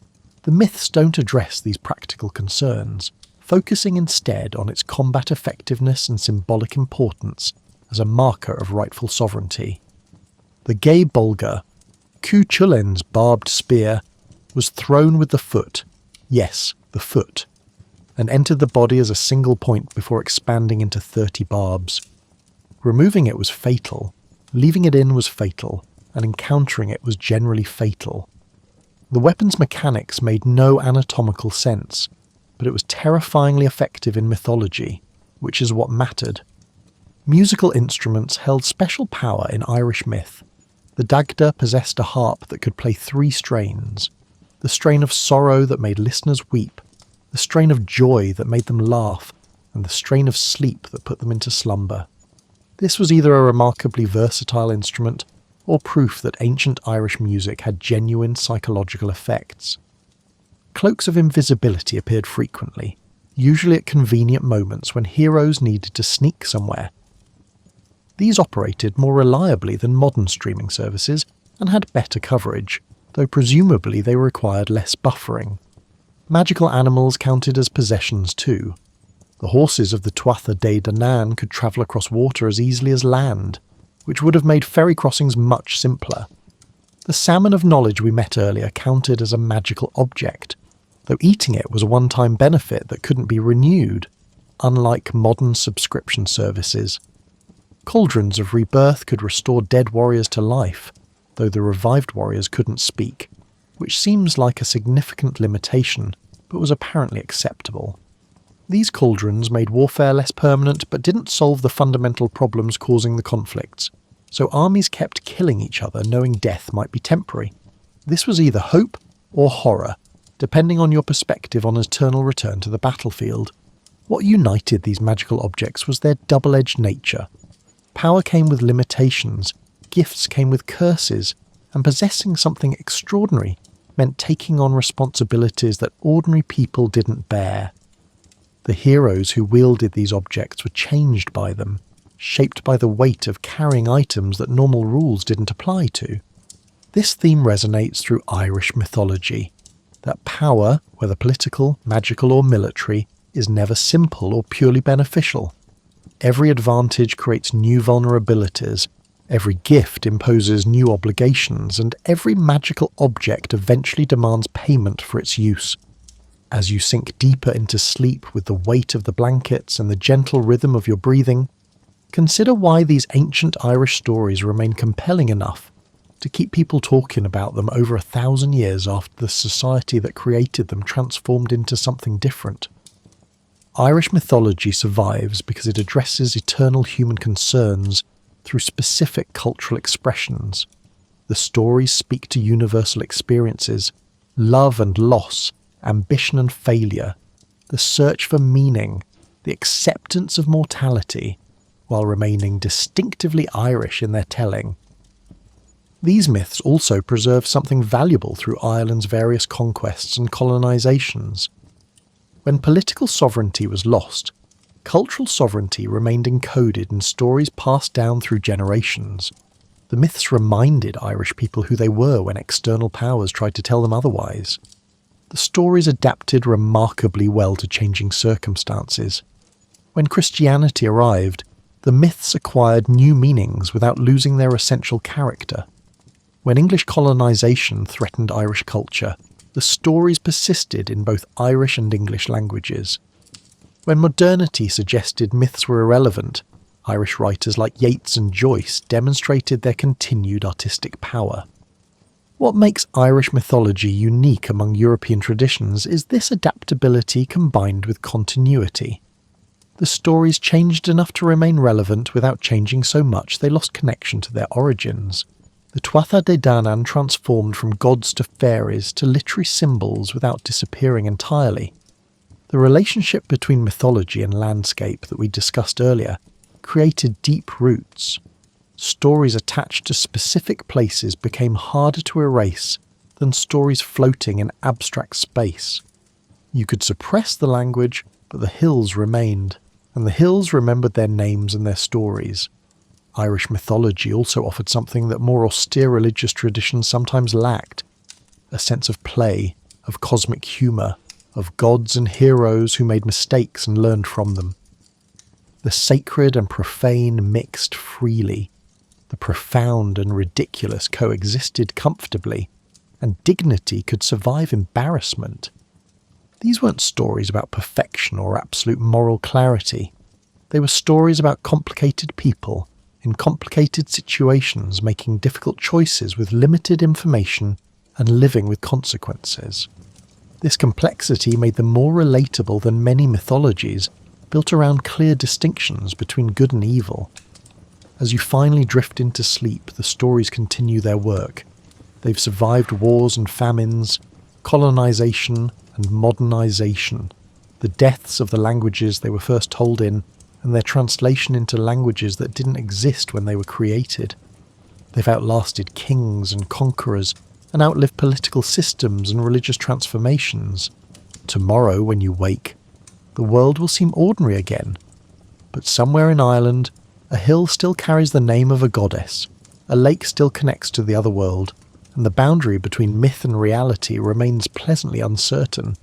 The stories wait patiently, as they have for millennia, ready to transport anyone who listens back to that time, when gods walked the land and the impossible happened with comfortable regularity.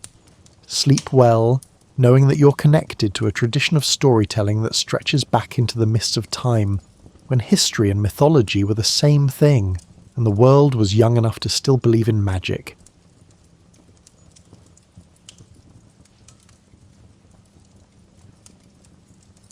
You're settling in for the night, probably checking your phone one last time, adjusting your pillow just so, maybe wondering if you remembered to set your alarm. But imagine for a moment that you're living 4,000 years ago, and your bedroom is a cramped wooden hut that smells like smoke and wet wool. Your bed, a pile of straw that's seen better days, and your alarm clock is the rooster next door who apparently never learned the concept of sleeping in. Welcome to the Bronze Age, when getting a good night's sleep was about as reliable as your Wi-Fi during a thunderstorm. You'd think that after a long day of hacking away at copper veins deep underground, these ancient miners would collapse into bed like exhausted teenagers. But here's where things get interesting, and a little weird. These weren't your typical 9-to-5 workers. They had developed sleep patterns that would make a modern sleep specialist scratch their head and possibly recommend therapy. Picture this. You're a Bronze Age miner named, well, let's call you Copper Arm. Names were simpler back then. You've just spent 12 hours underground in what can only be described as a very expensive cave, breathing air that would make a coal plant jealous, and your back feels like you've been carrying a mammoth uphill. Naturally, you'd want to sleep for about 14 hours straight, but instead you're lying on your straw bed staring at the ceiling, which is probably just more straw, completely unable to drift off. Your mind is racing with thoughts like, did I remember to shore up that tunnel? And, was that creaking sound the mine settling? Or is it about to become my tomb? These weren't exactly the kind of counting sheep thoughts that lead to peaceful slumber. The Bronze Age mining communities had discovered something that modern science is only now catching up to. When your daily survival depends on not being crushed by tons of rock, your brain doesn't exactly embrace the concept of letting its guard down. Sleep became this strange dance between exhaustion and hypervigilance, like trying to nap while riding a roller coaster. What's fascinating is how these ancient miners adapted. They didn't have sleep studies or melatonin supplements, or those white noise machines that sound like gentle rain but somehow cost more than your monthly coffee budget.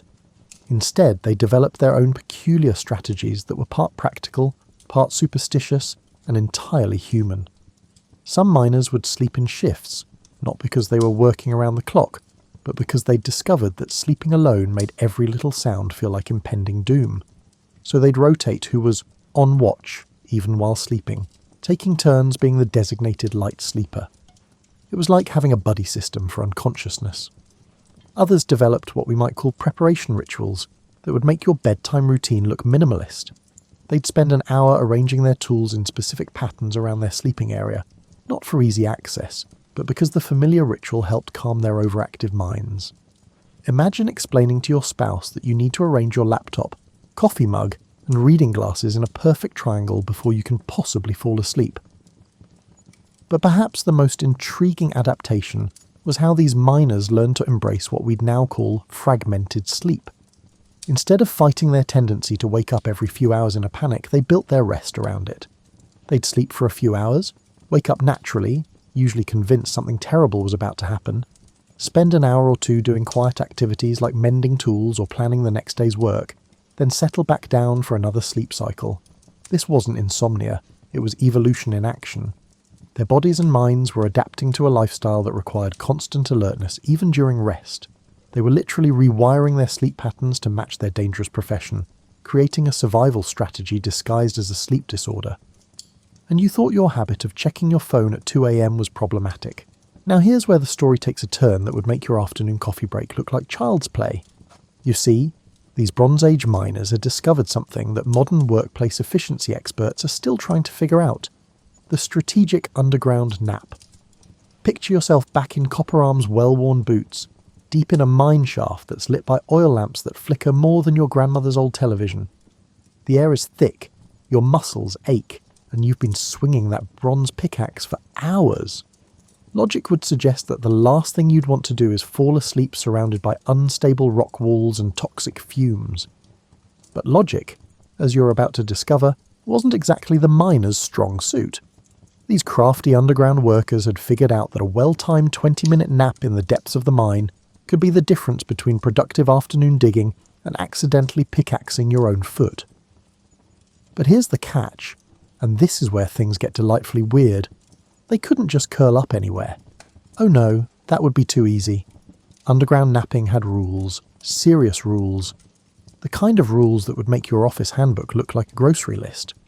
First, you had to find what they called a singing spot, a place in the mine where the acoustics were just right. Not too echoey, which meant unstable rock, not too muffled, which could mean dangerous gas pockets, but just right, like some sort of geological Goldilocks situation. These spots were highly coveted, and miners would actually trade shifts and rations for access to the premium napping locations. Imagine the workplace politics. Listen, Tinbeard, I'll give you my extra bread ration and cover your morning shift if you let me have the Tuesday 2 p.m. slot in the good sleeping alcove. It was like booking a conference room, except the stakes were your sanity, and the conference room could potentially collapse on you. But the weirdness doesn't stop there. These miners had developed a buddy system for underground napping that was part safety protocol, part superstition. One person would sleep while another kept watch, not for cave-ins or dangerous gases, but for what they called the dream thieves. Now, before you start picturing some sort of Bronze Age sleep bandits sneaking around stealing dreams, let me explain. The miners believed that sleeping underground could lead to prophetic dreams about the location of rich ore veins. These dreams were considered so valuable that there were actual cases of miners trying to steal each other's sleeping spots to intercept these geological visions.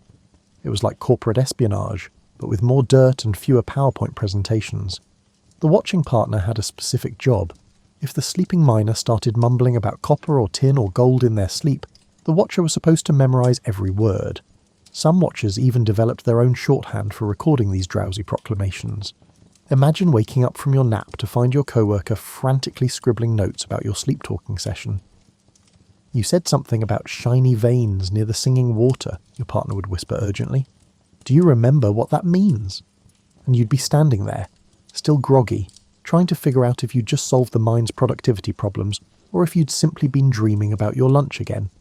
The really fascinating part is that this system actually worked, not because the dreams were genuinely prophetic, but because the process of sleeping underground had actually trained these miners to be incredibly observant about subtle geological signs. Their subconscious minds were processing details they'd noticed during their waking hours: slight changes in rock colour, variations in airflow, unusual sounds or echoes. So when they dreamed about promising locations, they were actually accessing a kind of intuitive knowledge they'd built up through months or years of underground experience. It was like having a geological GPS system powered by REM sleep and Bronze Age intuition. But here's the mildly stressful part that would keep you on edge. Not everyone's dreams were welcome. If a miner's underground naps consistently led to dry holes or dangerous cave-ins, they'd be banned from the good sleeping spots. Imagine the pressure of knowing that your dream quality could affect your career prospects. Performance reviews were literally based on your subconscious performance. "Sorry, Copperarm, but your last 3 dream tips led us to solid rock and a small flood. You're relegated to the noisy alcove near the ventilation shaft until further notice." It was like being demoted for your sleep performance. Talk about workplace stress following you into your dreams. You'd think that people who spent their days in near total darkness would relish the opportunity to sleep in actual comfortable darkness. But Bronze Age miners, as you're beginning to understand, weren't exactly conventional in their approach to rest and relaxation. Instead of embracing the darkness, they turned bedtime into what can only be described as a competitive sport. And like most competitive sports, it was simultaneously ridiculous and intensely serious. Picture this. You're back in your straw-filled hut after another day of underground adventures, and instead of simply lying down and closing your eyes like a reasonable person, you're participating in what the mining community called darkness challenges. These weren't official competitions with prizes and ceremonies. They were the kind of informal contests that emerge when people have too much time, too much stress, and not nearly enough entertainment options. The basic concept was simple. See who could fall asleep fastest in complete darkness. But like everything else in Bronze Age mining culture, the execution was wonderfully complicated. First, there were the preparation rituals. Each miner had their own pre-sleep routine that they swore was the key to rapid unconsciousness. Some would count their breathing in specific patterns, not the gentle 4-7-8 breathing you might have learned in yoga class, but intense mathematical sequences that would make your high school algebra teacher proud. Others would mentally catalogue every tool in their collection, every support beam in their section of the mine, every pebble in their daily path. One popular technique involved what they called reverse mining, mentally digging their way out of the mine tunnel by tunnel from their deepest point to the surface. It was like counting sheep, except the sheep were geological formations and the counting could take hours. But here's where the competitive element kicked in. miners would actually time each other's descent into sleep. They'd use water clocks, basically ancient hourglasses filled with water instead of sand, to measure who could achieve unconsciousness most efficiently. The current record holder in most communities was usually treated with the kind of respect we might reserve for Olympic athletes. Did you hear? Stonejaw fell asleep in under 3 drips last night. 3 drips. I can barely get comfortable in under 10. This timing system led to all sorts of creative strategies. Some miners would deliberately exhaust themselves during the day, performing extra tasks or taking on additional shifts, thinking that extreme fatigue would guarantee rapid sleep. Others went the opposite direction, trying to achieve the perfect balance of tiredness without crossing into that overtired zone where your brain starts acting like a caffeinated squirrel. The really dedicated competitors developed what we might recognise as early meditation techniques. They'd spend their evening hours practicing what they called mind darkening, essentially training their thoughts to slow down and fade to black on command. It was mindfulness meditation disguised as a sleep competition, and it actually worked surprisingly well. But then there were the cheaters. Oh yes, even Bronze Age sleeping competitions had their scandals. Some miners would secretly consume fermented beverages before the challenge, figuring that alcohol-induced drowsiness should count as legitimate sleep speed.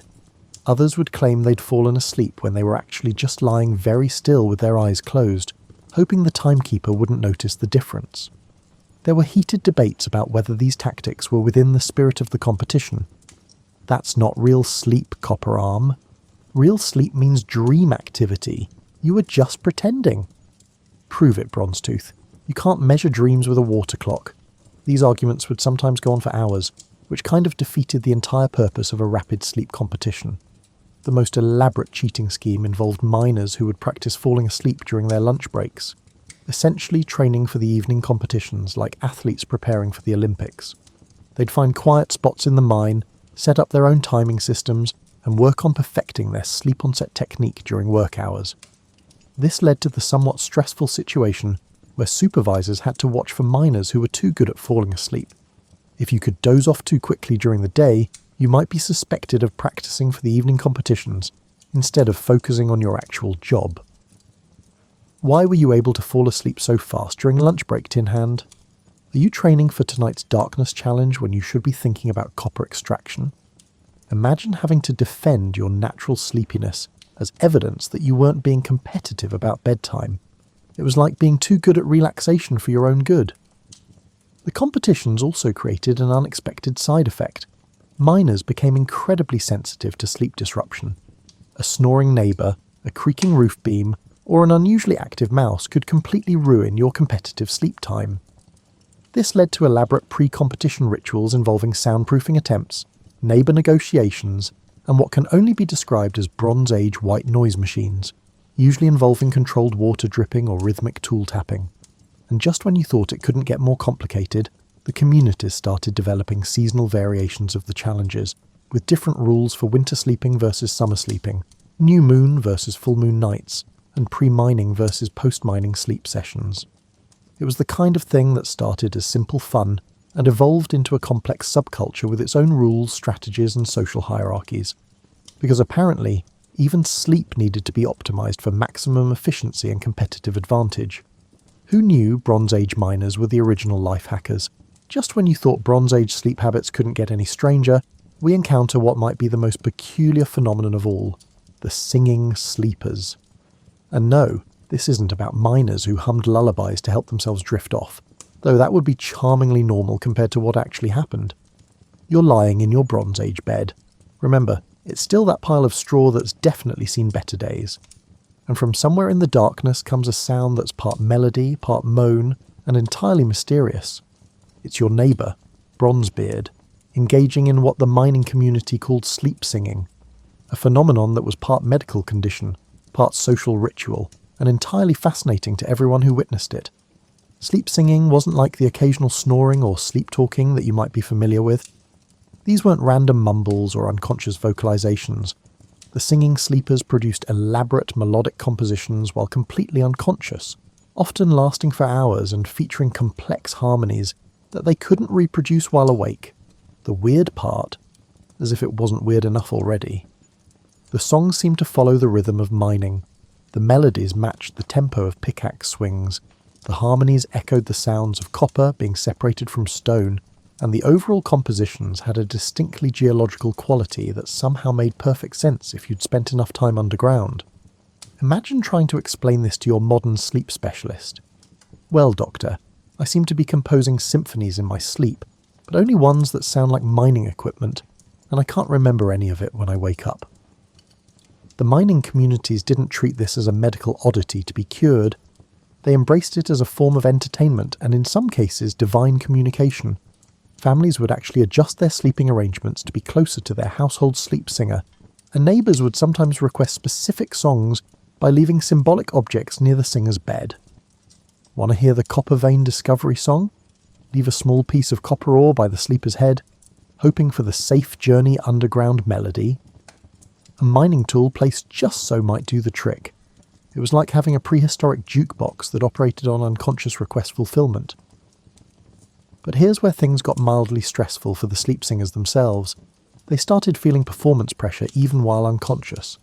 Some singers reported anxiety dreams about not producing good enough nocturnal concerts, or nightmares about forgetting the melodies their communities had come to expect.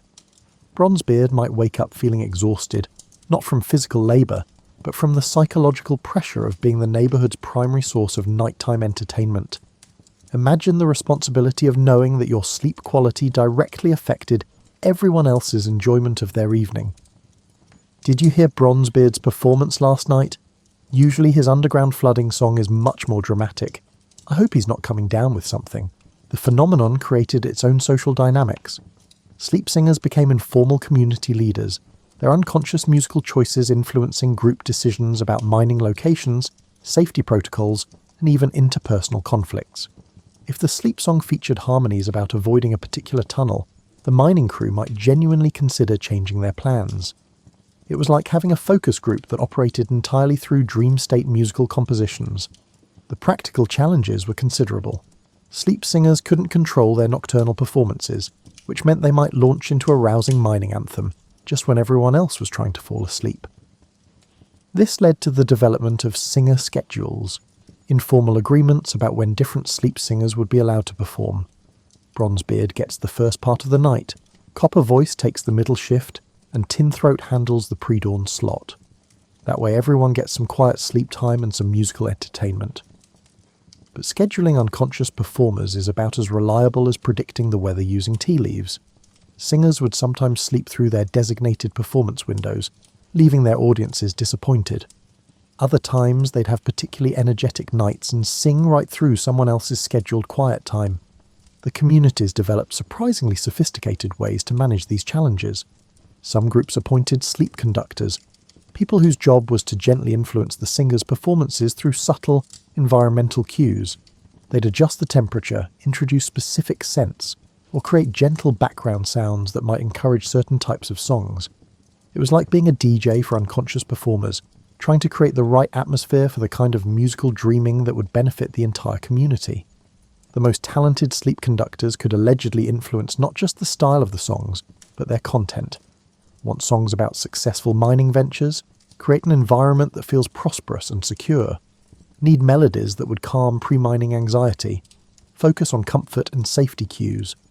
Of course, this system was about as reliable as you'd expect when dealing with unconscious minds, environmental manipulation, and Bronze Age technology. Sleep conductors would spend hours preparing the perfect conditions for inspiring mining-themed lullabies, only to have their featured singer produce 3 hours of what sounded like rocks falling down a mountain.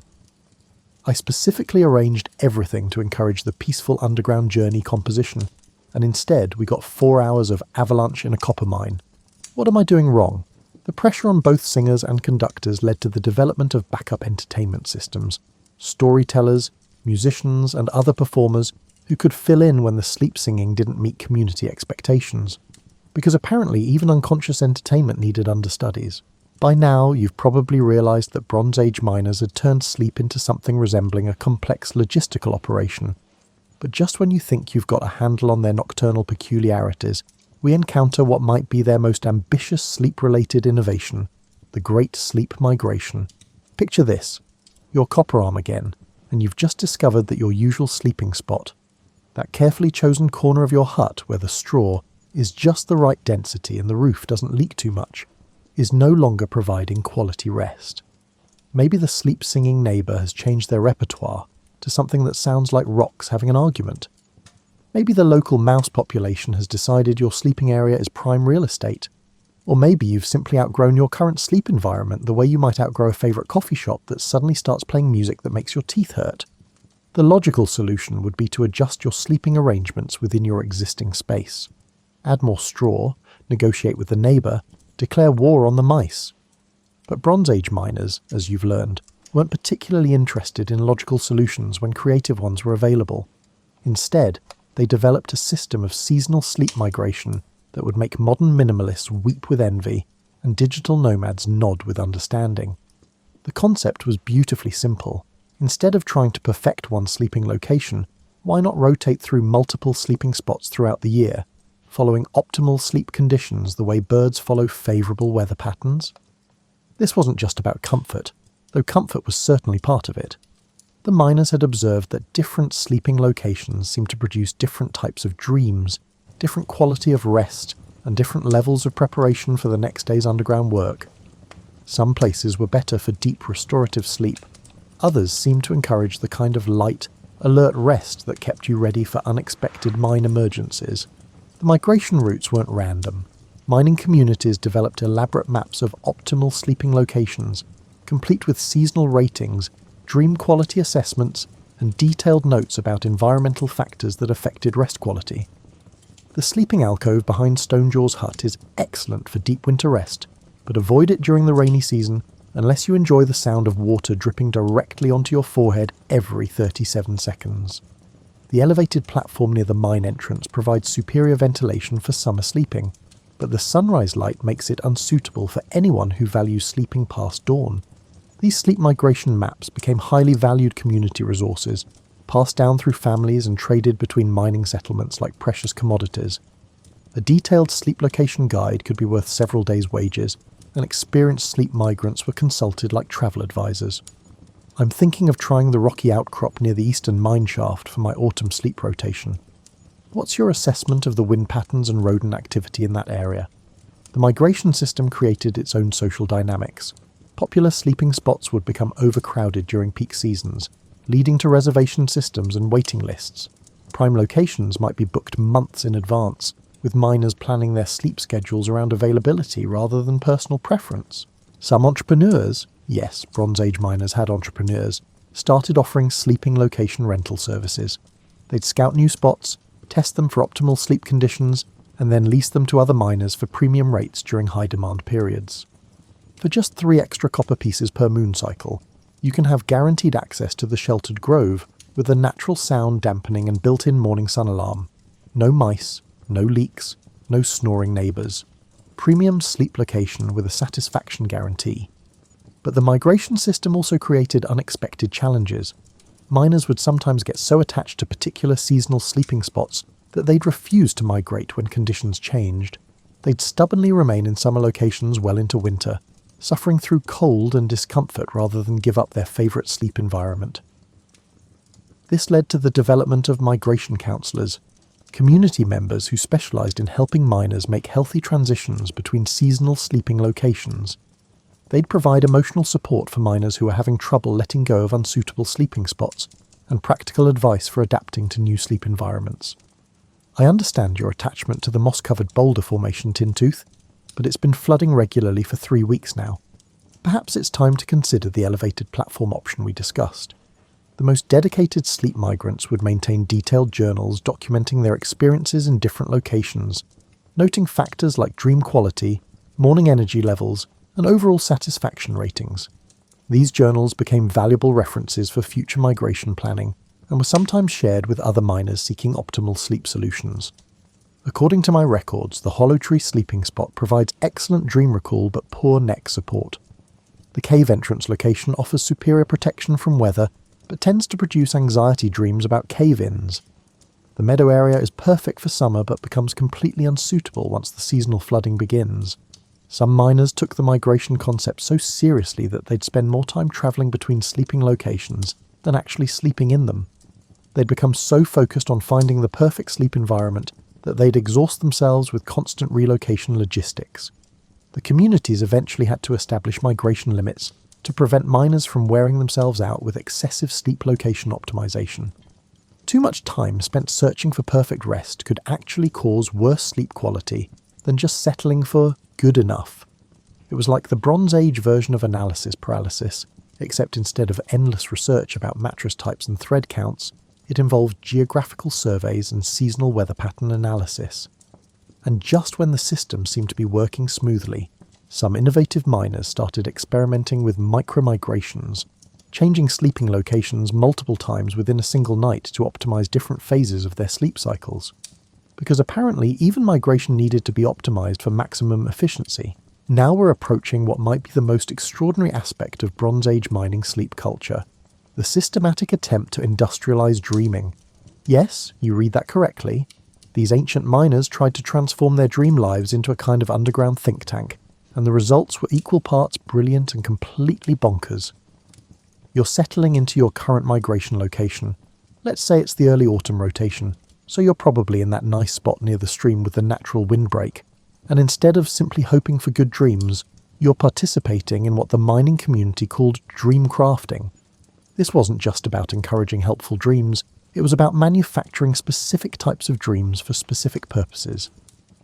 The concept emerged from the observation that miners who dreamed about their work often came up with creative solutions to underground challenges.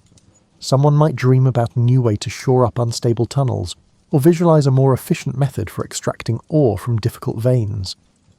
These work-related dreams seem to access a kind of problem-solving capability that conscious minds couldn't always achieve. Naturally, mining communities decided to systematize this process. Dream crafting involves elaborate pre-sleep preparation rituals designed to encourage specific types of dreams. Want to dream about finding new copper deposits? Spend your evening handling copper samples, studying geological formations, and mentally rehearsing successful mining scenarios. Hoping for dreams that would solve structural engineering problems? Focus your pre-sleep attention on support beams, tunnel design, and architectural challenges. It was like programming your unconscious mind to work on specific projects while you slept. The communities developed specialized roles for dream crafting support. Dream preparers would help miners set up their pre-sleep environments with appropriate visual, tactile, and olfactory cues. Dream recorders would be standing by when miners woke up, ready to capture and document any potentially useful dream content before it faded from memory. Quick, copper arm. You're mumbling something about twisted metal bindings and spiral support structures. Can you remember any details about the dream? And you'd be lying there, still half asleep, trying to reconstruct a complex engineering vision, while someone frantically takes notes about your drowsy mumbling. The most ambitious dream crafting experiments involved group dreaming sessions. Multiple miners would prepare to sleep together, focusing on the same challenges and hoping to generate complementary dreams that could be combined into comprehensive solutions. It was like forming a dream-based research and development team. Tonight we're all going to focus on the flooding problem in the eastern tunnels. Bronzebeard, you concentrate on drainage solutions. Tin Hand, focus on waterproofing materials. Stonejaw, see if you can dream up some kind of early warning system for water detection. The success rate for these group dreaming projects was about what you'd expect when trying to coordinate unconscious minds working on complex technical problems. Occasionally the miners would awaken with innovative, complementary solutions that seamlessly blended together like a puzzle. More often, they'd produce a collection of unrelated dreams about fish, childhood memories, and that embarrassing incident with the pickaxe from 3 summers ago. But the occasional successes were impressive enough to keep the system going, and some mining communities became quite sophisticated in their dream crafting techniques. They developed what we might recognize as early versions of lucid dreaming training, teaching miners to recognize when they were dreaming and to maintain some level of conscious control over their dream narratives. The goal was to stay focused on work-related problem-solving even while asleep. Remember, when you realize you're dreaming, don't get distracted by flying or other dream nonsense. Focus on the tunnel ventilation challenge. Use your dream state to visualize solutions that might not occur to your waking mind. This created some mildly stressful situations where miners felt pressure to be productive even while unconscious. Imagine the anxiety of knowing that your sleep performance was being evaluated not just for rest quality, but for creative problem-solving output. Sorry everyone, my dreams last night were completely useless. I spent the whole time dreaming about a giant copper-coloured rabbit that kept giving me mining advice that made no sense. I don't think we can use dig tunnels like carrot burrows as a viable engineering strategy. The communities eventually had to establish dream failure forgiveness policies to prevent miners from developing sleep anxiety that would actually reduce their dream productivity. Some of the most dedicated dream crafters started keeping detailed dream journals, documenting not just the content of their dreams, but the pre-sleep preparation techniques that seemed to produce the most useful results. These journals became valuable community resources, like recipe books for generating specific types of dreams. For dreams about ore quality assessment, I recommend spending the evening examining different metal samples while thinking about colour variations and density testing. Avoid eating fermented foods before sleep, as they seem to introduce random elements that distract from metallurgical focus. The most successful dream crafters developed personal specializations, becoming known for their ability to generate specific types of problem-solving dreams. Some became specialists in structural engineering dreams, others focused on geological survey dreams, and a few became known for their uncanny ability to dream about workplace safety solutions. These specialists would sometimes be consulted by other mining communities facing similar challenges. They'd travel to different settlements, learn about local mining problems, and then attempt to dream up solutions that could be implemented by the visiting community. It was like having Bronze Age consulting services powered by REM sleep and unconscious creativity. But the system also produced some wonderfully unexpected results. Miners who were trying to dream about technical solutions would sometimes come up with innovations in completely unrelated areas. Someone focusing on tunnel support might dream up new food preservation techniques. A miner concentrating on ore extraction might wake up with ideas for improved textile manufacturing. The community started maintaining unexpected innovation logs to capture these accidental discoveries, leading to a kind of Bronze Age cross-pollination of ideas between different industries and crafts. And just when the dream crafting system seemed to be reaching peak sophistication, some innovative miners started experimenting with dream trading, attempting to share their dreams with other people through detailed storytelling and visualization exercises. This suggests that even unconscious creativity required optimization for maximum distribution and collaborative efficiency. As you're drifting towards sleep in your modern bed, with your climate control and blackout curtains and probably a dozen different apps designed to optimize your rest, it's worth considering what happened to all this Bronze Age sleep innovation. Did these elaborate systems simply disappear when mining techniques evolved, or did they leave traces that still influence how we think about rest and dreams?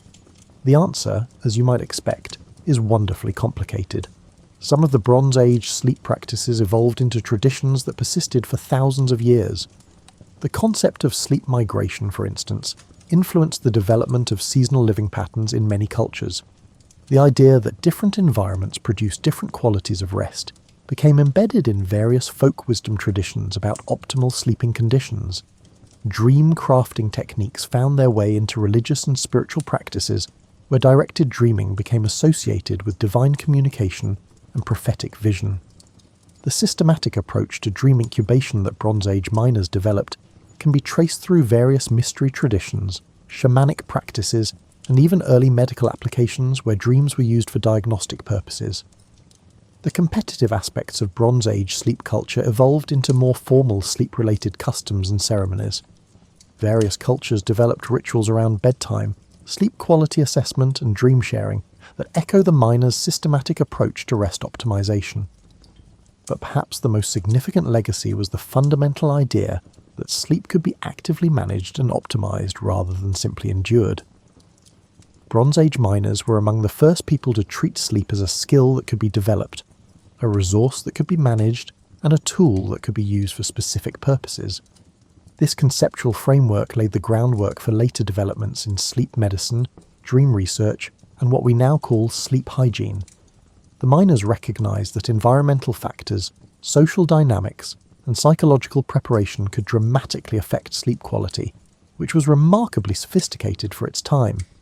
Their understanding that different types of rest served different purposes, that deep sleep, light sleep, and various dreaming states each had distinct benefits, predated modern sleep science by thousands of years.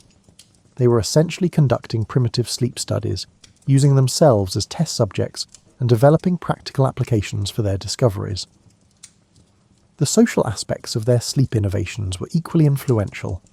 The idea that individual sleep quality could affect community well-being, that sleep patterns could be coordinated for group benefit, and that sleep-related skills could be shared and taught became embedded in many cultures' approaches to rest and community living. Even some of their more unusual practices left lasting influences. The concept of sleep singing evolved into various traditional lullaby practices and bedtime musical customs. The idea of sleep location optimization influenced architectural approaches to bedroom design and the development of sleeping spaces in different cultures. Their systematic approach to managing sleep-related anxiety, recognizing that worry about sleep quality could actually interfere with rest, became a cornerstone of later therapeutic approaches to sleep disorders. Bronze Age miners were essentially practicing primitive cognitive behavioral therapy for sleep problems, but perhaps most importantly, they established the precedent that sleep was worth paying attention to, worth investing effort in, and worth treating as a serious aspect of human health and productivity. This wasn't just about getting enough rest, it was about getting the right kind of rest, in the right environment, with the right preparation and support systems. Modern sleep research continues to confirm many intuitive findings.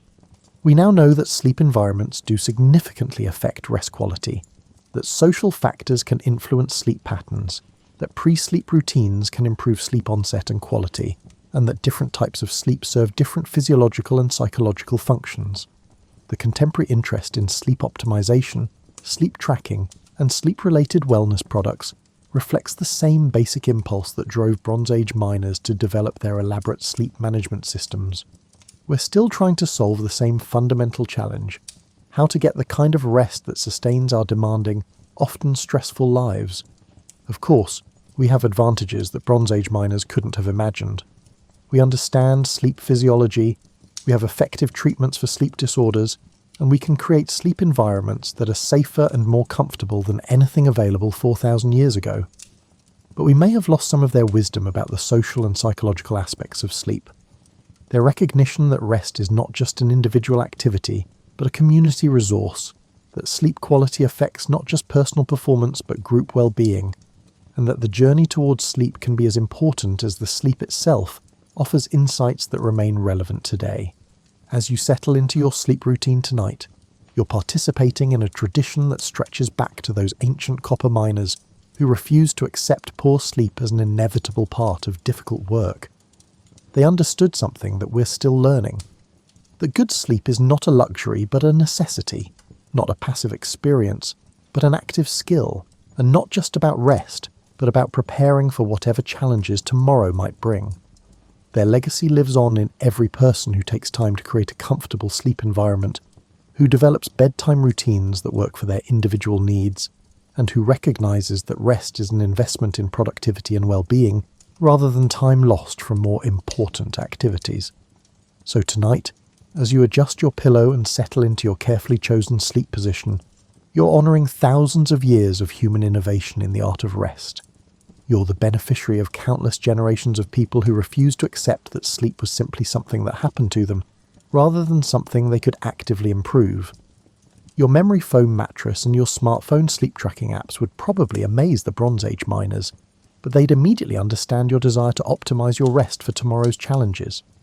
They'd recognize the familiar human impulse to turn even unconsciousness into an opportunity for improvement and innovation.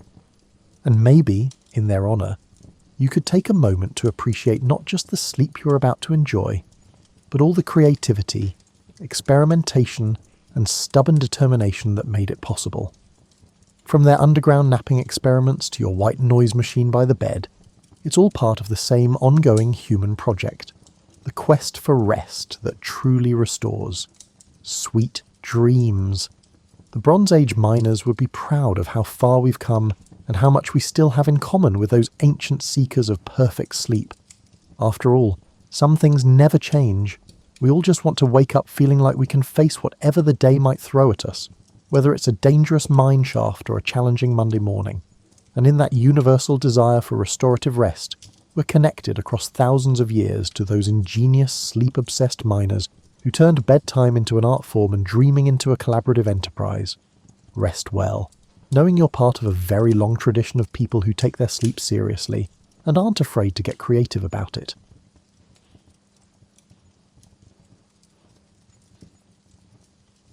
Helen Keller began her life against a backdrop of Reconstruction-era Alabama, a place where social norms were frayed and family legacies weighed heavily on each new generation. Born on June 27, 1880, in Tuscumbia, she was part of a region still grappling with the aftermath of the Civil War.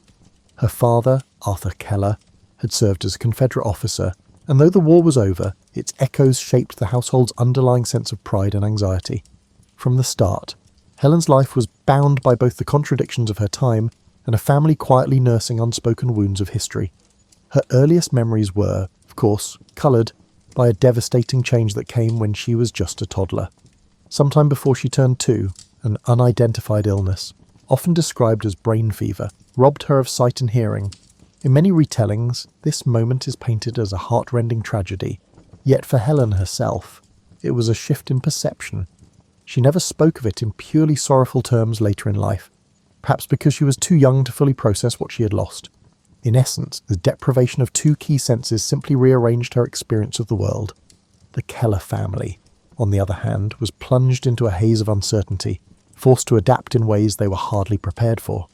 The household was a swirl of tension. A child with no means of communication, save for raw gestures and the occasional shriek, tested everyone's limits. Helen's mother, Kate, wrestled with both heartbreak and determination, searching frantically for some method to reach her daughter. The era offered little guidance. Doctors gave vague, sometimes contradictory advice. Neighbours whispered about God's will or nature's cruelty. Many believed that being both deaf and blind was a lifelong sentence of isolation. Yet Kate Keller refused to surrender to that conventional wisdom and began a tireless journey that would eventually take her to experts in distant cities. Within the walls of Ivy Green, the family's homestead, Helen's days were filled with tactile explorations. She felt the sun in the courtyard, the rough bark of trees near the garden, and the lingering vibrations of household chores. She could sense footsteps' vibrations on wooden floors and followed faint scents in the breeze to understand who was nearby. Though it sounds romantic to modern ears, to young Helen it was purely survival. She used every tool she had, taste, touch, smell, the delicate tremors of movement, and discovered how to navigate a chaotic environment. Still, such adaptation wasn't enough to give her a vocabulary or a means of expression beyond basic wants. She would throw tantrums to convey frustration, grabbing at objects she desired or wailing at moments of confusion. Her parents walked on eggshells, never knowing when their daughter's frustration might explode into yet another outburst. Occasionally, distant visitors from the family's circle of acquaintances arrived, but few had hope for Helen's future. 1 or 2 suggested asylums, most simply stared, polite smiles masking pity. These moments of external doubt only spurred Kate Keller to keep searching. Perhaps the less talked about aspect of Helen's early life is how her father and extended relatives perceived her condition. While some recounted that Arthur Keller doted on his daughter, more nuanced family letters indicate a father caught between love and a certain resignation.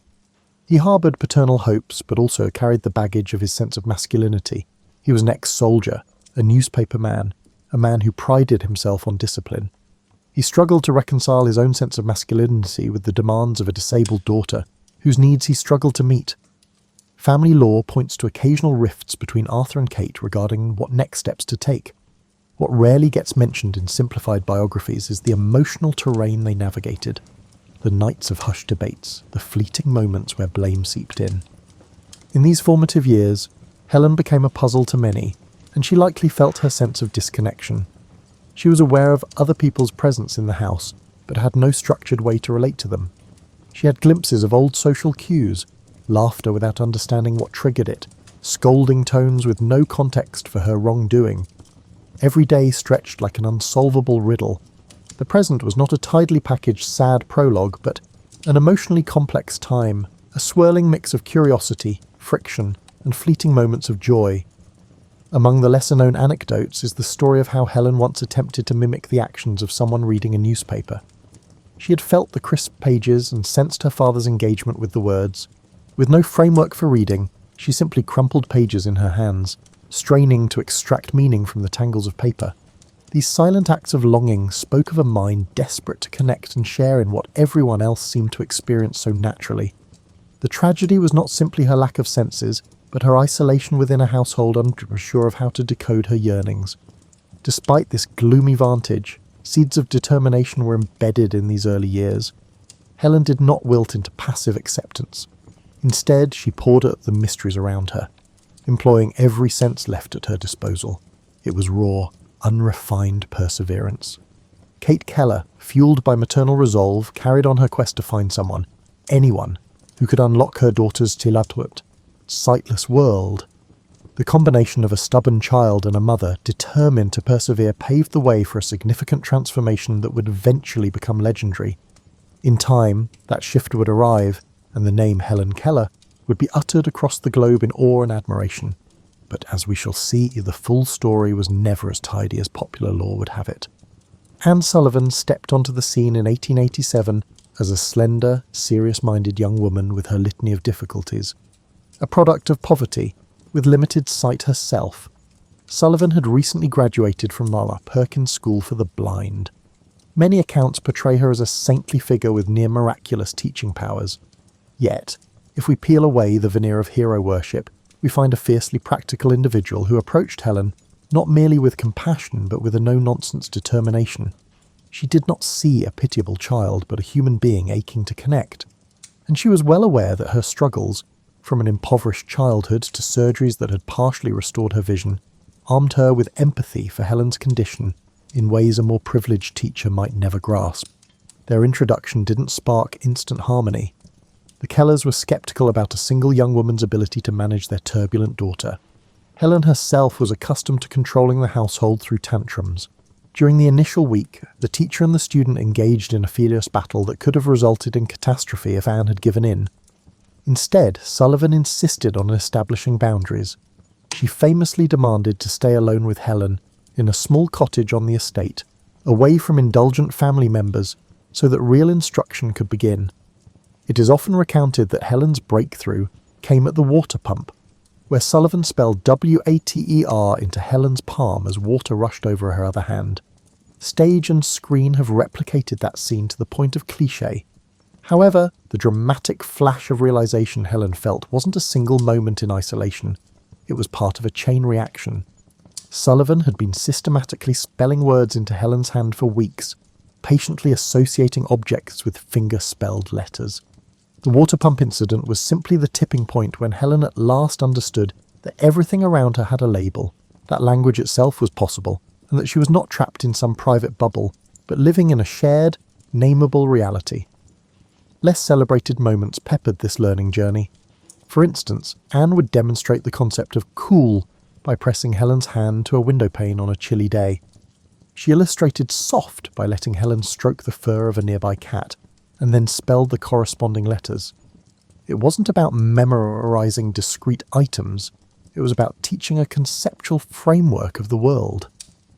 Helen began to realize that there was a logic to everything she touched, that each texture and object had its identity, and that these identities could be conveyed through symbolic letters traced onto her hand. The social dimension of this breakthrough is perhaps the most profound.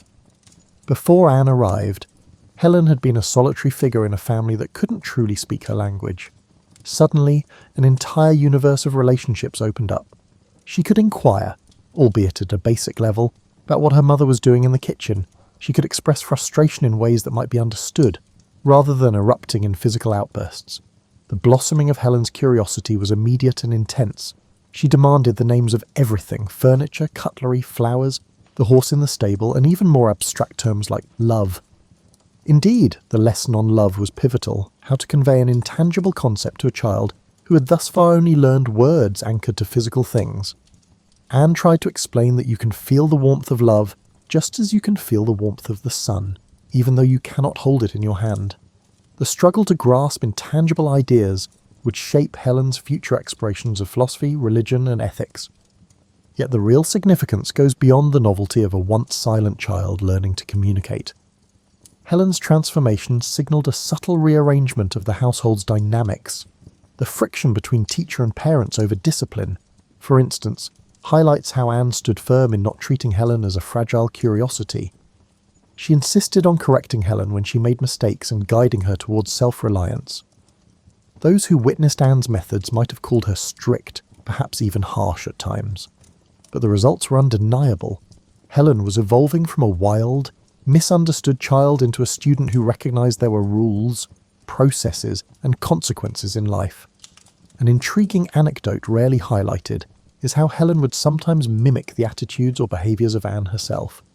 Because so much of Helen's learning was through touch, she picked up on subtle cues like Anne's posture or even the way Anne's face set in determination.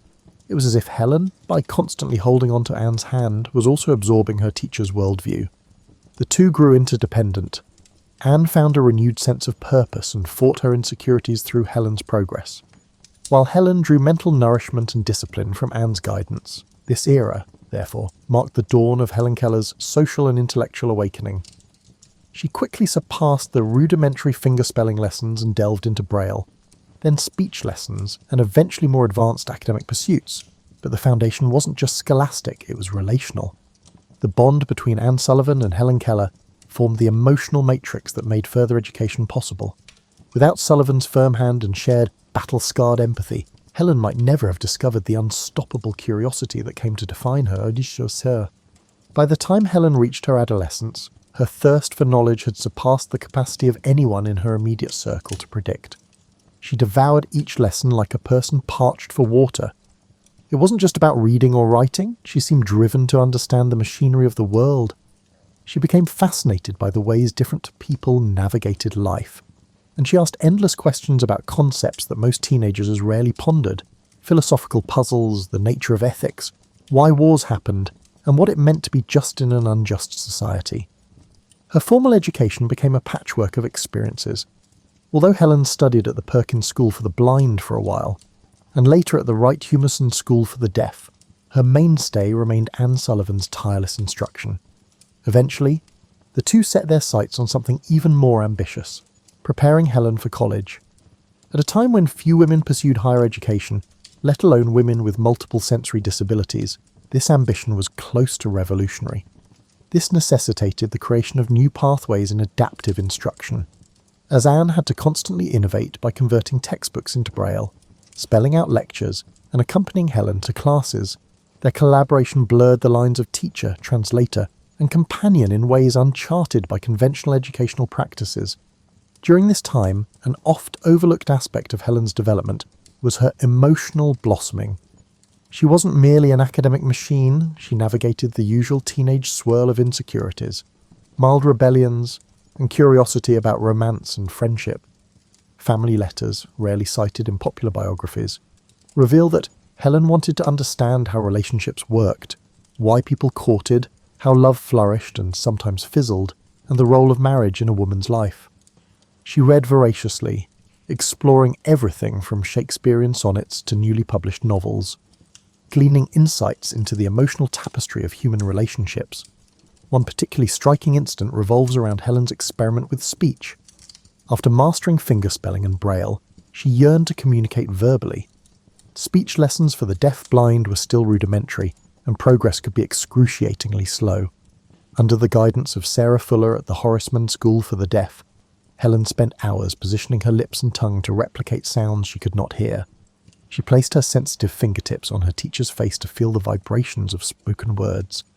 Over months of painstaking effort, she managed to form spoken phrases that were intelligible to those who knew her well. But the triumph was bittersweet. Her speech would never be as fluid or comprehensible to strangers, and it required relentless practice to maintain. Yet, in typical Helen fashion, she refused to see this limitation as defeat. It was merely another dimension of communication to explore. Socially, these teenage years also brought Helen under the spotlight in ways both thrilling and uncomfortable. The media caught wind of a miracle child who was deaf and blind, yet flourishing academically. Journalists occasionally visited to watch her articulate a few words or to see her read entire passages in Braille. Some articles were sympathetic marvels, others bordered on the sensational, depicting Helen as a curiosity or wonder. The term wonder child, in fact, appeared so frequently that Helen later expressed mixed feelings about it. She feared it reduced her to an oddity, rather than recognizing her as a young woman with complex intellect and emotions. However, the publicity had its advantages. It introduced Helen to networks of educators, philanthropists, and activists who took an interest in her future. She began corresponding with notable intellectuals of the era, forging connections that would seed her later involvement in social activism. Mark Twain was one such figure. He was captivated by her wit and breadth of knowledge, and their letters showed a mutual admiration that transcended her disabilities. In an era when conversation itself was often limited to those within one's immediate circle, Helen was forging relationships across continents, guided by Sullivan's interpreting hands. Not everything was straightforward. By her late teens, Helen grappled with the perennial adolescent tug-of-war, independence versus reliance. Anne Sullivan was both guardian angel and gatekeeper. The closeness they shared sometimes led to friction. Helen wanted more autonomy, some space to make mistakes, to be alone with her thoughts, to test her boundaries. Anne, for her part, recognised that without her intervention, Helen could become overwhelmed in new environments. This tension rarely escalated into open conflict, but it simmered, foreshadowing later complexities in their relationship. One revealing episode took place when Helen visited the ocean for the first time. She eagerly waded beyond her comfort zone, enthralled by the sensation of waves crashing against her body. Anne, worried about Helen's safety, yanked her back. This encounter illuminated the risk inherent in discovering the world through the partial senses. Each new experience was exhilarating to Helen, but her sense of danger was limited by her lack of sight and hearing. Her teacher and companion felt the weight of constant vigilance. It was a dance of trust and caution, exploration and safeguarding, one that would colour Helen's life for decades to come. In many ways, these teenage years were an incubator for the fierce intellect and strong will that the world would come to know. She was no longer the tantrum-prone toddler, nor simply a novelty act. She was a growing scholar and a burgeoning thinker, laying the groundwork for her adult pursuits. Every day, she discovered more about the labyrinth of human experiences, determined to map it out with whatever sensory tools she could muster. The next frontier would be college, a world of lectures, syllabi, social clubs, and new ideas that would both excite and challenge her in ways she had yet to imagine. Helen Keller's enrollment at Radcliffe College in 1900 had a profound impact. She was the first deafblind person to undertake a full course of study at one of the nation's most rigorous academic institutions. From the outset, it was clear that neither the college nor her fellow students quite knew what to expect. Though Radcliffe was more progressive than many, the logistics of accommodating Helen's needs were unprecedented.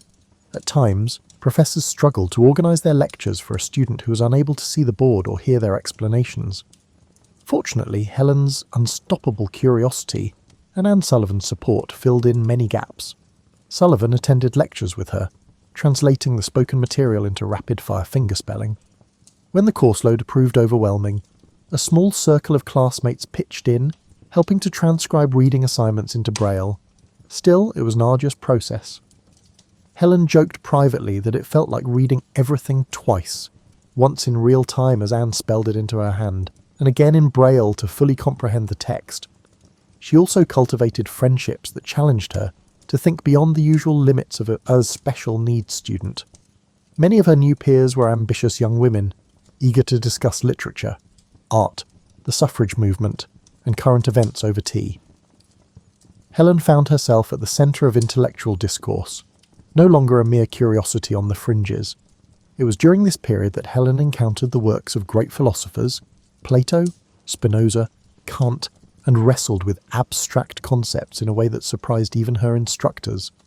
She was particularly taken with Kant's ideas about innate structures of the mind, finding a parallel in her quest to conceptualize the world despite missing two key senses. The result was a unique perspective on knowledge itself. Helen believed, even then, that much of learning came from inside, an internal scaffolding onto which experiences could be attached. When classmates debated the nature of reality or the possibility of knowing truth, Helen's contributions had a resonance that came from living in a realm so different from the norm. Socially, Helen refused to let her disabilities define her interactions. She attended student gatherings, though she relied on interpreters to follow conversations. She tried, however awkwardly, to engage in the typical banter of undergraduates, complaining about heavy workloads, arguing about politics, swapping opinions on novels. Some classmates found it intimidating to speak with her, worried they might say something offensive or fail to communicate properly. Helen, accustomed to these hesitations, frequently introduced herself with sharp humour. She'd eavesdrop on petty gossip by laying her hand on a conversation partner's lips to feel the vibrations of their whispered words, then would interject a witty remark. This approach, though startling at first, earned her a circle of devoted friends who cherished her candour and intelligence. An underexplored angle is how this phase of Helen's life further shaped her political consciousness. Through her coursework and conversations with radical-minded classmates, she became increasingly aware of social inequalities, class struggles, and the limitations placed on women. This environment undoubtedly laid the seeds for her later activism in socialist movements and suffrage campaigns. She no longer simply read about these issues, she encountered them in the flesh. Fellow students worried about tuition, or suffragists protesting in Boston streets, or editorials in newspapers calling for changes in labour laws. Helen was struck by the disparity between the privileged gates of academia and the harsh realities experienced by many outside them. Reading the works of H.G. Wells and other forward-thinking authors who challenged the status quo escalated this tension. She corresponded with some of these writers, forging a network of ideas that far surpassed the typical college pen-pal relationships. Most people know of her friendship with Mark Twain, but fewer realise she also exchanged letters with reformers like Jane Addams, discussing not only disability rights but also broader social reforms. Her identity began to crystallise around the idea that her life was not just about personal triumph, but also about dismantling the obstacles, social, economic and political, that held others back. Amid all these intellectual pursuits, daily life at Radcliffe was still physically exhausting. Helen's health sometimes wavered due to the enormous strain of reading, writing, and deciphering a deluge of new material. Anne Sullivan too felt the pressure. She was effectively auditing the entire curriculum while juggling her role as interpreter, companion and caretaker. The two had to invent coping mechanisms, like scheduling strict breaks to rest Helen's fingers and avoiding marathon reading sessions late into the night. However, neither woman was willing to compromise, and they persevered in pursuit of excellence. By the time Helen graduated with honours in 1904, she had set a precedent that would serve as an inspiration to numerous others. She demonstrated that a deaf-blind individual could excel in a challenging academic setting, provided they had the appropriate rebonders and determination. She broadened her philosophical and political perspectives, leaving college with convictions that would soon transform her from a resilient figure into an activist with a distinct purpose. However, it's important to acknowledge that her academic achievements were only one aspect of her evolving character. Underneath the public accolades and personal milestones, Helen was quietly evolving into a thinker with a passionate commitment to justice, forging a path few in her era could have predicted. After completing her formal education, Helen Keller entered the public sphere, serving not only as a symbol but also as a conscience-driven voice. Most mainstream biographies concentrate on her championing of disability rights, which is undeniable. She worked tirelessly to improve Braille systems, broaden educational opportunities, and secure funding for schools serving the visually and hearing impaired.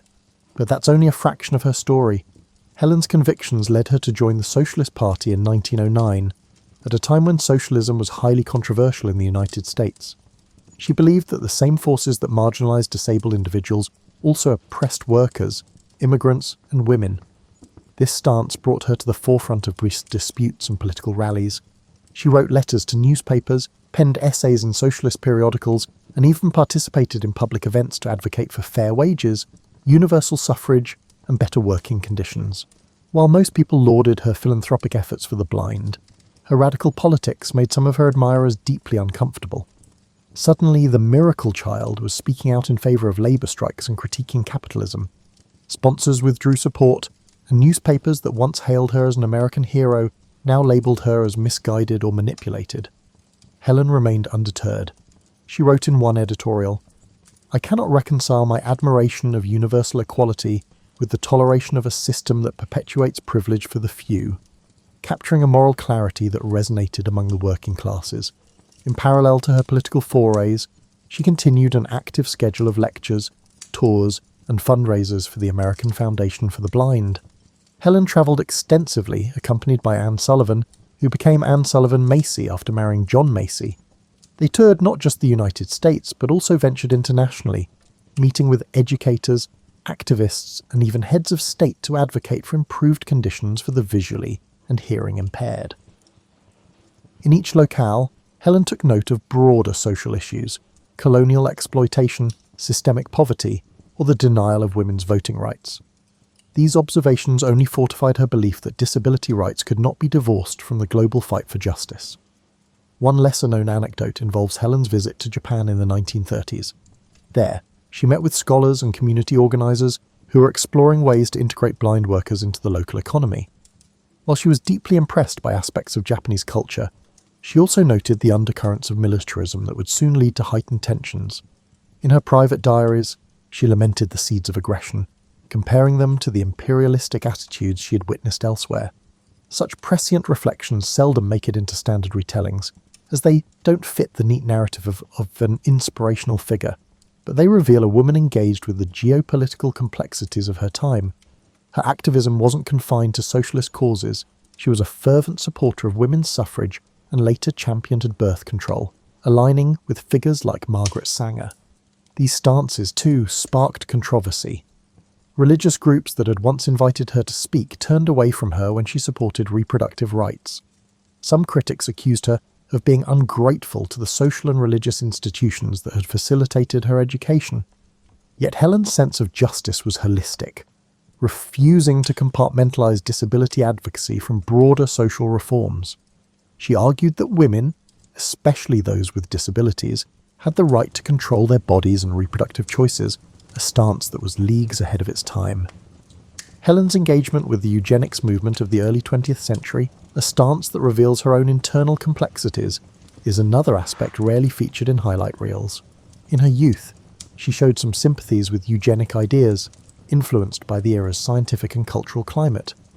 However, with time and further reflection, she distanced herself from these perspectives and advocated a more inclusive view of human potential. This shift was gradual and underscores that Helen Keller was not a static icon, but a person capable of evolving her viewpoints as she absorbed new information and criticisms. Throughout these years, Anne Sullivan remained her closest collaborator, though their relationship had its strains. The strain of constant travelling led to a decline in Anne's health, yet the teacher-pupil bond had evolved far beyond its original form. They were co-conspirators in activism, confidants in personal matters, and mutual sounding boards for each other's moral dilemmas. If friction arose, it was often because Helen's activism demanded a pace that Anne struggled to sustain, or because Anne sometimes worried about the backlash Helen's radical stances invited. But ultimately, they faced the spotlight together, Helen as the unstoppable champion, and Anne as the essential, if often overshadowed, pillar. By the mid-1920s, Helen Keller was no longer just a household name, but a force in civic discourse, challenging norms and expanding the conversation on disability rights, labour conditions, women's liberation, and beyond. Yet in popular imagination, these achievements paled beside the sanitised image of a girl who learned to speak and read. Media outlets and charitable organisations often preferred the simpler tale, finding her radical zeal complicated to market. But Helen pushed on, convinced that an unexamined stance on social issues was a betrayal of her own personal journey. For her, each victory over adversity served as a call to transform society, ensuring that others would not have to endure the same struggles. In the decades following her emergence as a public figure, Helen Keller became something of an international phenomenon. She gave lectures around the globe, always with an interpreter by her side, initially Anne Sullivan, and later Polly Thompson when Anne's health worsened. Large audiences gathered to see how a deaf-blind individual could stand on stage, attempt spoken words, and then communicate more fully through hand signals, braille, or the vibrant expressiveness of her face and body language. Though there was a measure of spectacle in these events, Helen's substance often transcended the curiosity factor. She was unabashed in calling out injustices, whether addressing colonial practices in India or the plight of European refugees fleeing warfare. One memorable tour took her to South America, where she visited schools for the blind in Brazil and Argentina. Unlike some Western travellers of her day, Helen didn't confine herself to upscale reception halls. She insisted on meeting local activists and workers, even venturing into factories and impoverished neighbourhoods to speak with those whose lives rarely intersected with the privileged. While she couldn't hear the noise of machinery or see the cramped living conditions, she felt the vibrations and gleaned details through incessant questioning. She touched the walls, the worn tools, the battered tables, and spelled questions into her companion's hand, refusing to remain insulated from the realities outside the lecture circuits. In each new place, Helen encountered both adoration and a bewilderment. Some officials tried to dissuade her from delving into political matters, hoping she'd stick to safe topics about overcoming adversity.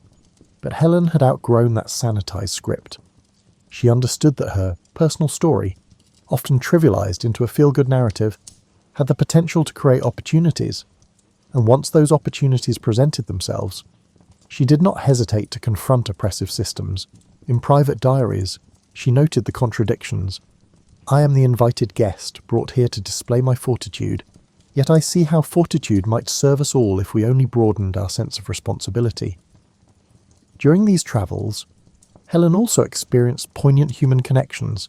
In one instance, she met an indigenous leader in Peru who communicated with her through an interpreter, describing the region's social stratification and the exploitation of local resources. Helen, through her interpreter, conveyed solidarity and drew parallels between being marginalized due to disability and being marginalized due to ethnicity or economic status. Such encounters reinforced her core belief that different struggles against oppression shared the same roots.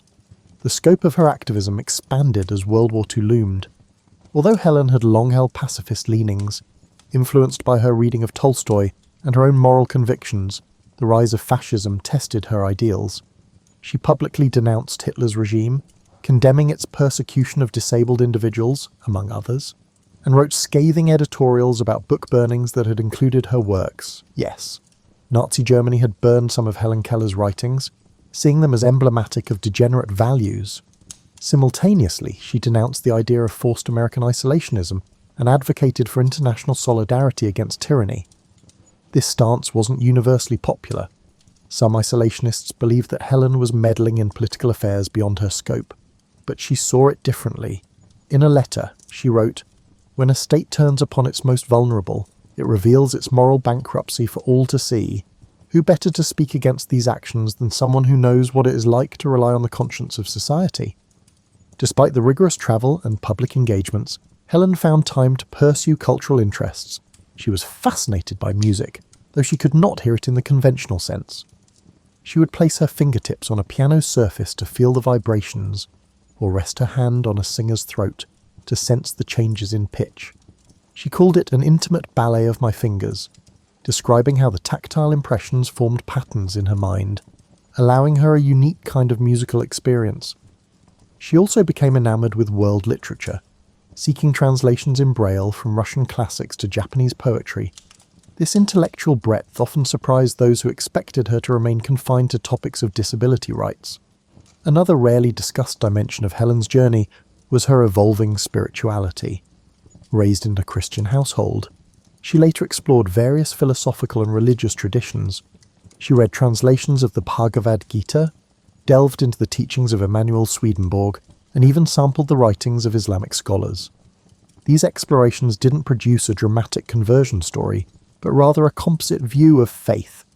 She saw spiritual teachings as a kind of universal language speaking to shared moral imperatives: kindness, justice, humility.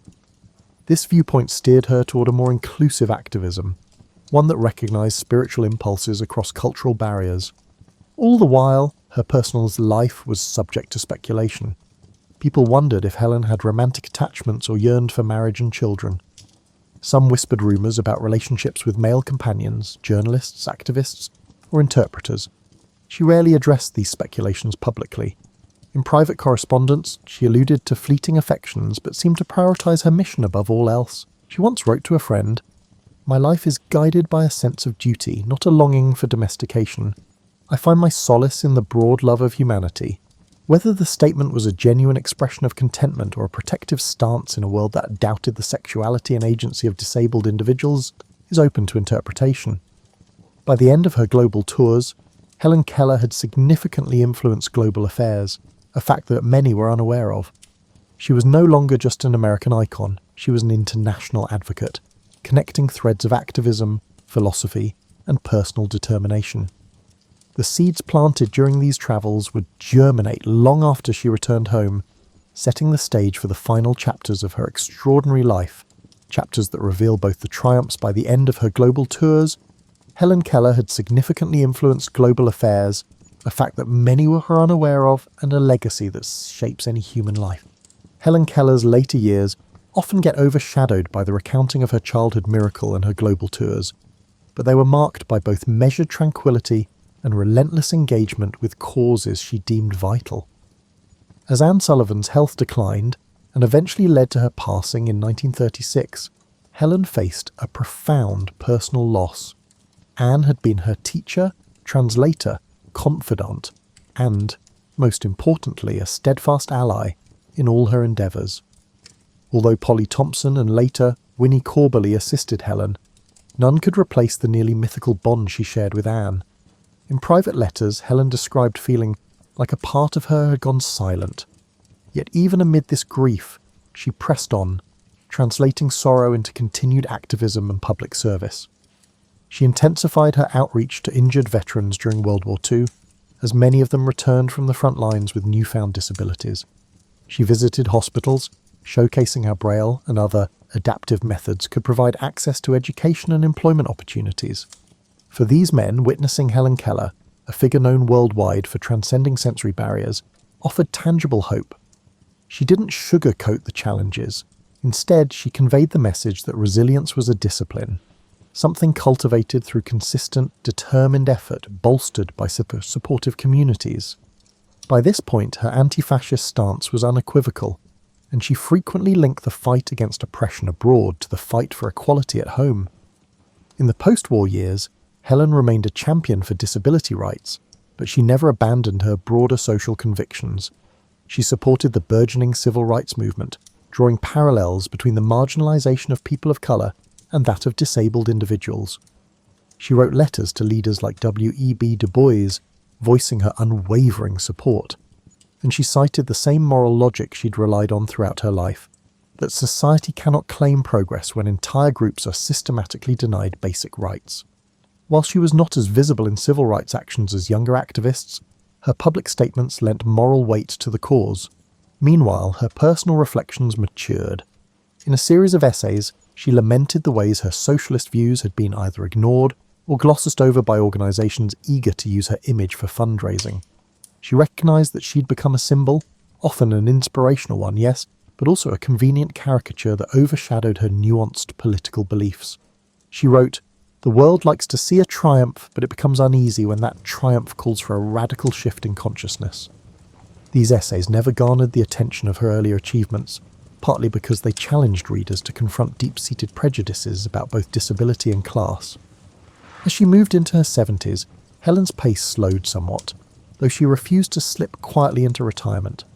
She still travelled across the United States, visiting schools for the blind, giving lectures at universities, and meeting public figures who sought her endorsement. Hollywood occasionally came calling, wanting to dramatise her life for the umpteenth time. Despite her appreciation for the renewed interest, she was cautious about repetitive storytelling that reduced her to a mere child at the water pump. She often insisted that any portrayal include her advocacy work and her worldview, though producers weren't always receptive. She also kept she was writing, producing articles, letters and reflections that hammered home her belief in humanity's interconnected destiny. Helen's passing on June 1st, 1968, brought tributes from around the globe. Obituaries lauded her as the miracle worker's miracle, a phrase that, while meant to honour her, only reinforced the simplistic narrative she had wrestled with all her life. Yet behind the public memorials, there was a rippling acknowledgement that Helen Keller had been far more than a figure of pity or even of personal triumph. She had been a thinker, an activist, a woman of conviction whose reach extended into issues of class struggle, international peace, women's rights, and racial justice.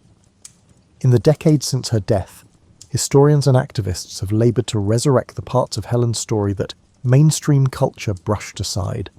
New scholarship highlights her political essays, her critiques of capitalism, her commitment to civil rights, and even her flirtations with various global philosophies. Disability rights advocates often point to her as an early champion, who recognised that the fight for equal education and social inclusion was fundamentally linked to broader societal reform. While some might still cling to the hagiographic tale of a little girl saved by a saintly teacher, an increasing number of people have come to appreciate the full tapestry of her life, nuanced, sometimes contradictory, but always deeply engaged with the moral imperatives of her era. Helen Keller wasn't just the child at the pump or the smiling woman on stage demonstrating how she spoke. She was an impassioned, imperfect, evolving figure whose challenges didn't simply end when she learned her first word. That victory merely marked the beginning of a lifetime of struggles, fights for her personal self-expression, and for a society that valued all forms of existence and potential. Helen Keller's legacy surpasses the common belief that one can achieve anything through hard work. It reaches toward a more profound truth. Empathy for others, combined with the courage to challenge injustice, can reshape how society understands both its strengths and its responsibilities. In this light, Helen Keller stands not merely as a testament to perseverance, but as a clarion call for any generation that seeks to reconcile the gulf between lofty ideals and real-world inequalities. She reminds us that what begins as a personal struggle can flower into a collective cause, a cause that demands continuous effort, relentless curiosity, and above all, unwavering humanity.